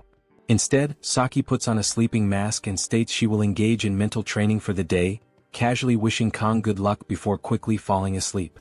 Kang watches in disbelief, unable to comprehend her behavior. The contrast between Saki's nonchalance and the class's eagerness to attend the assembly leaves him bewildered. After a moment, Saki peeks through her mask, requesting Kang to call her by her first name from now on, explaining that it's customary in her country for close friends to address each other this way. Kang hesitates, surprised by the sudden familiarity. When Kang notes that Speed Weapon still refers to her by her surname, Saki dismisses the point, reaffirming her wish for Kang to have a good training session before dozing off again. Kang, still baffled, heads off for the assembly, wondering what could have led to Saki's peculiar behavior. Later in class, Rachel stretches after a lengthy lecture, relieved to have a brief break. She comments to Abel about the noisy atmosphere, the hum of chatter and laughter filling the room. She then brings up the rumor that Saki was reassigned to a different class, adding that Saki was often idle and did as she pleased. Rachel speculates on what may have driven Saki to make the change, her curiosity evident. Abel listens indifferently, responding with a simple acknowledgement, unwilling to engage in gossip. Rachel, ever playful, teases Abel, suggesting she might be disappointed about the transfer. Abel denies any feelings of disappointment, her expression unreadable. Rachel, however, presses on, determined to provoke a reaction. She reminds Abel that class reassignments only happen when a vacancy opens, noting that Class Tiger had one available spot. Rachel questions how Saki knew about the vacancy and managed to transfer before anyone else. She recalls that Saki frequently napped in the archery hall, making her sudden motivation all the more surprising. Abel remains skeptical, but Rachel's grin widens as she shares what she heard from Speed Weapon. Apparently, Saki and Kang had recently teamed up to clear the Buffalo Dungeon. Abel's eyes widen in disbelief at the revelation. Rachel adds with a teasing tone, that even if Saki liked Kang that much, it was well known that Kang was already reserved by Abel. Flustered, Abel protests the absurdity of the claim, denying any relationship with Kang. Her attempts to refute Rachel's playful accusations grow more desperate, but Rachel remains amused. She insists that Abel's denial only makes her theory more believable. Abel, frustrated, warns Rachel to stop making baseless assumptions. Rachel, unfazed by the response, remarks that only time will reveal the truth. With a satisfied smile, she leans back in her seat, enjoying Abel's discomfort. The air between them remains lighthearted, though Abel's lingering frustration is evident. Despite her protests, Rachel's teasing words echo in her mind, leaving Abel to wonder if others might also share the same thoughts. Her tone then shifts and she directly addresses Abel, cautioning her against deceiving herself. Lying to others may be one thing, Rachel remarks, but self-deception always leads to trouble. Abel, visibly shaken, is left in silence, reflecting on the comment. The narrative transitions to a memory from earlier that day, depicting Abel's interaction with her grandfather, Siegfried. He informs her that he will be temporarily taking on a position as an instructor at the academy. Shocked, Abel immediately protests, concerned that his presence will draw even more attention to her. Siegfried, remaining composed, calmly states that he will be responsible for teaching the first-year special class. Abel, confused by Siegfried's statement, questions his meaning. Siegfried reminds her that she was the one who made this request after the events of the midterm exams. The memory returns to Abel, recalling her own words. Siegfried assures her that they won't run into each other too often, implying she doesn't need to worry. Despite his words, Abel senses the excitement in her grandfather's expression. The once bored sword emperor now seems unusually invested, and it's all because of Kang. The thought of this fills Abel with frustration and anger. Her thoughts continue to dwell on Kang, someone she perceives as absurdly gifted, possessing undeniable talent that seems unfair. A once-in-a-lifetime genius who disregards status and noble lineage, relying solely on his strength to solve problems. As a special trainee, Kang stands apart from the rest. Abel remembers the first time she saw him, recalling a scrawny boy who avoided effort at every opportunity. But now that boy has grown into a well-built, sharp-featured young man exuding masculine charm, surpassing even Leon van Reinhardt, a so-called hero candidate. Kang's path as a hero remains unwavering. He doesn't boast or seek recognition, enduring his burdens in silence. Abel finds herself wishing that he would act arrogant, giving her a reason to hate him. But he never does. The realization that she may be envious strikes her deeply, especially when she considers how Siegfried now acknowledges Kang in a way he never did with her. Embarrassed, Abel clenches her fists. Returning to the present, Rachel suddenly appears behind Abel, grinning mischievously. Startled, Abel reacts instinctively, pushing Rachel away, causing her to stumble and fall. Rachel, rubbing her elbow, questions Abel's aggressive response. Blushing, Abel defensively insists that she has no feelings for Kang, denying any romantic involvement. Rachel, amused, comments on Abel's strong denial, suggesting that it's a relief for her. If Abel truly has no feelings for Kang, Rachel jokes that it's one less competitor to worry about. She even claims that while she could handle rivals like Saki and Chloe, competing with Abel would be impossible. Abel, visibly flustered, grows irritated as Rachel continues to tease her. The scene then shifts to Kang's classroom, where the instructor is delivering a lecture. He explains that the rank of a blessing is determined by the nature of the entity that resides within it. A guardian spirit leads to a guardian class blessing, while a spirit within results in a spirit class blessing. One student raises a hand, humorously inquiring if dreaming of a deceased grandfather would classify his blessing as an ancestor class. The instructor laughs it off, explaining that ancestors don't inhabit blessings, joking that perhaps the student's grandfather is just motivating him at the gym. During the lecture, Saki momentarily wakes up from her nap, only to fall asleep again moments later. The instructor, though noticing her behavior, chooses to ignore it. Kang observes this, wondering if Saki somehow possesses immunity from consequences, even from the professors. The class eventually concludes and Kang's thoughts linger on Saki. It has been 2 days since Saki transferred into the class, yet she has given no explanation for her arrival and has spent most of her time sleeping. Kang can't understand why she would bother coming to class just to nap, especially when a corner seat would be much less conspicuous. Still, a part of him feels relieved that Chloe is currently hospitalized. He imagines the chaos that might ensue if Chloe saw Saki sitting next to him. Despite his frustration, Kang acknowledges the undeniable truth. Saki's competence is unquestionable. After the Buffalo Dungeon incident, she efficiently handled all the post-dungeon cleanup, ensuring a smooth resolution. Compared to even experienced individuals like Speed Weapon, Saki's abilities are clearly on another level. Kang sits in the classroom, his gaze fixed on the blackboard where the instructor has outlined the classifications of blessings. The professor explains that most cadets likely possess personal class blessings, encouraging them not to feel disheartened. Despite their lower rank, these blessings can still rival the performance of Guardian class ones with the right skills. He also remarks on the rarity of Spirit class blessings, noting how uncommon they are in the world. As Kang listens, he can't help but reflect on his own situation. Just a few days ago, he unexpectedly obtained one of those exceptionally rare Spirit class blessings, the Blessing of Transfer. A student raises a hand, inquiring about Heroic class blessings. The professor acknowledges the question, referring to them as hero-grade blessings. He admits his reluctance to discuss them, given their near-mythical nature. Since the first known manifestation of blessings in human history, only one person has ever awakened a heroic class blessing, the legendary founding hero Baylor Joaquin. The class buzzes with admiration at the mention of this historical figure. The professor continues, suggesting there may be one more such figure in modern times. However, before he can elaborate, the bell abruptly rings, signaling the end of the lecture. With a sigh, he announces that the topic will resume in the next class. Just as the instructor prepares to leave, Kang raises his hand, seizing the moment. He asks the professor if he knows anything about the phrase, "May the blessing of the gods be with you." The question causes a noticeable shift in the professor's demeanor, and even Saki, who had been peacefully napping through the lecture, stirs awake upon hearing it. After a brief pause, the professor responds, suggesting he doesn't fully grasp Kang's intent but points out a contradiction in the statement. Kang, confused, waits for clarification. The instructor calmly explains that the contradiction lies in the absence of gods in the world. His words linger in the air, leaving a strange silence in the room. Some students exchange uncertain glances, while others remain deep in thought. The instructor acknowledges Kang's curiosity, commending his thirst for knowledge. He invites Kang to visit his research lab if he wishes to explore the subject further before exiting the classroom.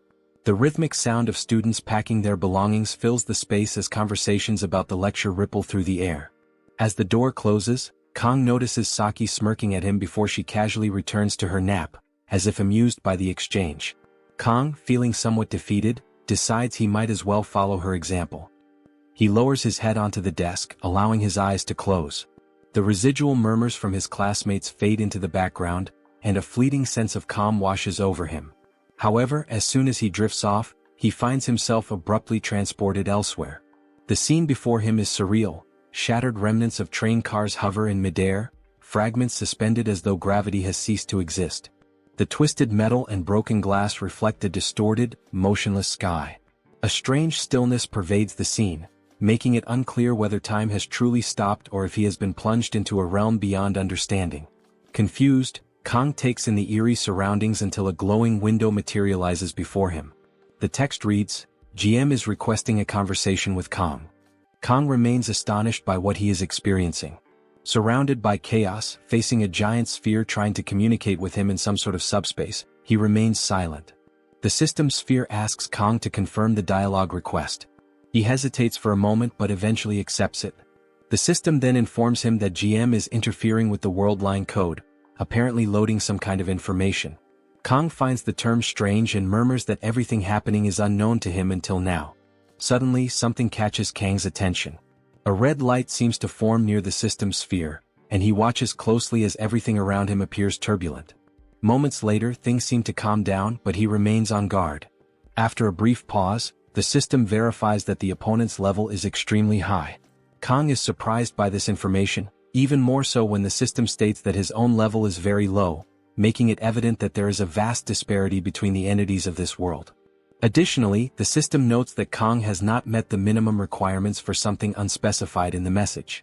It then asks if, despite this, he wishes to proceed, ignoring the level gap. Kang takes a moment to think, realizing that what he is experiencing does not seem to be a dream. He considers that this might actually be the reason he entered this world, an opportunity to learn more about the blessing of the sword god that was given to him. Determined, he chooses to continue and selects the yes option. The system then announces that GM has accepted the proposal and is using a supposed suppression to establish contact while undergoing some form of mutation in the sphere. Quickly, the sphere dissolves, almost like an electronic signal fading away. Suddenly, the subspace shatters, revealing another layer behind the initial chaotic one. Kang immediately recognizes it as the same dimension he encountered the first time he wielded his knife, the day he first activated the blessing. The coincidences do not end there. He also notices the presence of a red light, something that is not new to him. Resolute, he extends his hand as if trying to reach the light, unwavering in his desire to uncover more about this dimension. Step by step, he approaches the light, which as he nears takes the shape of a sinister eye. Slowly reaching out for the energy, Kang proceeds until something unexpected happens. A voice calls out for him to wake up. Someone is calling him and he suddenly feels a hand on his shoulder. Frustrated, he realizes this has severed his communication with the system. Confused, he pleads for the light to return so he can pursue the answers he seeks, but the system fades away entirely, leaving behind one final message. Cut and slice whatever it is. May the blessing of the gods be with you. Back in the classroom, Kang wakes up, realizing that it was Saki who had roused him, pulling him out of the subspace. She teases him, reminding him that he had previously complained about her oversleeping, yet he was doing the exact same thing. Smiling, Saki tells Kang he should be grateful because if not for her, he would have kept sleeping in class. Noticing his lack of reaction, she looks at him and is surprised to see his eyes filled with tears, though his expression is not one of sadness but frustration and despair. Outside, Kang now sits alone on a bench. He recalls the moment he woke up, confronted by Saki, who felt guilty upon seeing him cry and asked if he had been having a nightmare or something similar. Kang is unsure if what he experienced was a dream, though he cannot remember many details. But what troubles him the most is being caught by Saki in tears, unable to understand why he was in that state. Kang looks to the side and sees Speed Weapon approaching with Saki and Chloe. They announce their arrival and quickly gather to discuss Kang being someone's target. A discussion sparks as Saki, irritated, complains that Speed Weapon repeats things too much and takes forever to get to the point, which is why he's not the best in class. She says her ears are going to bleed from his endless rambling. Kang wonders if it was a good idea to have Speed Weapon explain the situation to Saki before the meeting, as it clearly led to an argument. Speed Weapon argues that maintaining the top position forever is difficult, but he's confident he'll do well in the written exams. Saki, mocking her friend's attempt to explain himself, jokes that her ears have already bled and that she's administering medicine. Meanwhile, Chloe, standing slightly behind, sneezes, drawing Kang's attention. He approaches her, asking if she's feeling any better. Chloe responds that she's much better but prefers to keep her distance to avoid spreading her cold. Turning back to the discussion, Kang points out that Saki must have already heard the explanation. He adds that he's been racking his brain alone, but it hasn't helped at all in the end. Saki, however, ignores everything he said after calling her Saki, glaring at him threateningly and demanding that he refer to her as Ryojo. Kang simply agrees, avoiding any argument, knowing that any friction could lead to an overreaction from Chloe. Saki smirks and says it'll be a pleasure to keep working with Kang. Speed Weapon steps forward, officially starting the group meeting. He places a book on the ground containing notes to organize everything that has happened and what they know so far. He reports that the Academy's elders have put a target on Kang and that, secondly, a mysterious woman with the appearance of an instructor has surfaced. Looking at the notes, Chloe praises the drawing, while Speed Weapon claims they might find the person soon with this. However, he admits that what they have so far might not be that important. After all, the elders' request is vague. It could simply be an order to exile Kang regarding the auditor. Chloe confirms the possibility. Saki states that the person in the drawing resembles someone she came across in her research. She investigated the Academy's records, sifting through 546 professors and assistants until she found a woman whose identity was inaccessible, something highly unusual. Surprised by Saki's effort, Kang curiously asks how she's able to do things like this.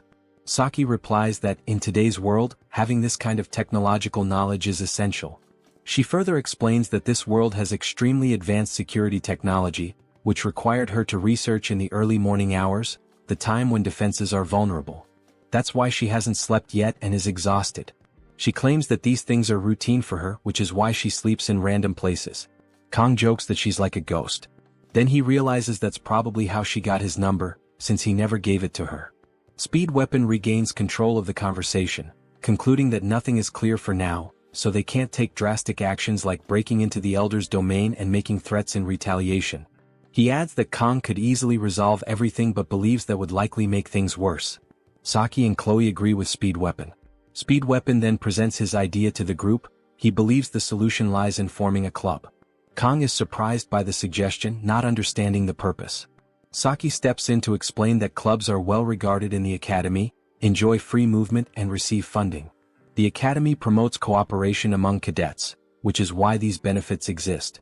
Additionally, clubs are considered affiliated organizations within the academy. Just as Saki is about to conclude, Speed Weapon abruptly interrupts her, saying that a club provides protection, something a mere cadet cannot have. Saki, now composed, concludes that, conveniently, this is the best way to ensure safety both inside and outside the academy. Kang then recalls this feature from the game, which allowed players to create a decorated space for members to gather. In clubs, it was possible to invite members and build bonds. These features and cosmetics were responsible for emptying the wallets of many players. Kang admits he never paid attention to these features since he had little time. However, now that he understands the housing system better, it seems quite useful. Kang then asks what the specific requirements are for starting a club. Speed Weapon responds that, first, they need at least 5 people and must submit a proposal to the relevant department. Kang reflects that, since the minimum requirement is 5 people, they are 1 person short. Before anything else, he decides to check if everyone present is willing to join the club. Speed Weapon answers yes and adds that he wouldn't have suggested creating a club if he weren't willing to follow through from the start. Chloe also confirms, saying she will do everything to help Kang. Saki also agrees, claiming she owes a debt for what happened in the dungeon and that someone as brilliant as her couldn't be left out. Kang then starts reflecting on his life before the game, where, as he got older, his relationships were nothing more than a cycle of give and take. However, now, these people who barely know him trust him completely and are willing to follow him, even in a world where social class is everything. He thanks everyone, and Speed Weapon points out that this would be a good time to think about the club's name. Chloe is the first to give her opinion, suggesting Memories of Assassination, considering they are a group determined to assassinate corrupt powers. Everyone gets frustrated with the idea, and Speed Weapon mentions that such a name probably wouldn't work well. Chloe feels disappointed and Saki then shares her opinion. She says it would be best to pick a generic name since in the end the name doesn't matter much. They could just choose one randomly. Speed Weapon gets irritated and asks her once again to be quiet. His suggestion for the name is Fight Club. Chloe ignores his suggestion and insists on something like Assassination Memories or similar variations. Everyone falls silent for a moment until Kang decides to contribute. He thinks of something like Travel Club, where the purpose would be to clear dungeons and explore the outside world as well. To validate the idea, he asks everyone if they think it's a bad choice. To his surprise, everyone is in favor of his club name suggestion, and Speed Weapon follows up by saying that the next step is to find an advisor. He mentions that the written test is next week, so they should sort this out as soon as possible. Saki comments that this will be the biggest challenge since advisors must be professors or someone of a higher rank. Chloe suggests they try the professors of blessing studies, mentioning that one of them is popular in kind. Speed Weapon immediately realizes she's talking about Professor Damien, but he is too busy, and Speed Weapon doubts inviting him would work, though he acknowledges that finding someone like him will be difficult. Saki then reflects on the challenge of finding an advisor, noting that out of 500 school staff members, only 30 are professors, and only 10 of those teach first-year students. She points out the contradiction of the academy encouraging club activities without a system capable of providing proper support. Saki then turns to Kang and asks if he has anyone in mind.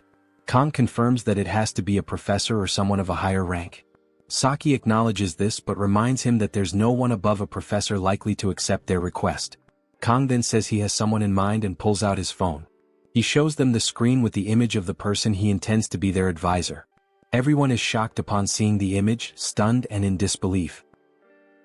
The setting shifts to the administrative office of the academy, where a staff member informs Kang that any new club must be registered in person by its founder. Kang, calm and composed, confirms he is the founder. The young woman behind the desk, clearly unimpressed, scans him with a condescending expression and enters his name into the system. Despite trying to maintain a professional demeanor, she can't suppress a mocking laugh. Her dismissive attitude irritates Kang, who questions internally whether someone so rude could truly represent the academy's staff. The triviality of judging someone based solely on their grade strikes him as absurd. Despite her tone, Kang keeps his composure and insists that as long as he follows the procedure, the application should be processed without issue.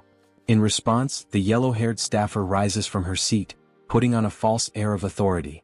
She declares that first-year cadets must secure a faculty advisor in order to create a club and goes further, suggesting no professor would ever consider advising someone like him. Her words are laced with disdain, targeting his background as a special admissions student. She implies he should know his place. Kang listens in silence, his fists clenched. Deep down he's not surprised. He senses that even the smallest shred of justice within the academy is fading. Though tempted to respond harshly, his years in the restaurant business have taught him that restraint is often more powerful than words. Still, this time, something inside him wants to make sure she remembers this moment. Without arguing, Kang takes out his phone and makes a call. His composed demeanor unnerves the yellow-haired girl. The call is brief, but the voice on the other end says she's nearby and will arrive shortly. Kang ends the call with a calm assurance, which confuses and rattles the staffer further. She demands to know who he thinks he is to act so boldly. Kang replies with steady confidence, insisting they proceed according to the rules. Her composure begins to slip. Visibly shaken, she questions who could possibly be backing him. Desperate to reassert control, she blurts out that she's the cousin of the principal's close friend and threatens to ruin him with a word. Kang says nothing in return, only offering a quiet smile that enrages her even more.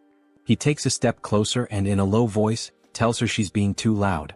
Stunned and visibly furious, she lashes out again, but his gaze grows colder.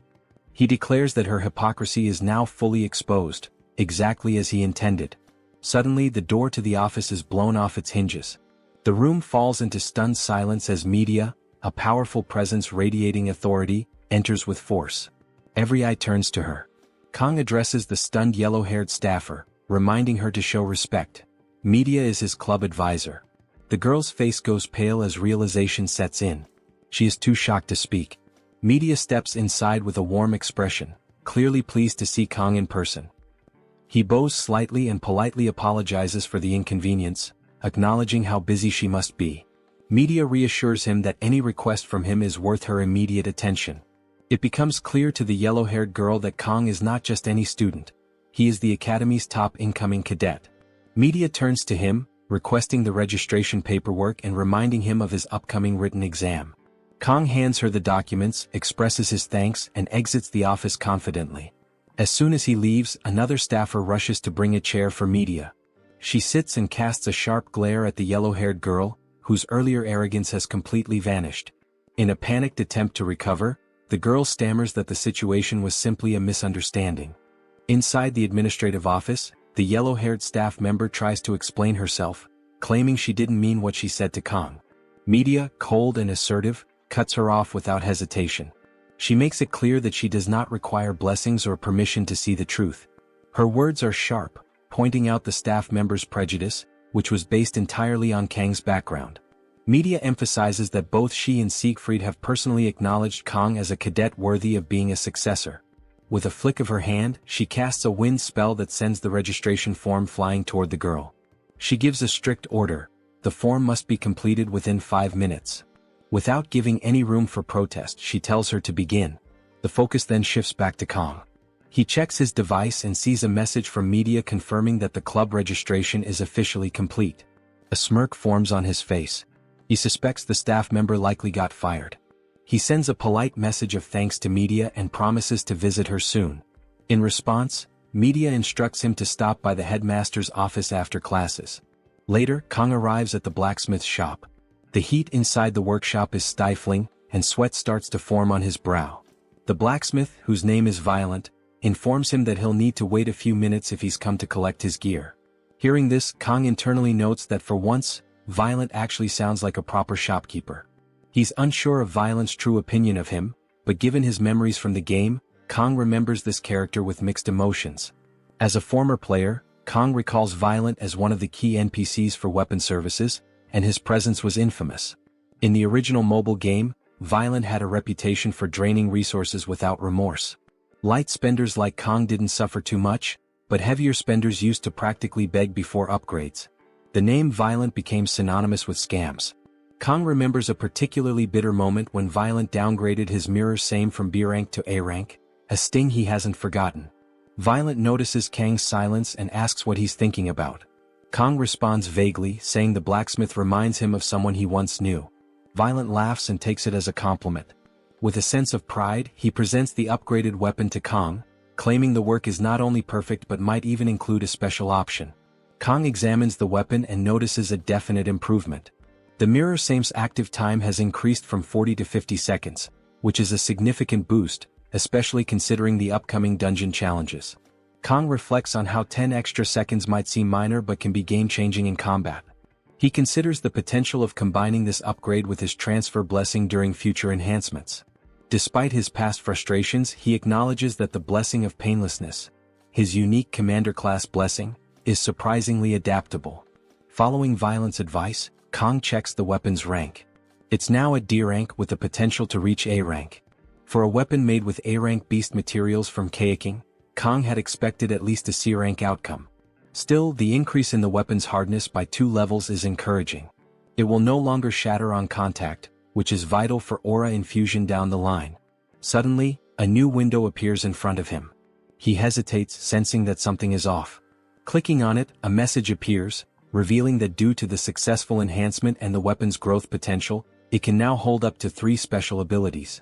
These will activate randomly and require mana stones. This is unexpected. Kang's eyes widen, and he immediately begins to think about his supply of mana stones, only to remember that he had already handed most of them over to Violet. In a dimly lit room within the academy, one of its elders lies on the floor, eyes fixed on a photograph of his deceased father. That man, Lyman von Bienhark, was once known as the Mad Tiger, a figure of legend among the 7-star heroes. Revered by the public, Lyman's life came to an end 40 years earlier during the 6th Legion's campaign in Bauman.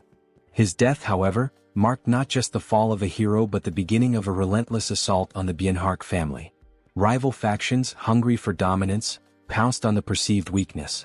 Left behind in the aftermath, the elder bore the weight of his family's survival. Consumed by vengeance and necessity, he navigated a bloody path, using internal betrayal to eliminate his own kin.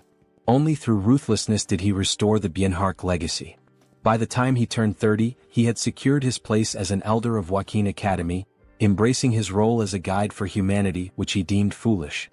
He devoted himself to enforcing the supremacy of the chosen, believing that the masses could only be controlled by rallying them against a common foe. Demons served that role perfectly. With their terrifying presence, the elders could justify their rule, tightening control under the guise of protection. Yet unpredictability remained a constant threat. Lyman, with his destiny to challenge the Demon King, had been one such disruption, selected by the heavens themselves. The elder knew all too well the staggering power gap between humans and demons, and he doubted Leon's chances of success. Still, ancient tales, like that of the hero Joaquin sealing the 1st Legion commander, kept hope alive among the people. That sort of myth had no place in the elder's carefully constructed world. His thoughts drift to a more recent memory, the day a humanoid demon entered his chambers. Mistaken for a mere instructor at first glance, the truth became clear the moment their eyes met. She had already passed the threshold. She had bound herself to a Legion-class demon, abandoning her humanity. Beings like her, half human, half demon, were labeled only one way: villains. Her presence was a grim reminder of the chaos rising beyond the Elder's control. Faced with Leon's defiance and now Kang's unsettling influence, the Elder mutters about the growing complications. Even the Auditor seems reluctant to act without a clear cause. Rising from the floor, he calls for his butler, who answers from the shadows. Without hesitation, Clady von Bienhark issues a cold command: summon the Undertaker squad. There is work to be done. Meanwhile, the scene transitions to a classroom, where Kang sits scribbling notes in a notebook. His thoughts remain fixed on mana stones. Ever since acquiring one had turned his world upside down. Having 3 open slots available to embed them felt surreal, like striking gold. In a game setting, such stones would drop only from A-rank beasts or dungeon bosses, extremely rare and high-risk materials. These magical creatures, despite sounding impressive, posed threats on par with demons. Kang glances towards Saki, fast asleep at her desk. He assumed she had another long night. It's been a week since they cleared the Water Buffalo dungeon as a club. Through that experience, Kang learned that mana stones were the key to unlocking the Stone Gate, which held the Cow King. The stone he now possessed came from Behemoth Gigant, a creature of immense power. Someone had managed to defeat it and claim the prize. In the game's lore, even a single step from Gigant could cause the terrain to tremble. But even Gigant was nothing next to the titans introduced in later updates. Tainted Knight, Basilisk, Manticore, Lich King, Drogue, monsters of S-class caliber, equivalent to cataclysmic forces. As these thoughts swirl in his head, Kang questions whether the risk of hunting such beasts simply to enhance his gear is even worth it. That kind of grind was supposed to be Leon's responsibility, not his. Chloe arrives and asks if the seat beside him is taken. Kang greets her casually. She spots the sleeping Saki and pauses, observing her for a moment. Kang remarks that Chloe seems fully recovered from her previous injuries. She confirms it, smiling, but reminds him that it was Kang who had been seriously wounded during their last battle. She also recalls something peculiar from that day. His weapon had glowed a brilliant blue during the fight. Kang, hearing news about Leon's recent progress, silently reaffirms that farming mana stones is worth the danger. Despite abandoning dreams of peace or stability, his core objective remains survival. However, survival now seems more elusive than ever. Unlike when he was merely a player following a scripted path, the presence of unpredictable variables throws everything off balance. The world appears to be actively rewriting itself, subtly but unmistakably shifting the plot Kang once knew. A full month has already passed since his arrival at the academy, and the secrets surrounding the Second Demonic War, set to erupt in 3 years, are gradually approaching the surface. In light of this, strengthening King's physical prowess and enhancing his gear has shifted from strategic decision to absolute necessity. Meanwhile, Speed Weapon takes notice of Saki sleeping through class again. Chloe voices her annoyance, pointing out that if Saki intends to sleep, she should find a more suitable place. Speed Weapon, attempting to wake her, is promptly rewarded with a punch to the face from the still slumbering Saki. Back at his desk, Kang reflects with a mix of concern and irritation. Just then, Kang notices Speed Weapon standing beside him and questions when he arrived. Speed Weapon complains about being hit by Saki, prompting Saki to grumble in her sleep that he's still a decade too early. Speed Weapon shifts the conversation to club matters, checking on their progress. Kang informs him that the principal has already given the green light. All that remains is to recruit one final member. Satisfied, Speed Weapon brings up Leon's latest accomplishments, noting how the supposed protagonist has cleared a high-ranked dungeon recently. Kang thinks to himself that Leon might finally be stepping into his destined role. Saki casually adds that Leon managed to clear an A-ranked dungeon just yesterday, and with a small team. In contrast, their own squad barely handled a C-ranked dungeon. Speed Weapon teases her for keeping such close tabs on Leon, suggesting she might like him. Saki, however, says nothing. Her silence fuels Speed Weapon's confidence in his theory until she glances at Kang, turns away, and declares she's no longer interested. She then drifts back to sleep, leaving Speed Weapon confused and visibly thrown off. Kang, however, is still lost in thought. He recognizes that Leon's growth is real. If things continue like this, Leon will likely be the one to obtain Bamong during the upcoming survival training on the deserted island. But something else gnaws at him. The existence of Tsushima, a character with 0 notable traits, continuing to survive this long seems almost unnatural. Kang suspects that Tsushima might be absorbing misfortunes originally intended for Leon, acting like a lightning rod for bad fate. The possibility unsettles him. Speed Weapon checks in on Chloe, asking if she's feeling better. She nods in affirmation. Kang returns to his inner resolve. Even if Leon's path is beginning to align with that of a traditional protagonist, it changes nothing for him. Should King's life be threatened, Kang won't hesitate to draw his sword. He has neither the inclination nor the obligation to follow a heroic script. He is not the main character of this tale. He is Kang, the sword demon, a man determined to carve his own fate. Elsewhere, the setting shifts to an ornate palace. A maid escorts 3 individuals through a grand corridor. Among them, a man enthusiastically tells his boss that they've succeeded in being summoned by one of Joaquin Academy's elders. He sees this as a massive opportunity. The woman leading them, clearly the boss, immediately scolds him, warning that another outburst will cost him. Nervous, the man attempts to calm her down, trying to dispel the tension. Another man, brown-haired and clearly more familiar with their boss, tells the blue-haired newcomer that she harbors a deep dislike for the Academy's leadership. The new guy, puzzled, asks why she accepted the mission in that case. The answer is simple: the money. The brown-haired man reminds him of the enormous payout, 100 million won up front and double that upon completion. Hearing that, the blue-haired man agrees. To him, this is nothing more than business. Their boss, growing tired of the chatter, coldly orders them both to be quiet. As tension fills the air, the group of men falls into silence out of fear. Approaching an elaborately designed room, the maid addresses Clady, announcing the arrival of the visitors. Clady instructs her to let them in. Inside, the boss of the group is revealed to be Rei Shun, a known villain. Accompanying her are two subordinates, the brown-haired Jang Taepeng serving as vice-captain and the blue-haired Parak. All three are members of a notorious assassin-villain organization known as Undertaker. Clady formally acknowledges Shun's presence but receives no response. Without delay, he hands over a file containing the next target, a student named Kong. Upon seeing the photo, Parak reacts dismissively, making assumptions based on appearance. Clady outlines the assignment: eliminate Kong during the upcoming survival training exercise on the deserted island. The job comes with an upfront payment of 100 million won, along with a bonus to be paid upon completion. When asked about the post-mission cleanup, Clady responds curtly, leaving the responsibility to Shun. He remarks that the island is isolated, surrounded entirely by sea. The narrative then transitions to exam day. Kong sits alone, eating lunch while reviewing material about the emergence of divine blessings, which began nearly 700 years ago following a major revolution. Feeling somewhat reassured by his strong midterm performance, he doesn't feel particularly anxious. Still, with final rankings displayed publicly on the Academy's board, he knows he can't afford to be careless.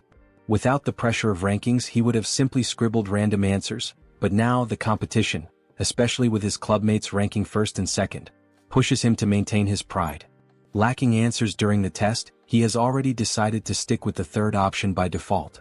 Just then his phone vibrates. Curious about the early message, Kong sees it's from Saki. She reminds him about the exam and checks if he's eaten. Although he doesn't see her as his mother, he responds that he had a sandwich. Saki follows up with a detailed recommendation to consume red bean jelly, citing its benefits for brain function, metabolism, weight management, anti-aging, and circulation. Bewildered by the flood of health tips so early in the morning, Kong offers a cultural reply. In Korea, sweet snacks are traditionally eaten before tests. Saki, surprised by his quick reply, asks for specifics. He answers with a local snack, yote. Saki grows annoyed at what she perceives as a joke and demands a serious response, but Kong ends the conversation there. Placing his phone down, he mentally prepares to conquer the exam, determined not to be outshined by someone obsessed with jelly. Later that day, after the test concludes, Kong reflects with dismay. His confidence from earlier has evaporated. This time he truly feels like the fool. Meanwhile, Saki and Speed Weapon argue over specific questions, while Chloe checks in with Kong to ask about his performance. He admits to selecting option 3 across the board. Chloe laughs, teasing him for his consistent simplicity. Kong internally admits that relying on his past gaming knowledge is no longer a viable strategy. Chloe playfully remarks that he can be quite the schemer when he wants to be. Meanwhile, Speed Weapon considers his own performance, silently estimating that he likely outperformed Chloe. Kong brings up the topic of Nox, asking Chloe whether she has heard from him lately, since there has been no recent contact.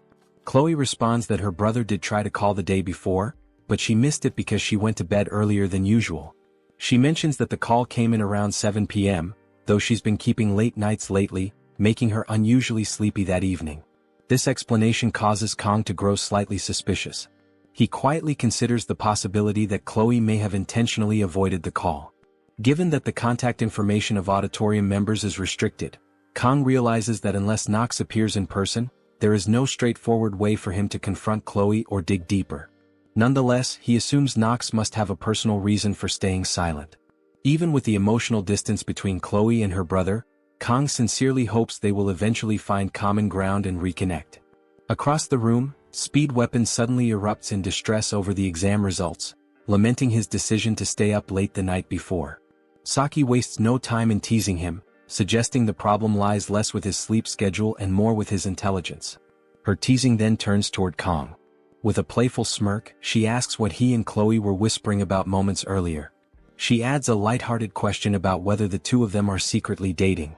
The comment immediately causes Chloe to flush with embarrassment, and Kong internally rolls his eyes at how obsessed the student body seems to be with romance. He firmly repeats the same explanation he has given before, that there is nothing going on between him and Chloe.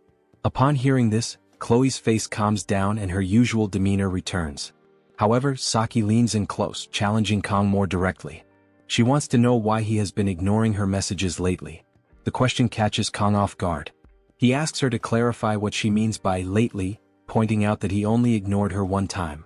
In that exact instant, something shifts in Chloe. The mood darkens as she enters a jealous state, her aura changing sharply. A flare of intensity surrounds her, and her expression turns serious. The moment she realizes that Saki has been messaging Kang, Chloe's entire posture stiffens. With a low, threatening energy, she demands to know whether Kang and Saki have been secretly talking to each other. The two lock eyes and the tension in the air is undeniable. Saki is confused. She wonders why Chloe didn't react when she sat near Kang but is now blowing up over a simple exchange of messages. Speed Weapon, surprised by Chloe's reaction, tries to grasp what is going on. With a provocative smile, Saki directs the question to Kang, asking him to explain what's wrong with Chloe. Kang, however, only asks Saki to move away from him, visibly irritated by her provocation. Saki doesn't back down. She keeps pushing, trying to understand why Kang can't answer, even after knowing Chloe for such a long time. Kang grows more irritated but doesn't respond. He just thinks to himself, wondering what goes on in Saki's head for her to act like a spoiled child. Chloe interrupts Kang's thoughts, demanding to know why he never gave her his phone number. Kang tries to reply, but Chloe doesn't give him room. She's upset over a supposed promise that Kang would be her prince, and only hers. Seeing that this is all turning into a storm in a teacup, Saki adds more fuel to the fire. She laughs shamelessly and moves even closer to Kang, just as Kang asks her if she even knows what the word Yandere means. Saki doesn't take it seriously and says she doesn't understand such apparently English terms. Before she can escalate things further, Speed Weapon steps in abruptly, grabbing her face and asking if she has any idea what's happening. Saki is more concerned about retaliating for the slap to her face, but Speed Weapon's attention is locked on Chloe's insanity. Seeing Chloe holding a small blade in her hand, Kang starts wondering what he can do to de-escalate the situation, realizing it's already gone beyond anything they've faced before. He had even looked up videos on how to deal with yanderes but ended up forgetting everything. Chloe begins walking with a threatening posture and starts her bizarre speech. She declares that from now on she will make sure he sees no one but her. Before she gets any closer, Kang tries to reason with her. But suddenly she lunges with a quick strike and Kang barely dodges in time, nearly getting slashed across the neck. Witnessing the attack, Speed Weapon panics, worried about Kang's safety, while Saki simply observes. Chloe keeps attacking, accusing Kang of always finding ways to make her sad. Completely furious, she launches a direct strike, stating that Kang is always surrounded by others, never her, and even spends time with other girls. Kang realizes the attack isn't directed at him, it's meant for Saki. He reacts quickly, countering the blow and destabilizing Chloe. Saki, ignoring the danger, mocks the situation. Still inconsolable, Chloe tries to press her attack again, but Kang has had enough. With a fast and awkward move, he pins Chloe down onto the table, immobilizing her. He tells her to drop the blade while holding her arm. Ordering her to calm down, Kang asks her to listen. Chloe insists he has no right to ask that, since he didn't give her the attention she believed she deserved. The atmosphere shifts completely when Kang says that between the two of them, he prefers face-to-face contact. He finds phone contact too cold, a phone should never come between them. Chloe completely lowers her guard, enchanted by Kang's words. Getting closer, leaving her totally defenseless, Kang thanks her for always thinking about him. Speed Weapon becomes emotional from the scene, while Saki shows her frustration that the show is over. Kang finishes by reminding Chloe that he stayed by her side the whole time in the Buffalo Dungeon, ending with a request, "Don't be upset." Chloe pulls herself together, her rage turning into passion, while Kang turns his back, relieved to have resolved the situation. Speed Weapon checks to see if Kang is okay and Kang confirms that he is. Chloe then asks what the next topic of the meeting will be, but Kang says they need to clean up the mess first. Meanwhile, Saki turns her back to the group and walks toward the door. Kang notices her leaving but has no idea what might be going through her head. Sometime later, as the sun sets, Saki and Speed Weapon walk together, both sharing the same thought, Kang Jiyama. In Speed Weapon's thoughts, he reflects that Chloe's murderous behavior toward Kang is driven by a twisted kind of love. However, in that situation what remained most in mind was the fact that Kang, despite showing a welcoming smile, was ready for serious combat, holding his knife. It became clear that Kang operates using persuasion, negotiation, and also force. By achieving a balance between these points, his relationships are like those of a commander, a ruler. Such qualities will, without a shadow of a doubt, make Kong great. Looking at Saki, who is totally focused on her cell phone, Speed Weapon asks why she's been in a bad mood the whole time, leading Saki to promptly deny it. When he asks what's so important on the phone, Saki replies that she's about to delete a video because the subscribers are not interacting properly. Speed Weapon jokes that the video must be about how to deal with Yanderas. Saki then shows the phone, clearly upset. Speed Weapon is surprised by the 210,000 views, saying it's a very popular video to delete. I certainly wouldn't delete it. I'm counting on your help to reach 210,000 views on this video. Back to the scene, Saki replies that she doesn't need the video anymore, and Speed Weapon doesn't argue. Speed Weapon then asks why the channel is called Saki-chan's Japanese. Saki answers that she just typed the first thing that came to mind. The scene shifts to the library, where Kong reflects on an upcoming event. He notes that, although the event is described like a survival game, it's actually conducted almost like a summer camp. The tasks of the event are to survive, identify poisonous plants, and follow the instructor's tips. To prepare, Kong lists all the books related to the subjects. Kong reconsiders his judgment when he sees the word survival on the book cover, pondering the relevance given by the Academy. After all, it's 3 days of evaluation.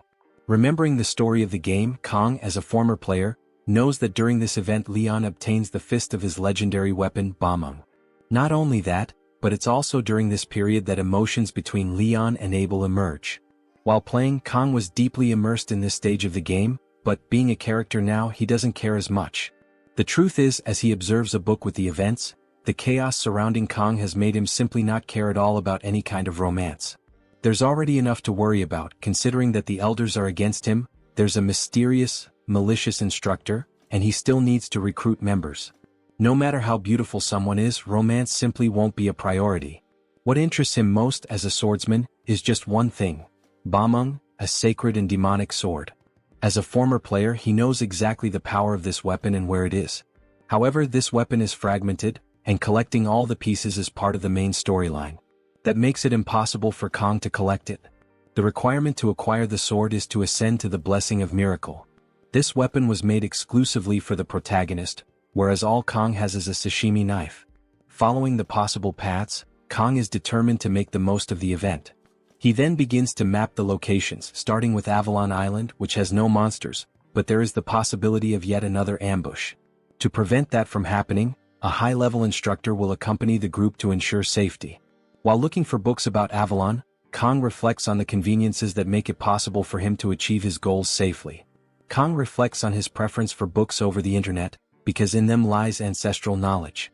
After finding a book about the history of Avalon, Kong returns to his table. The island is described as uninhabited, characterized by shifting terrains and a central lake. These things were already known to Kong. Frustrated, Kong considers the possibility of an endless search for a specific piece of information about the island. Meanwhile, Leon approaches. Kong is caught off guard by the encounter, and as he turns around, Leon greets Kong, emphasizing how long it's been since they last met. Some of Leon's fans tend him from afar as he puts his hand on Kang's shoulder and then greets him, emphasizing how long they haven't seen each other. Kong was taken aback when he noticed Leon reading a book titled Introduction to Magic. Observing him, Kong reflected that this doesn't seem appropriate because, as the game's protagonist, Leon shouldn't be studying magic in the library. But apparently the incident at the midterms had him worried enough. Kong stared at him, reflecting internally whether he could trust what he was seeing while Leon remained in silence. So then, Leon showed interest in what Kong was doing, asking what he was reading. Kong explained that he was reviewing material about Avalon Island, the site of their upcoming training, and was researching its characteristics. As they exchanged glances, Leon remarked on Kang's commitment, which Kong silently admitted was true. His recent days had been consumed by training, dungeon exploration, and monster studies. Knowing what disasters awaited 3 years into the future, Kong felt a heavy pressure to prepare. After a while, Kong answered Leon by saying that he needs to take care of the future. Leon then responded that they were different individuals, implying that Kong and he were fundamentally unlike each other. The comment left Kong puzzled. Though Leon's general path still mirrored the one he followed in the original game, something about him had undeniably changed. A sadness lingered in Leon's demeanor, hinting at an inner struggle. Leon encouraged Kong to keep working hard and reminded him that the library would soon close, wishing him a safe return. Kong thanked him and offered the same. As Leon departed, Kong wondered if this melancholy was the burden borne by a hero responsible for humanity's survival. It felt as though both light and darkness weighed heavily on Leon's shoulders. Yet Kong returned his focus to the book, determined to extract the necessary information before the library closed. The scene shifts to the training grounds on a remote deserted island where all the students had gathered for their survival exercises. The atmosphere buzzed with anticipation as the instructors made final preparations. Among the crowd, Rachel and Abel spotted Saki approaching and immediately commented on how elusive she had been lately. It had been quite some time since they had last seen her, and her sudden appearance caught them slightly off guard. Saki was accompanied by Chloe, who stayed quietly by her side. Offering only a brief hi, Saki greeted them with her usual calm demeanor. Facing her directly, Abel asked if she was prepared for the training ahead. Saki replied in a composed tone that she would proceed as she always did, and then turned the question back, asking if Abel was ready as well. Watching the exchange unfold, Rachel couldn't help but smile mischievously. Leaning in slightly, she teased Saki, suggesting that she had quietly managed to advance to the higher class without anyone even noticing. Rachel joked that school life must have been quite entertaining for her lately. In response, Saki clarified with her usual bluntness that everything had been handled properly and there was no reason to inform them about it. Rachel cast a sideways glance toward Abel and muttered under her breath about having to sit back and watch Kong be taken away. Abel immediately dismissed the comment as nonsense, brushing it off with a scowl. But Rachel only smirked and insisted she was simply stating the truth as she saw it. Rachel pointed out with a sly grin that Saki had already explored the Buffalo Dungeon with Kong, participated in various club activities alongside him, and now would once again be near him throughout the entire 3-day survival training trip. Her tone was light but carried a teasing edge, as if she were gently accusing Saki of monopolizing his time. In response, Saki calmly explained that Kong had made it clear he intended to undergo the training independently without forming any teams. Chloe, who had been quietly listening, nodded in agreement. She added that Kong had specifically mentioned having personal goals he wanted to pursue alone and needed space to focus on them. At this revelation, Rachel's eyes lit up with sudden excitement. A mischievous glint appeared as she realized that technically no one had been officially paired with Kong Jayama for the training. This left an opening and opportunity. Saki raised an eyebrow at Rachel's obvious shift in mood, immediately suspicious of her intentions.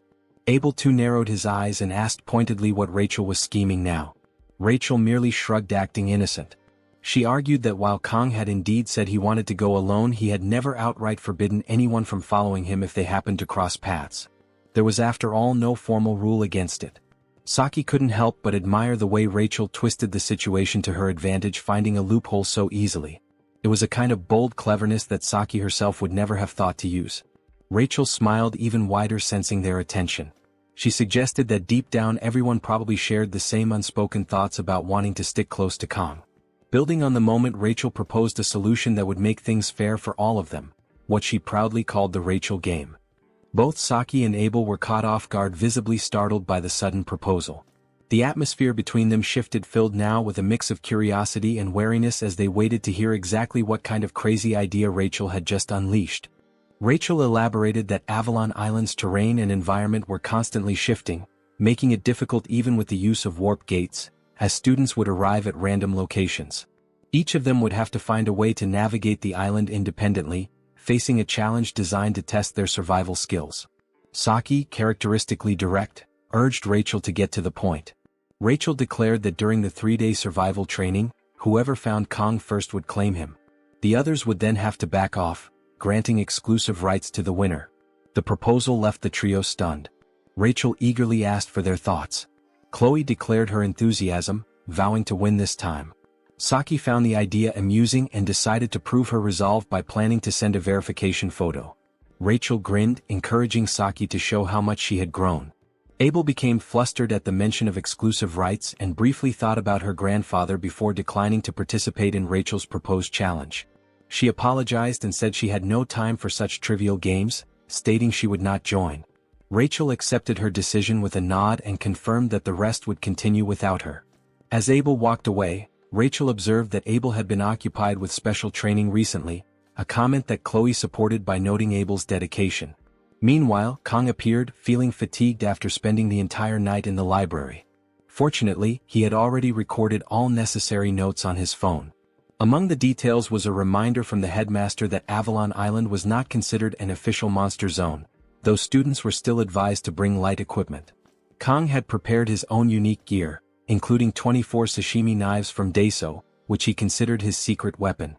At that moment, Kang received a message from Media, checking if he had packed medicine and clothes.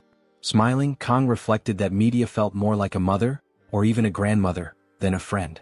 As the instructor began calling names to organize departures, Kang realized it was time to move. A sudden memory surfaced, the academy security guard's warning about a dangerous female instructor, one with purple hair, purple eyes, and notable height. Kang suspected that the instructor might use the chaotic environment of the island as a chance to act. However, he also realized that the conditions could work to his advantage if needed. Kang recalled that Speed Weapon had sketched a picture of the suspicious instructor, but when he compared the drawing to the women present, he noticed that many female instructors had purple hair, rendering the sketch useless. Feeling frustrated, he wondered how he was supposed to identify anyone with such vague information. Sieg then arrived, dressed casually in a vacation shirt, accompanied by Abel. Sieg complimented Kang on his recent dedication to training, observing that when talent combined with effort, results did not just add up but multiplied. He also reminded Kang about the importance of rest and encouraged him to enjoy the training exercise. Kang thanked Sieg and wished him good fortune as well. Amused, Sieg laughed, praised Kang's cleverness and walked away. Watching Sieg leave, Kang thought he seemed genuinely cool. Abel, on the other hand, stared silently at Kang before turning and walking away without a word. Kang mused that Abel needed to relax more and predicted she would probably have a boyfriend soon anyway. Suddenly, Saki attempted to sneak up on Kang, intending to startle him. However, Kang's instincts reacted automatically, and he flicked her forehead before she could succeed. Caught off guard and annoyed, Saki complained that she had only wanted to joke around because she was bored, and now he had hurt her. Kang smiled apologetically, explaining that he had sensed a presence and reacted out of reflex. Despite his apology, Saki remained upset, insisting that her forehead was not a punching bag. She explained that she had come to wish him luck before sadly walking away. Watching her retreat, Kang found himself unable to understand Saki's behavior. She seemed to lack sleep and constantly lingered around him. Ignoring her made her even more persistent, and Kang remained uncertain about what exactly she found so interesting in him. Although she was officially recognized as a heroine now, Kang was determined not to form any unnecessary attachments. An announcement then interrupted his thoughts, informing all students that the dimensional gate to Avalon Island was activating. The voice encouraged everyone to be cautious and enjoy the experience. Kang steeled himself, deciding that he would focus solely on finding what he needed without getting entangled in needless trouble. In a flash, he was teleported to a random location on Avalon Island. Stunned by the breathtaking scenery, Kang reflected that although it had been a year since he fell into this world, this was the first moment it truly felt like he was living in a fantasy. Surveying his surroundings, he realized he stood before one of Avalon's sacred sites, the apple tree of beginning, which he identified with awe as Yggdrasil. A loudspeaker then echoed across the landscape, announcing the official start of the deserted island survival training. Kang resolved to postpone any sightseeing, focusing instead on the opportunity to find a new blessing. Kang meticulously studies the map of Avalon Island, a copy he obtained from the library archives. The map, worn but detailed, bears a crucial annotation made by him: the location of the blessing of regeneration. This rare and coveted power is rumored to be hidden somewhere on the island, and Kang, having played through the game that this world seems to mirror, believes he knows exactly where to look. As he cross-references the map with the vivid images in his memory, he recalls that the blessing lies near an odd rock formation, not far from the heart of the island, where the majestic world tree towers above the landscape. With this realization, it becomes clear to Kang that his journey must take him toward the lake at the island's center, a route that will lead him through rough, rocky ground and densely wooded areas. Time is on his side, at least for now. Kang still has 3 full days to accomplish his goals. The academy hadn't sent the students to Avalon Island for leisure or relaxation. This expedition is no leisurely outing. It's a carefully structured trial. The students were tasked with a specific mission: to locate and retrieve magical orbs scattered across the island. The purpose? A test of skill, endurance, and strategy. Each orb adds to a student's score, and some contain magical properties that can enhance abilities. Recognizing this opportunity, Kang decides to collect whatever orbs he can during his trek to the lake, killing 2 birds with 1 stone. Before embarking on this difficult journey, Kang prepares according to the advice he read in a survival manual. He gathers essential gear, and finally pulls out his secret weapon, a machete. It's not just any machete, but one he had specifically purchased from the hiking section of a local supermarket. It was a bit of a luxury item, something he normally wouldn't buy, but he had splurged on it for this exact scenario. Holding the weapon now, Kang reminds himself to grow familiar with it, since he intends to reserve the use of his 50-second blessing of painlessness for an emergency. He takes a few experimental swings. The blade cuts cleanly through the air, and the grip feels solid in his hands, though the overall feel is not yet second nature. Still, if the machete fails him, he has a backup plan, his trusted Sashimi Knife. Just then, movement in the underbrush catches Kang's eye. A rabbit bursts out from the foliage, startling him. Seeing an opportunity to test his weapon, and possibly secure dinner, he prepares to strike. But as the creature bounds into clearer view, Kang's eyes widen. This is no ordinary rabbit. It's enormous, far larger than any rabbit should be. Nevertheless, he reassures himself with bravado, muttering under his breath that if he could once defeat the Cow King, a rabbit shouldn't be a problem. He lunges forward, preparing to activate his blessing of God. But to his dismay, the blessing does not respond. Nothing happens. Elsewhere on Avalon Island, Abel encounters a rabbit of her own. Unlike Kang, she is immediately captivated by the creature's appearance. It's fluffy, small-eyed, and entirely adorable. She hesitates to harm it. Questions form in her mind. Where is its mother? Why is it alone? Overcome with a mix of curiosity and affection, she reaches out to pet it. But in an instant the rabbit snaps. It bites her finger sharply and darts off with lightning speed. Abel gasps, then curses. Her affection turns to fury. She charges after the rabbit, calling out for it to stop, her voice echoing through the woods. Initially she had planned to let it go, touched by its cuteness. But now, after being bitten, her pride and patience are bruised. She sees this chase as a perfect opportunity to test the results of her sword training. Declaring aloud that a rabbit like this is nothing to her, Abel sprints forward. But to her astonishment, the rabbit suddenly accelerates and, impossibly, smirks at her. The expression is unmistakably cunning. It dawns on her that she had misjudged it entirely. The rabbit had been concealing its true power just as Kang tends to do. Still, Abel refuses to back down. Her voice sharp and determined, she proclaims, "No matter how fast you are, before the blade of Nibelung, I will not lose." She reminds herself that she is no ordinary girl, she is the granddaughter of the Sword Emperor. With renewed focus she strikes, believing that this time she has the upper hand. But once again the rabbit effortlessly dodges her attack. Then, without warning, the earth beneath her feet crumbles, and Abel plunges into the waters below. As she sinks into the cool depths, the image of the rabbit grows distant, and unexpectedly her mind turns to thoughts of Kang. Meanwhile, deep in another stretch of forest, Kang remains locked in a taxing battle against the oversized rabbit. Sweat soaks his clothes and each breath comes harder than the last. Gasping, he mutters bitterly to himself that all his training amounts to little without the aid of his blessing. He had believed his physical condition, honed since his past life, was sufficient. But clearly he was mistaken. Reality hits hard. He is outmatched and out of breath. Eventually he slumps to the forest floor, resigning himself to defeat. It's not worth chasing a rabbit he cannot even touch. He tells it to go, waving it off. But the creature doesn't run. Instead it stands tall, looks him in the eyes and smirks, mocking him.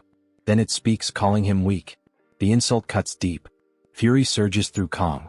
Without hesitation, he hurls the machete aside, his hand reaching instinctively for the Sashimi knife.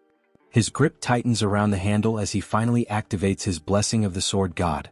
In another quadrant of the forest, Rachel is dashing through the undergrowth, her blessing of agility helping her glide over roots, stones, and uneven earth.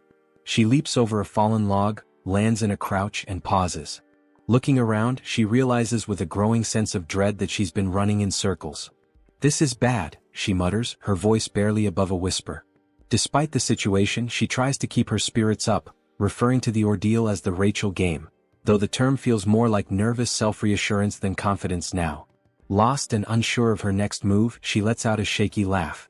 Rachel suddenly notices a bird soaring across the sky above her. Its dark feathers, sleek and gleaming in the sunlight, instantly remind her of Kang's hair. This resemblance sparks something in her, and in a flash of spontaneous conviction, she takes it as a sign. The bird, possibly a crow, is moving swiftly in one direction, and Rachel doesn't hesitate, she decides to follow it. In her mind, the message is clear. If she runs in that direction, she's bound to encounter Kong.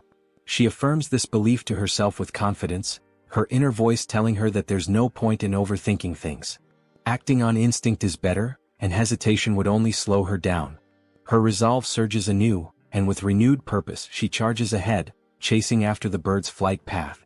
Her thoughts are entirely focused on reuniting with Kong. As she runs, Rachel yells out with unwavering determination, her voice echoing through the forest as she announces, loud and clear, that she's going to see Kong now. Elsewhere, Saki suddenly stops in her tracks. She pauses, ears straining, almost certain she just heard Rachel's voice echo faintly in the distance. She's not entirely sure, but the sound lingers in her mind. Taking a moment to assess her situation, Saki checks her supplies. Jelly snacks, a soft blanket, a cardigan for warmth, and her weapons, all accounted for and neatly packed. But the one thing missing is Kong. She reminds herself that she willingly agreed to take part in this bizarre challenge Rachel had dubbed the Rachel game, though she refuses to treat it lightly. Losing is not an option. Determined, she surveys her surroundings. Saki is somewhere along the island's outer shore, facing the vast and uneven terrain of Avalon Island. The only landmark that remains consistent on this ever-shifting island is the world boundary. With this in mind, and knowing Kang's temperament, Saki reasons that he would likely choose a more isolated place, something deep in the central forest where he wouldn't be disturbed. It's not going to be easy reaching that area, and she knows it. The journey will be a hassle and potentially dangerous. But she steels herself, there's no turning back. More than anything, she wants to see Kong. Not just because she's in the game, but because she doesn't want to lose him. That quiet feeling inside her heart pushes her forward. And when she does finally see him, she already knows what she'll do first. Settle the score for the time he flicked her forehead. With a smirk, Saki says aloud that Kong had better wait for her. The story then shifts again, this time deep within the forest, beneath the moonlight. There, Chloe is locked in combat. She gracefully and effortlessly dispatches a wolf monster with a single fluid strike. Her confidence is radiant, and a slight smile forms on her lips. She whispers softly to herself that Kong should wait for her. Here on this island, she's determined to find him before anyone else does. That way, when she finds him, he'll be looking at her, and only her. She dashes forward with quiet intensity, but then her movement slows. Her senses sharpen as she becomes aware of something. A presence nearby. It's human, unmistakably. Her heart races, the thrill of anticipation rising. It must be Kong. It has to be him. At that same moment, the focus returns to Kong, who has just succeeded in catching his food. Now he's crouched beside a small campfire, carefully cooking it. But the peaceful moment doesn't last. He stiffens as he feels something, a presence approaching from the shadows of the trees. His instincts flare. This isn't an animal. The energy is different. It's human, and whoever it is, they're clearly headed straight for him. Kang's body tenses. He cannot afford to lower his guard, not here, not now. He grips his weapon, heart steady but alert.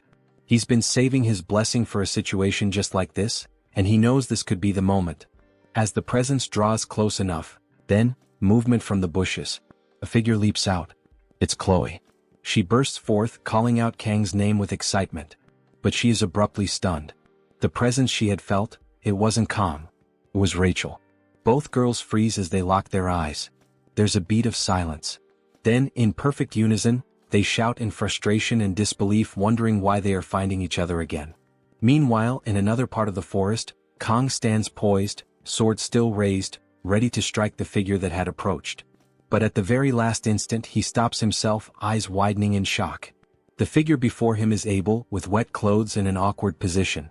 She had stumbled forward and collapsed in surprise, just as he was about to attack. Seeing him now, her cheeks flush a deep crimson. Her embarrassment rises as the realization dawns that she has finally found him. Looks like the couple will enjoy dinner time. After a brief moment of settling in, Abel begins to observe Kang's makeshift shelter. She first notices a blanket made from some kind of animal hide, likely fashioned for warmth and survival. Near the fire, there is dried meat roasting to satisfy hunger. As she takes in these details, she quickly realizes that all of it, the hide, the meat, came from the same rabbit they had both encountered earlier. This realization stings. Even in this, Kong had outdone her. Embarrassed and shivering, Abel wraps her arms around her knees, visibly frustrated by the situation. Kang soon approaches her, noticing her discomfort.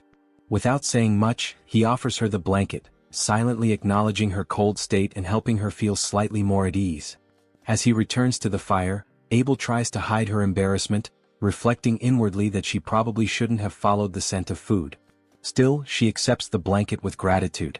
As she adjusts her position, she becomes aware of a strange adornment on her ankle, only to realize it's actually a darkened bruise from a sprain. She hadn't noticed it before and is immediately overwhelmed with worry. Kang, however, reacts swiftly and calmly. He improvises a treatment, taking care to prevent infection and assist her recovery. Abel watches in silence as he tends to her injury, and when he finishes, she thanks him again. The two lapse back into silence as Kang tends to the fire once more. Breaking the quiet, Kang suddenly asks why she's wandering around alone. Caught off guard, Abel scrambles for a response. The first thing that comes to mind is Rachel's challenge, but she knows she can't mention it. Instead, she simply says that she prefers doing things her own way, and that being alone makes it easier. Kang nods, acknowledging that he often acts the same way, noting the similarity between them. Internally, Abel reflects that she had initially chosen to ignore Rachel's challenge, but in the end she became part of it anyway. Reaching into her pocket, she pulls out her phone and activates the camera. She takes a selfie that captures both her and Kang together.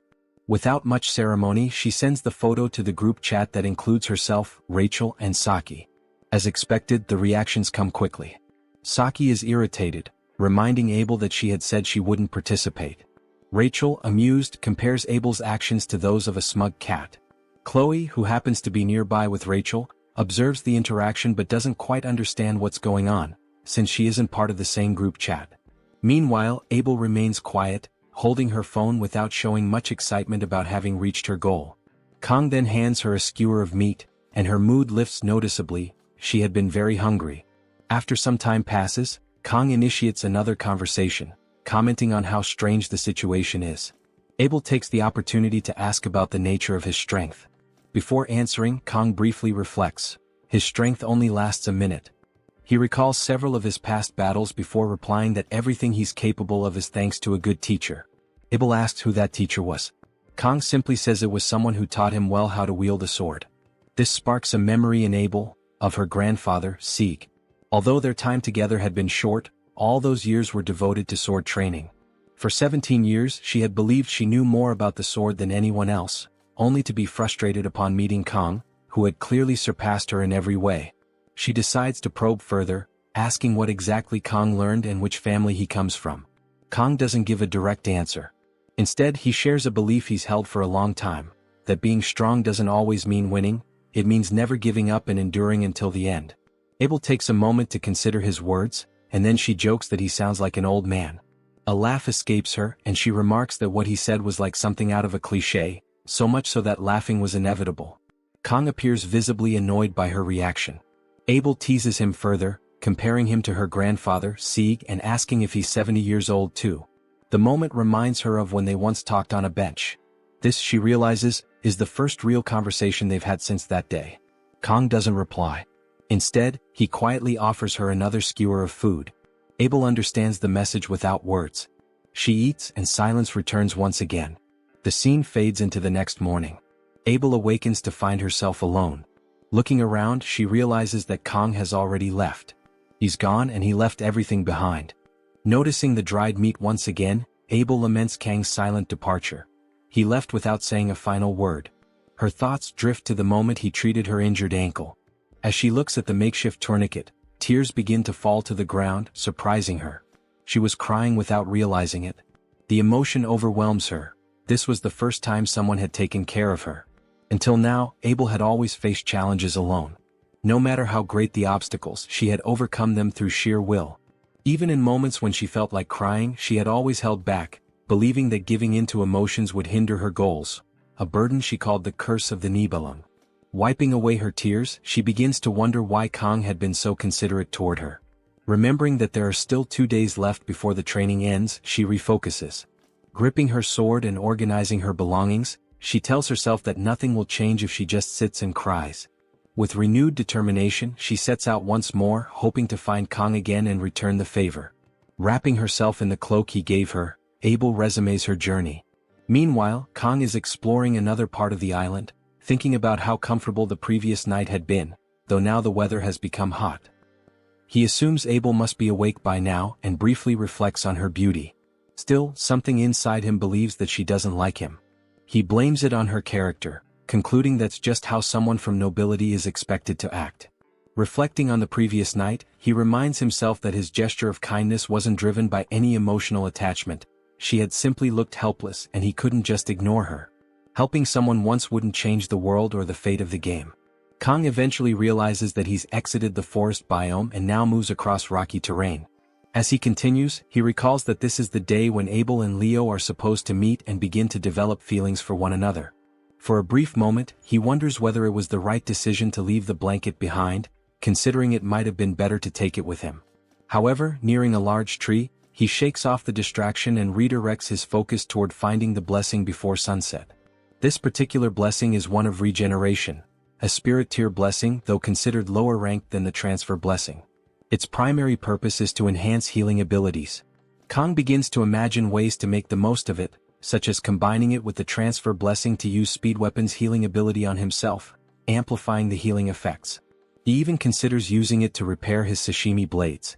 The way he thinks about the blessing makes it sound almost miraculous, though he knows it won't regenerate lost limbs, only heal wounds. Ultimately, what matters most is that this blessing is considered a hidden one and doesn't influence Leon's development. Leon will grow incredibly strong regardless, so there's no harm in Kang taking it for himself. After scaling a rocky cliff, Kang reaches the tree and is stunned by the stunning visuals and the difference between seeing the game's environment from within rather than from a screen. Catching his breath, he's relieved to have located the site of the regeneration blessing. But something shiny among the ruins of what looks like an old temple catches his eye. As he approaches, he sees a massive orb glowing among the rubble and wonders if it's some kind of bonus. Feeling lucky to have discovered it while only intending to find the blessing, he begins to think his fortunes may finally be turning, after enduring so much bad luck. Unable to resist shiny things, Kang decides to stop wasting time and reaches out for the orb. Suddenly, an attack strikes the ground near it, jolting him into high alert. He then wonders what's happening, only to realize that someone else is there with him. The stranger speaks first, remarking that they hadn't expected anyone to come this far, especially since the area around the tree is hardly a tourist destination. Stepping out from the shadows, Leon reveals himself and asks whether Kang had really gone through all that trouble just for the orb. Kang remains silent for a moment, while Leon narrows his gaze at him. Leon then speculates that the orb wasn't Kang's true goal and that he must be there for another reason. Kang defends himself, claiming he saw the orb from afar and simply approached to retrieve it. Leon doesn't buy Kang's explanation and declares that if Kang wants the orb, he'll have to defeat Leon first. With that, both of them draw their weapons and a standoff begins. On the day of Leon's birth, it was as if fate itself had smiled upon him. The world seemed to acknowledge his arrival with silent approval, as though he were destined for greatness. Later in his journey, Leon came across the emblem of the hero, a powerful symbol that confirmed his place in the grand narrative that surrounded him. Meanwhile, Kang stood in growing confusion. By this point in the story, Leon was supposed to be with Abel, sharing in a crucial development. This day was marked as a pivotal moment, one that should have unfolded elsewhere, yet here Leon was, sword in hand, swinging through the air with calculated grace. Kang's thoughts raced as he tried to understand what had gone wrong. He questioned whether he might have inadvertently altered the course of events, perhaps disturbing an essential encounter between Leon and Abel. But nothing unusual had happened the night before. No confrontation, no revelations that could have led to this detour.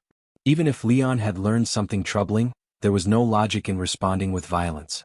Yet something still felt undeniably off. As Leon moved, his sword caught the light and Kang's heart skipped a beat. The weapon was instantly recognizable, Bamong. But something about it felt incomplete. The sword, known in legend as the most cursed and malevolent of demonic blades, bore a strange addition, a blue gem embedded at its core. This gem, the ether jewel, was no simple ornament. It acted as a divine regulator, muting the chaotic magic of the blade and imbuing it with holy power. However, because Bamong's essence was rooted in magic, the jewel could only control it to a limited extent. Ultimately, the sword's alignment would always reflect its wielder's true nature. In the original version of the story, Bamong represented duality. It could become a tool of salvation or destruction depending on the bearer's choices. That thought chilled Kong to the bone. He considered the possibility that Leon might be leaning toward the darker path. Before Kong could fully process this, Leon addressed him with a calm tone, framing the encounter as a friendly spar. There was a disquieting honesty in his words, and Kong recognized that Leon planned to use their duel as a means to improve himself, even if it meant treating Kong as a temporary obstacle. Despite some understanding of Leon's intentions, Kong knew one thing for sure. Whatever excuse Leon had given, about some orb or pretense, it was just that, an excuse. Leon's expression hardened. Time was limited, he said, and he was ready to begin. Without waiting for agreement, he charged forward with tremendous speed. Meanwhile, elsewhere on the island, Saki was fuming as she came across Speed Weapon. Her patience wore thin. Of all people she could have encountered, it had to be him. Speed Weapon was equally displeased, making it clear he hadn't chosen this meeting either. Saki grumbled about the incompetence of those who had assigned Speed Weapon to her path, telling him to stay quiet and follow her lead. Speed Weapon, never one to let such remarks slide, asked if she was looking for someone, perhaps Kong? Her immediate confirmation caught him off guard, but it also gave him fuel for teasing. Speed Weapon suggested that maybe Saki had feelings for Kong. She denied it, but her flustered response only made Speed Weapon more confident in his theory. He pointed out how her behavior had changed dramatically. Not long ago, she had spent most of her time lounging around the archery range. Since becoming involved with Kong, however, she had taken on tasks she used to avoid, like hacking, which she once claimed to hate. Now, she was willingly volunteering for extra responsibilities, clearly acting out of character. Saki suddenly stopped walking. Speed Weapon, unprepared, walked straight into her. Annoyed, he muttered a complaint, but then noticed the faint blush on her cheeks as she quietly wondered whether her feelings had been so obvious. Speed Weapon's tone shifted slightly, teasing her again by suggesting she might be under a spell or possessed. Her response was swift and violent, a clean punch to his face. But their bickering was abruptly halted by a low, deep rumble. Saki immediately sensed something was wrong. Speed Weapon assumed it might be an earthquake, but Saki's instincts told her otherwise. The disturbance, she said with certainty, came from Kong.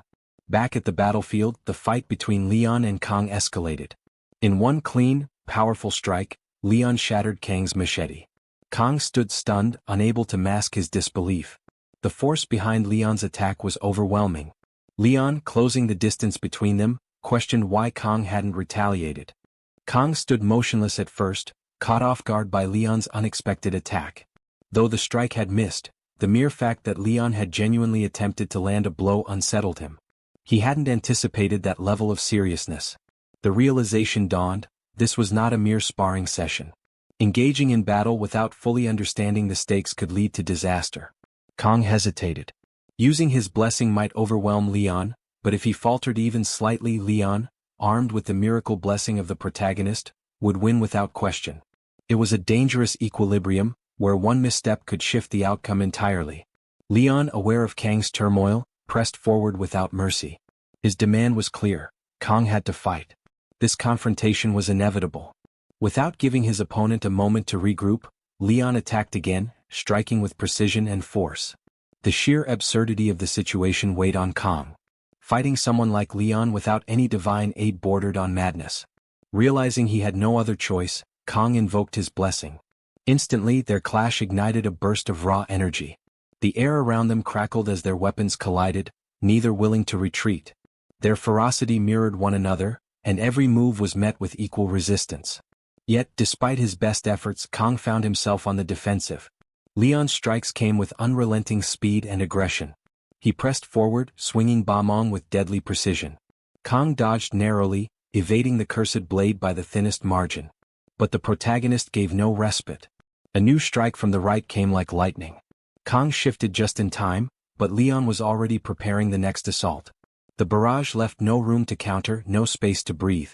In a desperate move, Kong pulled out his sashimi swords, hurling them in an attempt to buy himself a moment.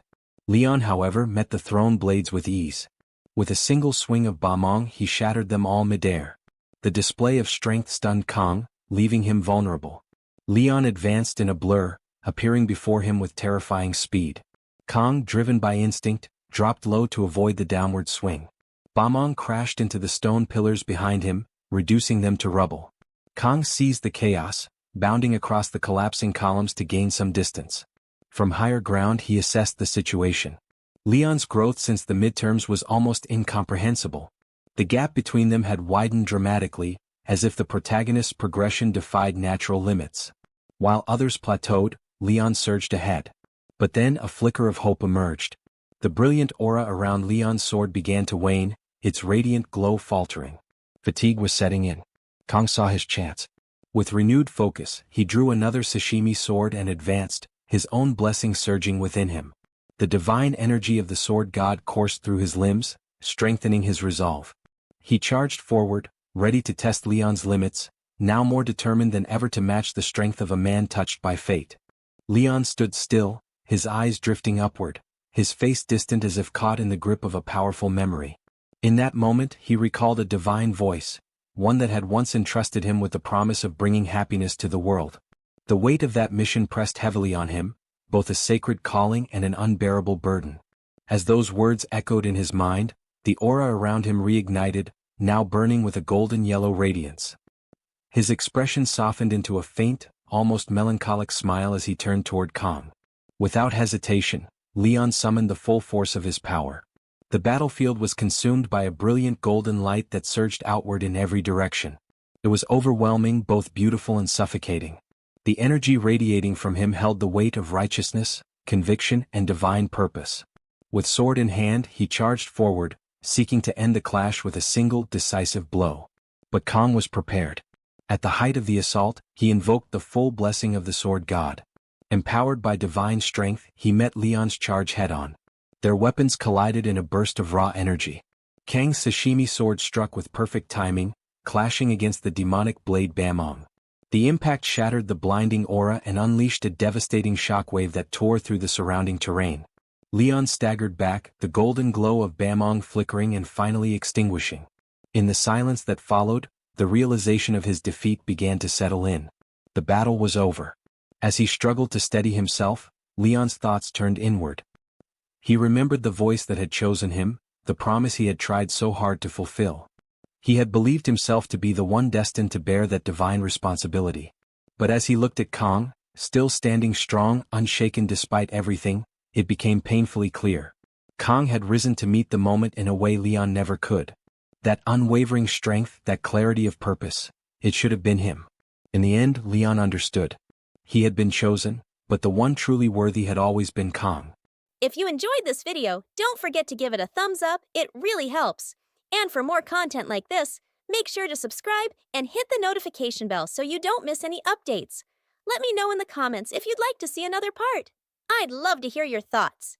See you next time. Bye-bye.